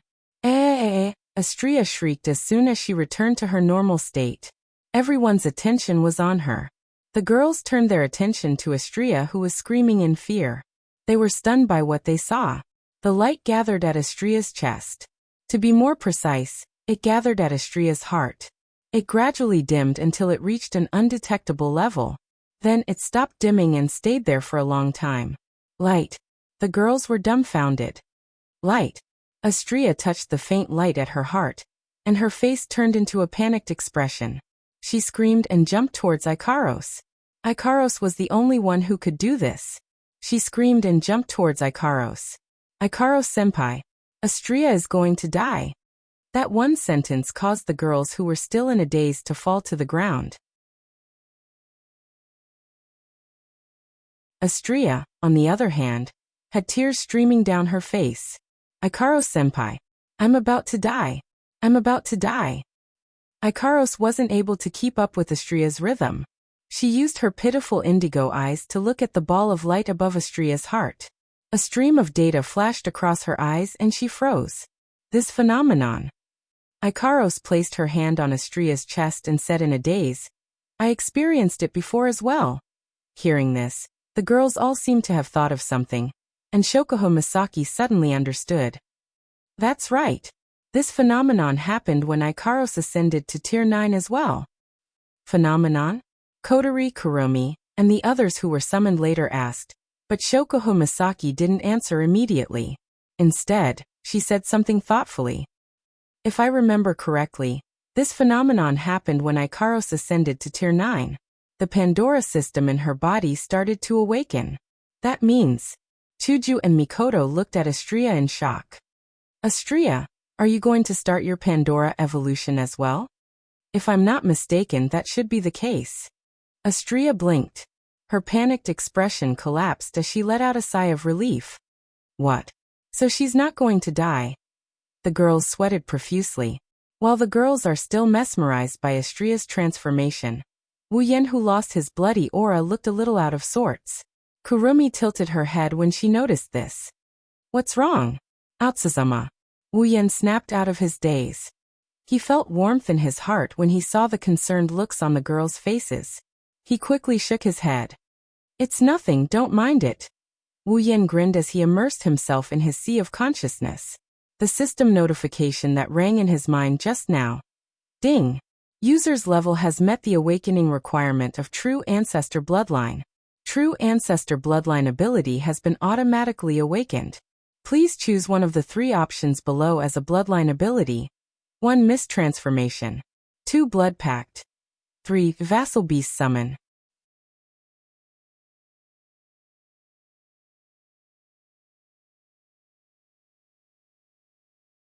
Chapter 850. Behemoth Forest, the campsite. A night had passed. The apocalyptic sky had disappeared into the distant horizon like a dream. After the initial chaos, the campsite once again returned to its peaceful state. The guards who were patrolling around the campsite forced themselves to stay awake and began their mission for the day. However, no matter if it was their mind or body, they were all abnormally exhausted, causing the entire campsite to be filled with a dispirited atmosphere. They couldn't be blamed. The events that had happened in the camp these past 2 days had tormented these pitiful guards.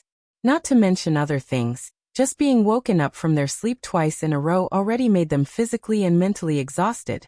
First, it was Wu Yan who was furious and woke up all the guards in the middle of the night. The matter of Andrew's death caused everyone to lose the sleep they had the night before.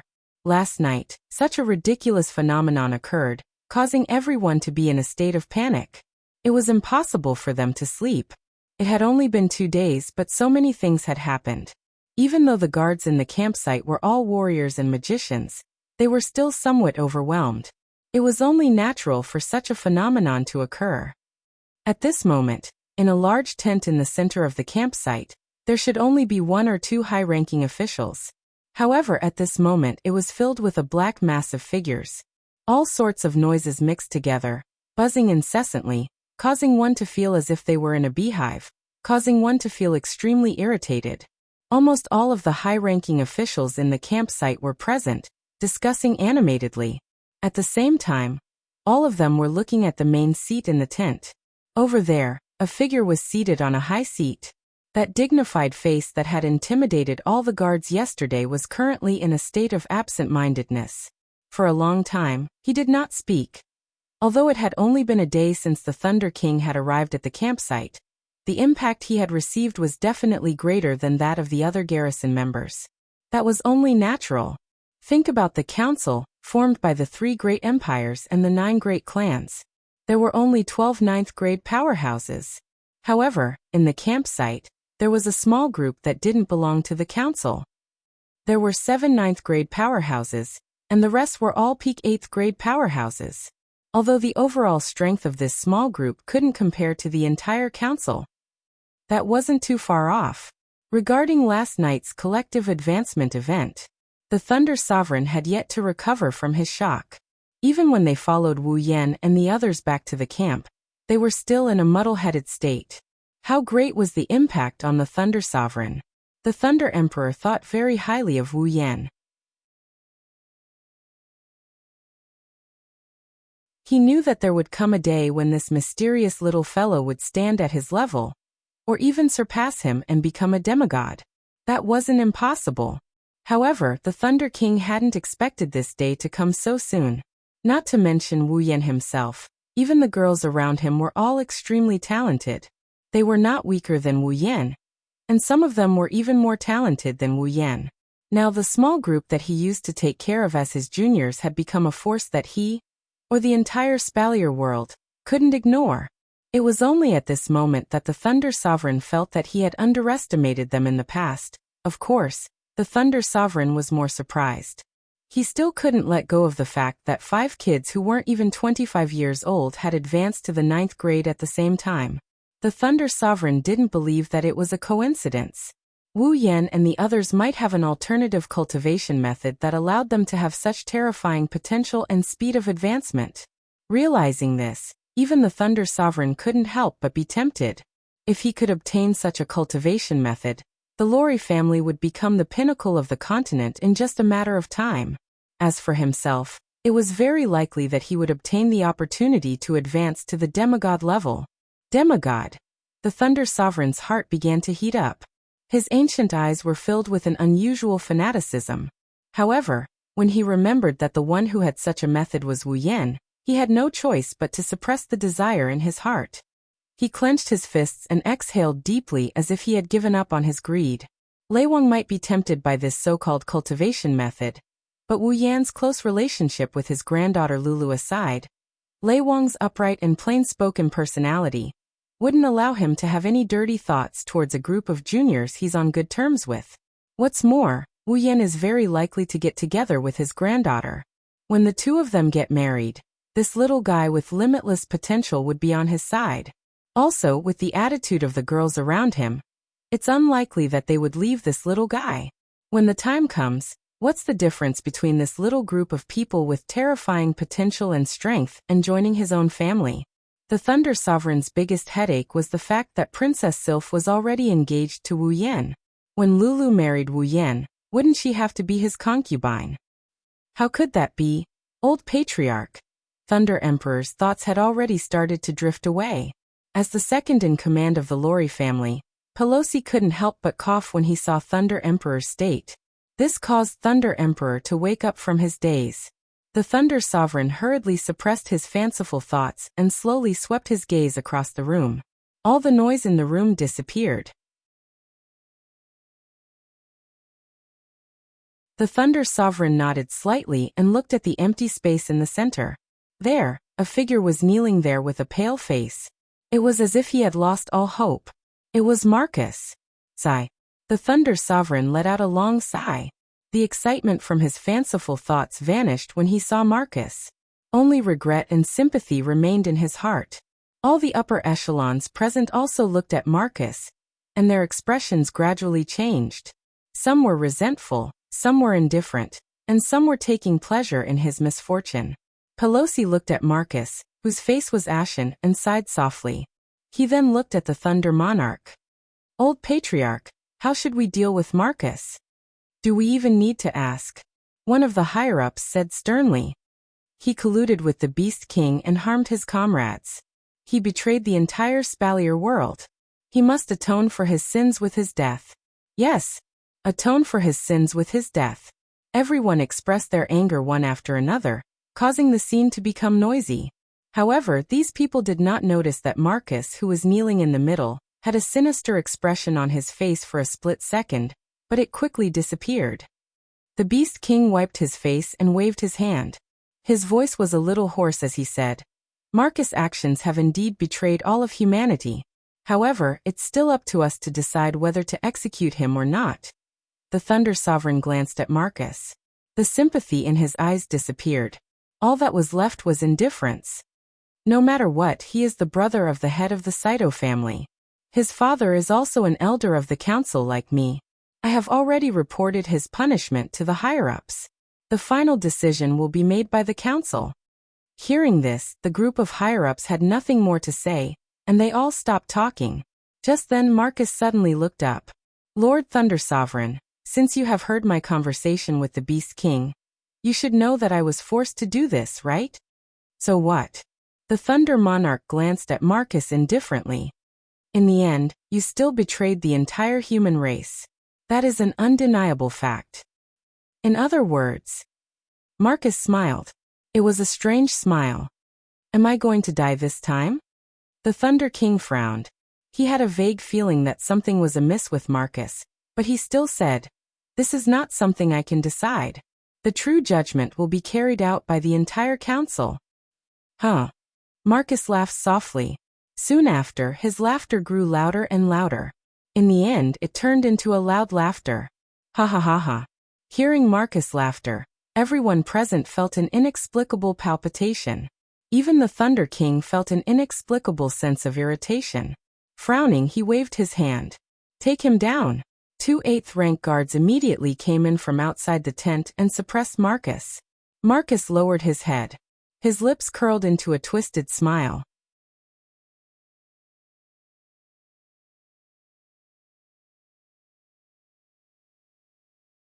Chapter 851. Spalier World Academy. It has been a week since Wu Yan and the others graduated from the academy.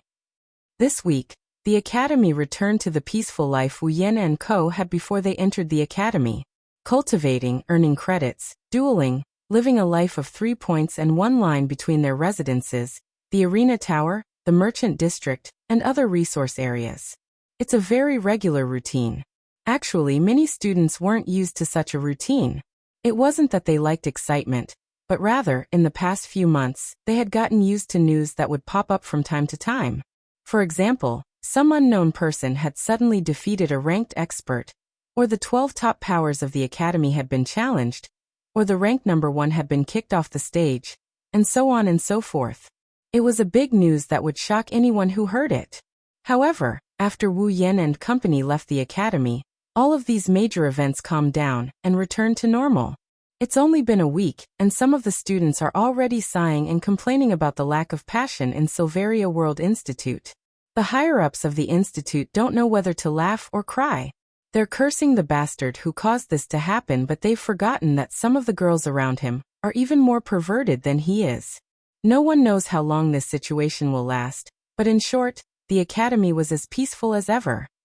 In the central area, on the top floor of a towering iron tower, which was also the arena tower, the 12 elders of the council had once again gathered together. They had rushed here from all over the world, and started the second big meeting since the birth of the Beast King. The 12 decision-makers of the Spalier world came here personally for a meeting. That was something that would only happen when an event that affected the entire Silveria world happened. Although the decision-makers of the council were different every time, this year, other than the time when the Beast King was born, there wasn't a single meeting of this sort that was held. In the history of the Spalier world, some of the elders of the academy didn't even hold a meeting like this. After all, if something big enough to affect the entire Spalier world happened every year, the world would be a little too dangerous. 2 meetings in one session, but the number of such meetings in the history of the Spalier world didn't exceed 5. The 12 elders of the academy could feel it. The Spalier world is becoming more and more restless. It was as if the peace had already begun, and there was even a premonition that a storm was coming. The elders looked at each other and saw the same emotion in each other's eyes. They smiled bitterly. Old Lei, you explain. Kite sighed and said to the Thunder Sovereign. Lei Wang nodded and took a step forward. He raised his voice and said with a serious face, in this meeting, there are 2 things that I would like to explain to everyone. Hearing the Thunder King's words, the elders present perked up slightly. However, if one were to take a closer look, they would discover that among these elders, there was one who was somewhat reluctant. Firstly, I believe all of you should have already received some information, right? The Thunder King swept his gaze across the crowd. Is it about the discovery of the Beast King? The Emperor of the Baruba Empire looked at Lei Wang. The Thunder King nodded. Then the faces of the 12 elders all darkened. I was the one who discovered Lei Wang's tracks personally. Lei Wang ignored the sudden change in expression and said expressionlessly, I have good news and bad news to share with everyone here. Everyone held their breaths, allowing the Thunder Emperor's calm voice to resound clearly. Let me share the bad news first. Lei Wang shook his head and sighed. The Beast King had a battle with Lord Purple and was severely injured. Moreover, he was severely injured. Everyone already knows about this, right? The bad news I want to tell you is that when I saw the Beast King, his injuries had already healed. What? Everyone's faces changed. Carter spoke up. But Old Lei, didn't you say that the Beast King's injuries would take at least a year to heal? That's right. The Emperor of the Fea Empire said. That was something that Lord Purple personally promised. That's right. Lei Wang smiled bitterly. This is the worst news of all. The Beast King seems to be able to quickly recover from his injuries by devouring human cultivators. Devouring human cultivators. The expressions of the Tier 9 powerhouses changed. Based on what you said, Old Lei. Carter closed his eyes and said slowly, do we have to declare war on the entire behemoth forest? This is the good news I'm about to share. Everyone was stunned. Seeing this, the corners of the Thunder King's mouth curled up slightly. Although the Beast King's injuries were healed, he was severely injured again. Severely injured again. Everyone's expressions turned strange, and then joyful as they asked in unison. What happened? Hurry up and explain. Actually, I'm not too sure myself. Lei Wang scratched his face awkwardly. At that time, I discovered the Beast King with that little fellow. That little fellow immediately persuaded me to leave. By the time I rushed over with reinforcements, that little fellow said that the Beast King was once again heavily injured and had escaped. Little fellow. Carter narrowed his eyes and smiled faintly. Is it Wu Yan? Lei Wang nodded, causing Carter to laugh. That little fellow is really involved in every major event. Wait, I have a question. Fei Air Emperor waved his hand and looked at Lei Wang.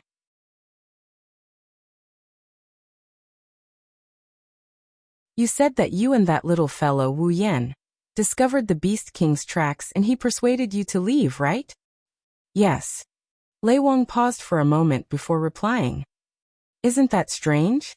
The Baluba Emperor also spoke up, his eyebrows furrowed. According to the reports, Wu Yan is a peak tier 8, right? Not only did a peak of the 8th step dare to face a demigod Beast King alone, but he even persuaded you, a 9th step powerhouse, to leave. Isn't this a little too illogical? The other Grand Elders all nodded and began to whisper amongst themselves. Kite did the same. It does seem illogical. Carter rubbed his chin thoughtfully. Does that little fellow have a trump card that can deal with a demigod? How is that possible? Carter's words caused many Tier 9 experts to laugh out loud. If there was something in this world that could allow a peak Tier 8 to defeat a demigod, then demigod would not be the pinnacle of this world. Unless the legendary mythical armament reappeared in Silveria, even Carter himself couldn't believe it, let alone the other elders. Do you think? At some point, one of the elders spoke up. Is it possible that Wu Yan fella is in cahoots with the Beast King to put on a show to kill the forces of Silveria? The moment this was said, the air in the arena tower seemed to freeze. You mean to say that the one who colluded with the Beast King is Wu Yan, and that Marcus and Andrew were set up? The Thunder Sovereign stared at the elder with an emotionless gaze. However, those familiar with the Thunder Sovereign knew that this was a sign of the Thunder Sovereign's extreme anger. I was just making a guess. The elder did not want to anger the Thunder Emperor and hurriedly explained, I'm not saying that this is the truth. The Thunder Emperor stared at him for a moment before turning to look at Carter. Your Majesty, although I do not have any evidence to prove that Wu Yan has nothing to do with the Beast King, I can guarantee with my life that he would never do such a thing. The Thunder Emperor's resolute words caused many Tier 9 experts to be surprised. Although they knew that the Thunder Emperor was on good terms with Wu Yan, they did not expect it to be to this extent. Even Carter was stunned by the Thunder Emperor's attitude. However, he also did not believe that Wu Yan would collude with the Beast King. Otherwise, his daughter, who looked cold on the outside but was very sensitive on the inside, would not fall for such a person.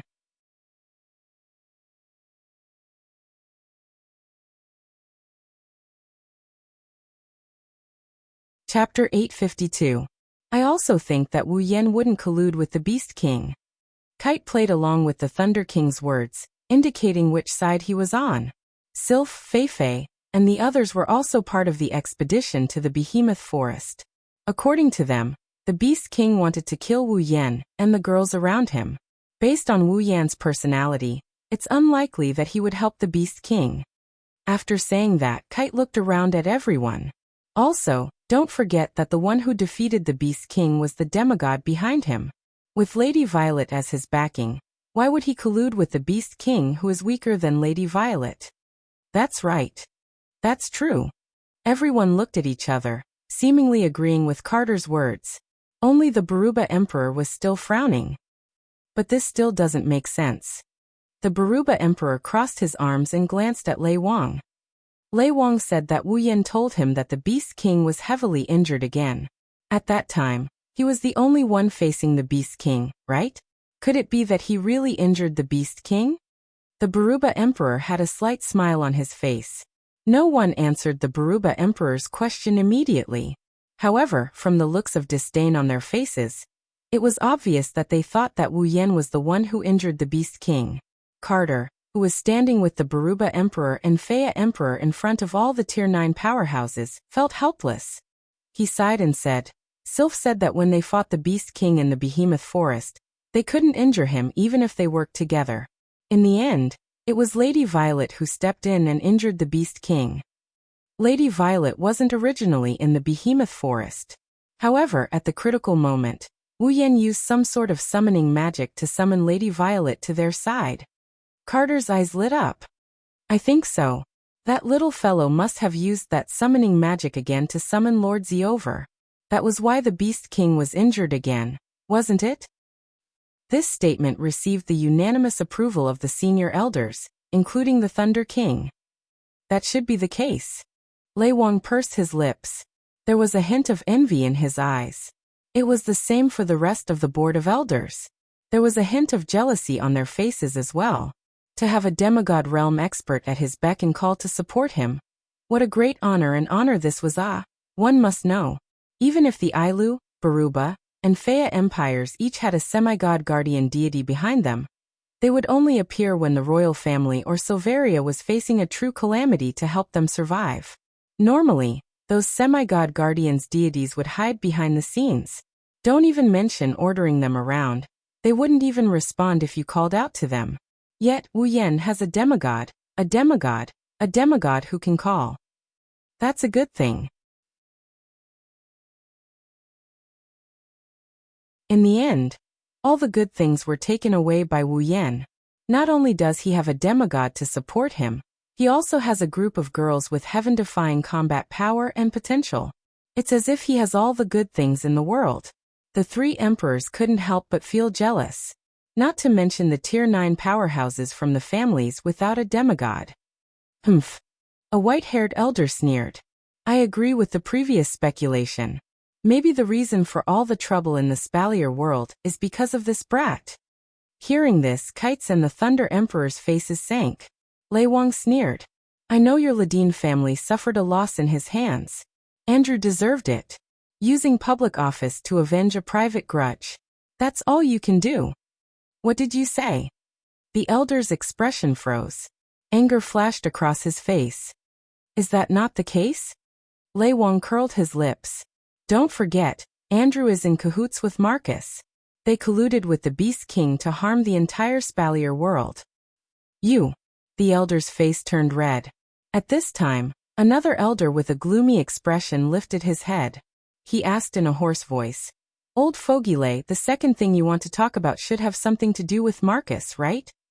The sound of the scene fell silent in an instant, and even the atmosphere became heavy.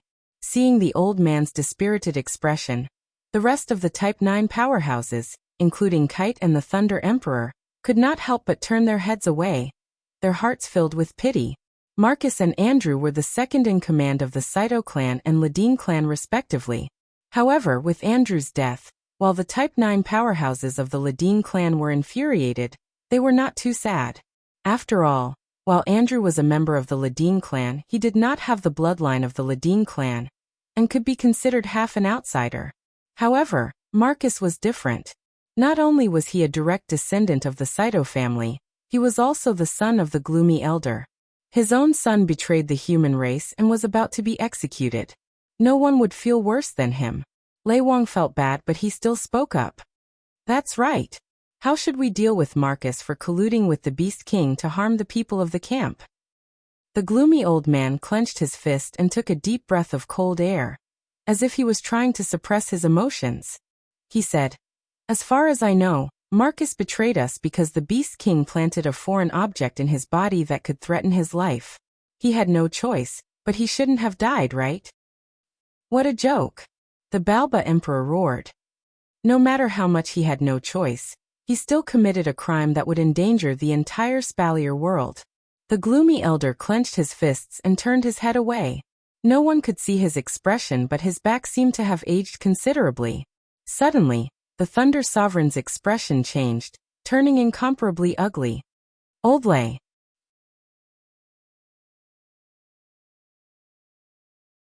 Carter frowned when he saw this. What happened? The Thunder Lord clenched his teeth and said hatefully, "The magic cage I used to imprison Marcus has just been broken. I'm afraid Marcus has already escaped." What? The gloomy elder stood up and jumped in front of Lei Wang. He grabbed him by the collar. "Old Lei, are you telling the truth?" Lei Wang looked at the gloomy elder calmly. He didn't say anything, but the elder already knew the answer. Letting go of the Thunder Lord's collar, the gloomy old man's mouth trembled. He shook his head with a bitter smile and let out a long sigh. Then he turned around. His originally tall and straight back had bent down quite a bit, as if he was an old man on his deathbed. An aura of someone past his prime enveloped his body, causing many people present to sigh. Although Marcus's crime was unforgivable, but at the very least he was forced. Even if he was sentenced, he might not necessarily be sentenced to death. In view of this, and with the gloomy old man's words, it was still possible to keep him alive. But now, Marcus had absconded for fear of punishment. There was no longer any possibility of survival. After taking a look at the gloomy old man, Carter turned around and announced, "From now on, Marcus will be listed as a felon. All families can dispatch teams to capture Marcus. Once his whereabouts are discovered, they are allowed to kill him on the spot." Yes. The rank 9 powerhouses of the families responded. The emperors of the Baruba and Fea empires also nodded. Only the gloomy elder didn't say anything. But no one would blame him. Also, the mission to find the Beast King is still to be carried out. Like before, report immediately if you discover his whereabouts. Carter looked at everyone and said, "Apart from that, don't forget to pay attention to the disappearance of large numbers of practitioners in your respective territories. The Beast Kings are able to quickly recover from their injuries by devouring human practitioners. Paying more attention to this information will help us find the whereabouts of the Beast Kings. After all, we won't be so lucky as to encounter another Beast King who has just recovered from his injuries." Everyone looked at each other and nodded their heads with heavy expressions on their faces.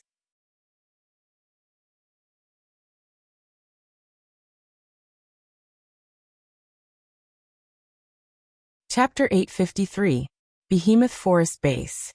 Inside the tent, Wu Yan and the girls were gathered in a circle. They stared at Astria, who was sitting in the middle of the circle with a serious expression on their faces. The atmosphere in the tent fell into a long period of silence.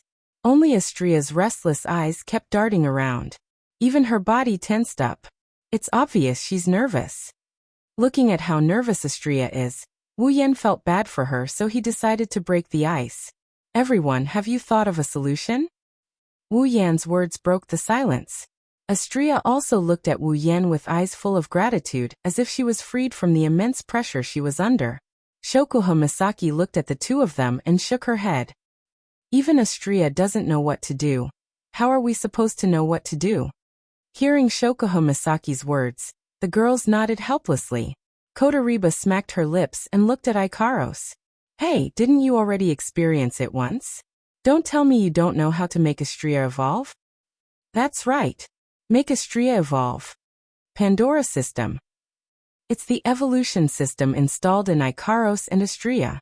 It was a system designed by Daedalus, the creator of the 3 first-generation angels, to prevent them from being emotionally restrained. It was an existence that allowed the angels to evolve when their emotions were at their peak.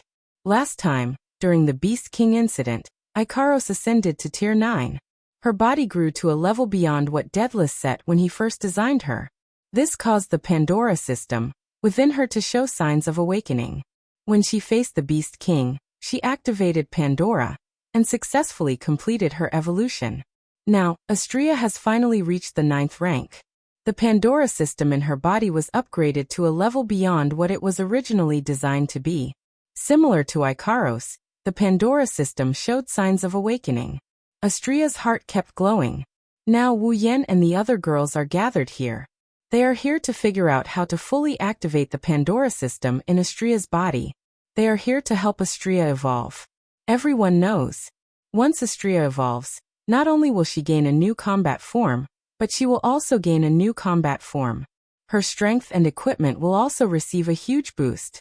Everyone clearly remembered that after Ikaros successfully evolved, there was a period of time when she overpowered the Beast King. Teaming up with Flandre-chan, they dealt the Beast King a blow for the first time, and it was also the only time they dealt any damage to him. Now that Astria has the same opportunity, he can't just ignore it. Ikaros' eyes glowed. It's unclear if she was analyzing the situation or her emotions were fluctuating. The Pandora system is designed to be used on angeloids so they won't be affected by emotions. Currently, the close-range combat angeloid Delta, Astria's Pandora system, is running. Based on the information in the database, we determined that the condition for Pandora's evolution is a strong emotional fluctuation. A strong emotional fluctuation. Everyone muttered to themselves. Chuju walked up to Astria and circled her. How can we trigger a strong emotional fluctuation in Astria's emotional fluctuation? Everyone looked at each other and fell into a short silence once again. The reason Ikaros evolved last time was probably because Yen-chan was killed by the Beast King, right? Shokuho Misaki blinked, and a strange smile appeared on her face. She turned to Wu Yan and said, "Well then, Yen-chan, how about you die again?" Cough cough cough cough. Wu Yan, who was deep in thought, was shocked by Shokuho Misaki's words.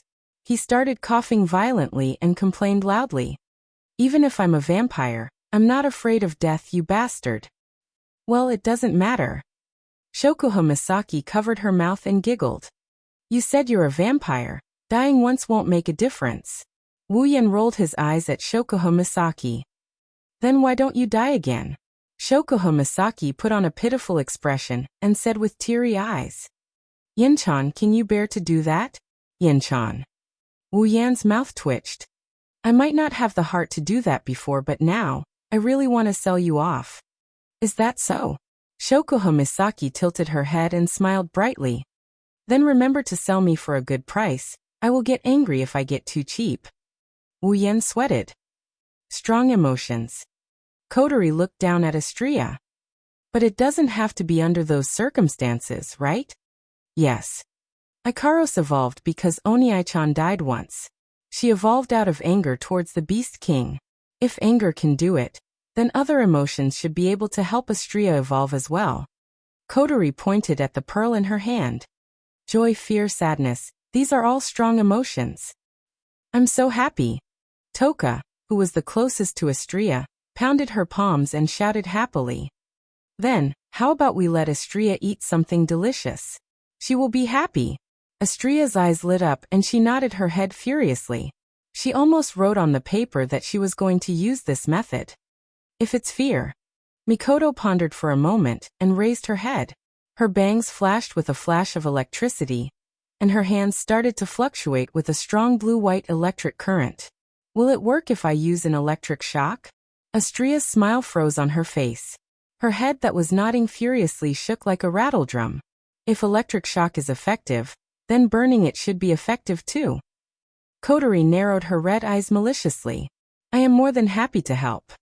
A small bead of sweat slid down Astria's cheek. Era. Kurumi seemed to find it very interesting and revealed a devilish smile. "That sounds fun." Astria started sweating profusely. Her expression was no longer calm. "Can I help Astria-san by having fun?" Flandre-chan looked like she just heard the best news in the world. She ran over to Astria and jumped up and down. Her red eyes glowed with blood-red light. "Come play with Flandre-chan. Astria-san." Wu Yan and Ko started sweating when they heard this. Playing with Flandre-chan is a good idea for the current situation. If they aren't careful, they might break her. That would cause a lot of emotional turmoil. Yuwa. Astria couldn't hold it in anymore. She jumped up from the ground and cried. Everyone is bullying me. Astria-chan, we're all trying to help you. Shokuho Misaki smirked. She looked like a sly person. That's why you have to listen to us. I don't want to. Astria shook her head without hesitation. However, the previous discussion had awakened some kind of terrifying nature in the girls. Each of them had a bone-chilling smile on their faces as they approached Astria. Astria-chan. Mikoto raised a ball of lightning with an excited expression on her face. Don't worry, it won't hurt. Flandra-chan jumped up from the ground and licked her lips. Come play. Come play with me. Astria backed off in fear, until she reached the wall. She stopped when she had nowhere else to run. The girls pounced on her with sinister grins on their faces. No, in the sky above the campsite, an extremely tragic scream began to slowly fluctuate. The sound was extremely mournful, causing one to be unable to bear to listen to it.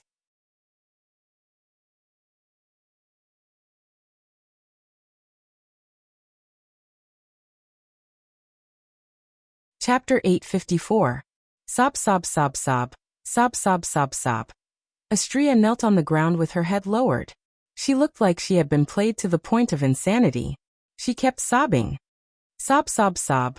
All of you are bullying me, sob sob.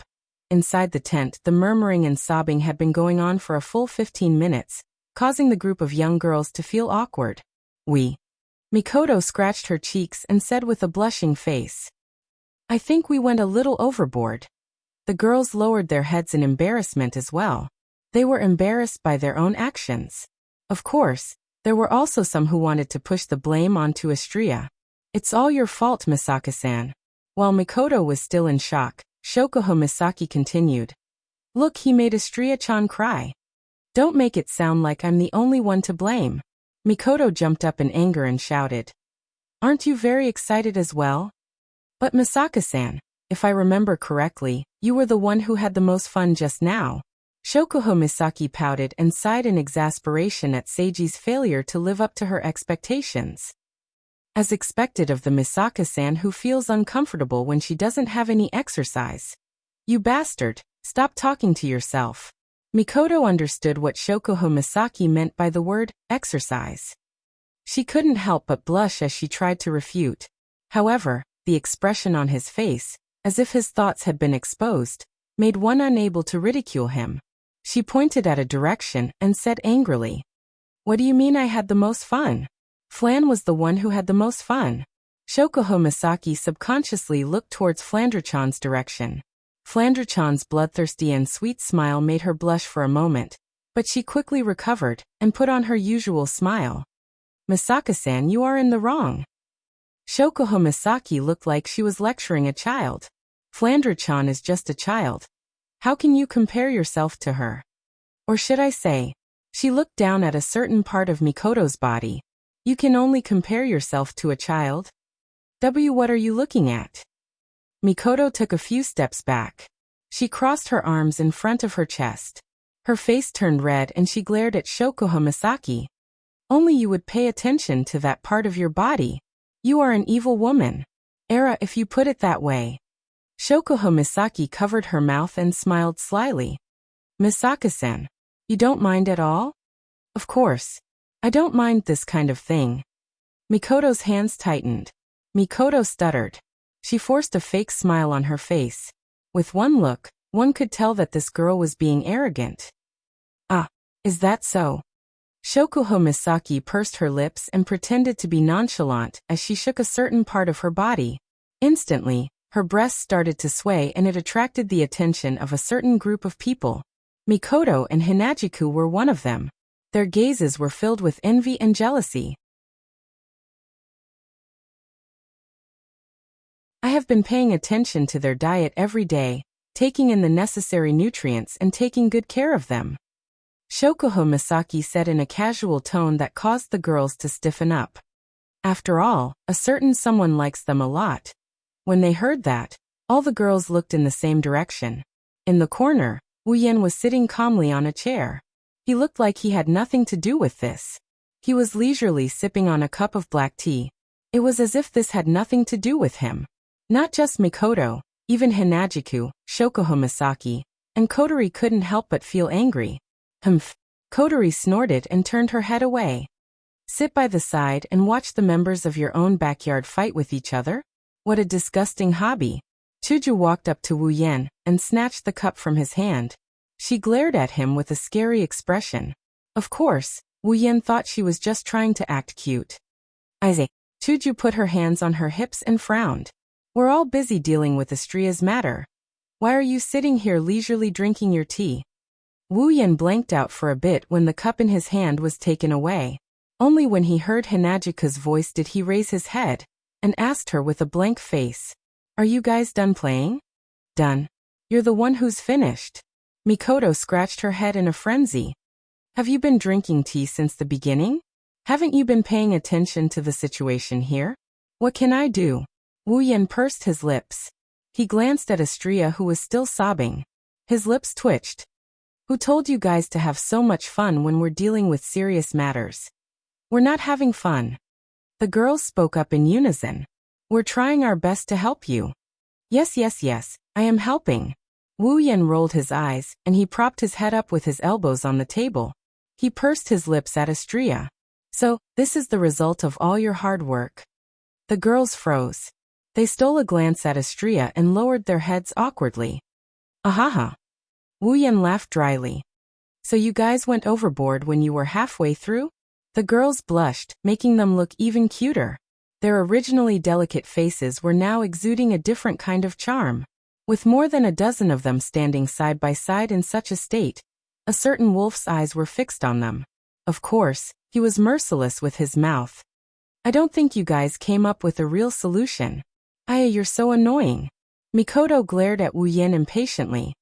If you have a solution, why don't you give it a try? Huh? Wu Yan looked at Mikoto with an expression that says, are you kidding me? Mikoto almost jumped up in rage, but what he said made the girls jump up in rage. If I have a solution, why would I need a wife? Oh. A dangerous glint flashed across Shokuho Misaki's eyes. She chuckled, but there was no humor in her laughter. Little Yan, are you saying that you need a wife to help you solve your problems? The girls sneered. An unknown black aura was released from their bodies. If he doesn't explain himself properly, he won't be able to see tomorrow's sunrise. Gulp. Subconsciously gulping, Wu Yan awkwardly shifted his, but when he remembered that he wasn't the one in the wrong this time, he puffed up his chest. What do you mean by a good wife? Wu Yan reprimanded. Look at you girls, you don't look like a good wife at all. Shokuho Misaki and the other girls looked better when they heard the words good wife. Hinajiku Mikoto and the other prideful girls blushed. They couldn't refute Wu Yan's words, so they could only smile awkwardly. Wu Yan didn't know what to say. Walking in front of Estria, he patted her little head. His wine-red eyes flashed with a glint before he smiled meaningfully. I think the reason why Estria can't activate Pandora is because of her own body. The girls flinched. Even Estria stopped sobbing and looked at Wu Yan. What do you mean? Wu Yan looked at the girls and he clicked his tongue. He continued with a mysterious look. You girls will have to figure it out on your own. What are you talking about? The girls were dissatisfied. Before they could say anything, Wu Yan stood up and faced the girls. All right. I will announce it now. Wu Yan puffed up his chest with a sinister smile. You have until tomorrow to figure out the real condition for Estria's evolution. Otherwise, I will punish you according to the house rules. House rules? The girls were stunned. When they realized what Wu Yan meant by house rules, their faces turned red. Only Kotori, Toka, Flandre-chan, and Yoshino, who haven't been devoured by Wu Yan, were confused. Looking at Wu Yan's evil grin, the girls felt even more pressure. They decided that they must come up with a solution before tomorrow. Otherwise, they might have to spend the whole day resting in bed.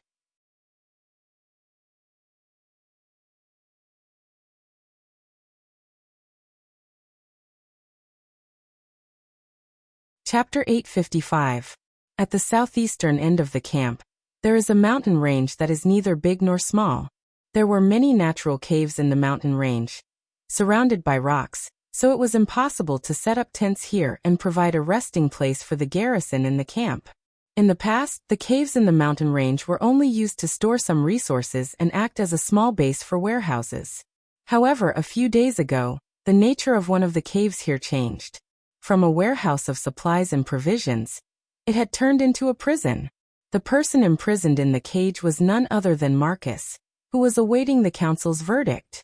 While the girls are racking their brains trying to figure out a way to activate the Pandora system for Astria, Wuxian is happily watching from the sidelines. Something big is happening here. Illusory waves of light rippled faintly at the entrance of the cage cave. Strange sounds rang out from the waves of light, sounding like a bubble that would burst upon contact. However, those who were in the know knew that this was a magic spell personally cast by the Thunder King. As long as the person inside isn't above Tier 8, they won't be able to break it. Moreover, there were 2 8th tier guards guarding the magic cage. Trying to escape from here wouldn't be that easy. Inside the cage cave, there were 2 dim magic lamps that provided a weak light. After illuminating the interior for 3 breaths of time, 2 8th Order guards stood at the entrance of the cave as if they were standing guard. Their gazes frequently glanced towards the inner walls of the cave, their eyes filled with contempt and disgust. Look, look, look. That's the former second-in-command of the Saito family, one of the people in charge of the camp. Yeah, that's a big name. He's a peak Tier 8, he can deal with normal Tier 8 guards like us in a matter of minutes. I'm so scared. Too bad. He is now a traitor of humanity, he colluded with the Beast King and is now a prisoner. Ha ha ha ha. Marcus, who was sitting in front of the cave wall, didn't respond to the undisguised mockery. He didn't even raise his head. He looked like he was about to be sent to his death. The disheartened criminal made the 2 Tier 8 guards laugh even louder. The heavy iron shackles dragged on the ground, producing a series of ear-piercing clanging sounds. Marcus' face, which was covered by shadows, didn't have the slightest trace of death. Instead, it gave off a chilling aura. Marcus had been locked up for almost 3 days since he entered this place, but these 3 days felt like a century to Marcus. Sensing the taunting and thought-provoking gazes from the 2 guards, his expression became even more indifferent.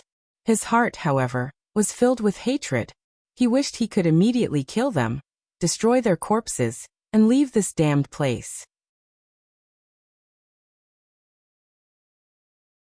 Unfortunately, his huge ice attribute aura was sealed by the 50 kilograms of shackles on his hands and feet. This kind of torture tool that could seal aura and magic power wasn't something that Marcus could break at will, unless he relied on his own physical ability. But Marcus wasn't a magical beast. How could he have such a powerful physical ability to break free from the heavy shackles? In his current state, the 2 Tier 8 guards can easily press him to the ground with a finger and kill him on the spot.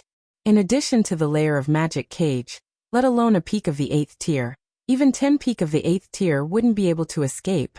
Therefore, no matter how angry and hateful he was, Marcus could only endure it and not flare up. Otherwise, these 2 guards who usually didn't like him wouldn't hesitate to teach him a lesson when he was down in the mountains. Lowering his body, Marcus hid his figure and expression in a dark corner of the cave as much as possible. Only a soft murmur that no one could clearly hear reverberated in the cave. It's about time. The heads of these figures turned and shook a few times, as if they were looking at each other, then nodded to each other. Hiding behind the trees like this, their breathing was so light that it was almost non-existent. Even if a Tier 8 powerhouse passed by here, they wouldn't be able to find any trace of these people. They maintained this posture and didn't move at all, like corpses. Until the night was at its darkest, when the bright moon in the sky was covered by dark clouds, they finally moved. Like torpedoes shot out from the water, they leaped out with a whoosh, and arrived in front of the cage cave in an instant.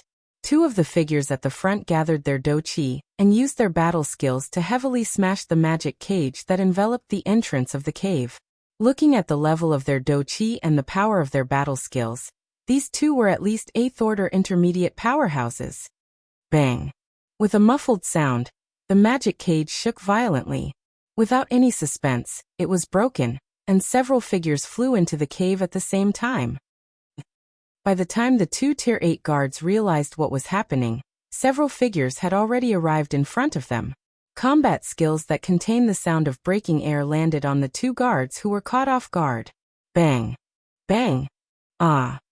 With two muffled sounds, the two guards screamed as they fell backwards.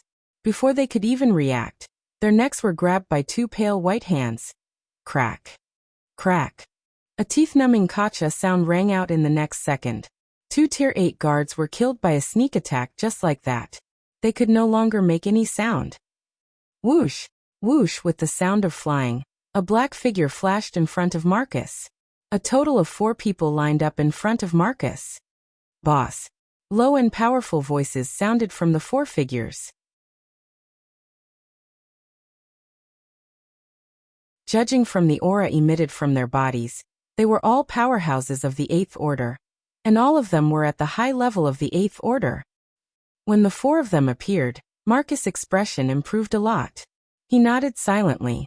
Seeing this, one of them stepped forward and unlocked the shackles on Marcus. Marcus is the second in command of the Saito family. Over the years, he has secretly trained a few loyal subordinates. He didn't use them much, but he didn't expect them to come in handy at this time. Is everything ready? Marcus moved his hands and said with a cold face. The person who unlocked the shackles nodded. We've already arranged our escape route. Some obstacles have also been cleared. Very good. Marcus said faintly. He then walked towards the cave entrance. The 4 loyal subordinates quickly followed. The moment he walked out of the cage mountain cave, the sealed dochi seemed to emerge in hindsight. Billowing icy blue streams of air drifted from Marcus' limbs, causing the temperature in the air to drop to the extreme. Marcus looked at his hands and looked at the night sky above the camp. He clenched his fists so hard that his bones made a grinding sound. I have been holding back for a long time. When he said this, Marcus' tone was low, but it revealed a shocking amount of resentment and hatred. His body burned with a terrifying aura.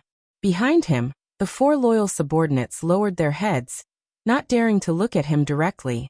They had been with Marcus for a long time, but they had never seen such a leader. They were familiar with Marcus's temper, and they knew that if they provoked him at this time, only death would await them. After a few seconds, Marcus raised his head again. The corner of his mouth curled up, and he laughed like a devil. His eyes were filled with malevolence. Marcus looked at a certain area in the camp. His eyes were filled with killing intent. It was the area where Wu Yan's tent was. Wu Yan. Wu Yan. Marcus growled resentfully. Just you wait, I will not let this go. Under the dim light of the night, Marcus and the other 4 disappeared from their original spot, and rushed towards the outside of the camp, disappearing without a trace. You're tuning in to the Limei's Wuxia Whispers YouTube channel. We're so grateful for your support, and don't forget to subscribe to join us on this incredible journey through captivating stories. Your generosity through donations truly makes a world of difference, as it's the primary source of revenue that allows me to expand and enhance this channel for you. Thank you from the bottom of my heart for being a part of this adventure.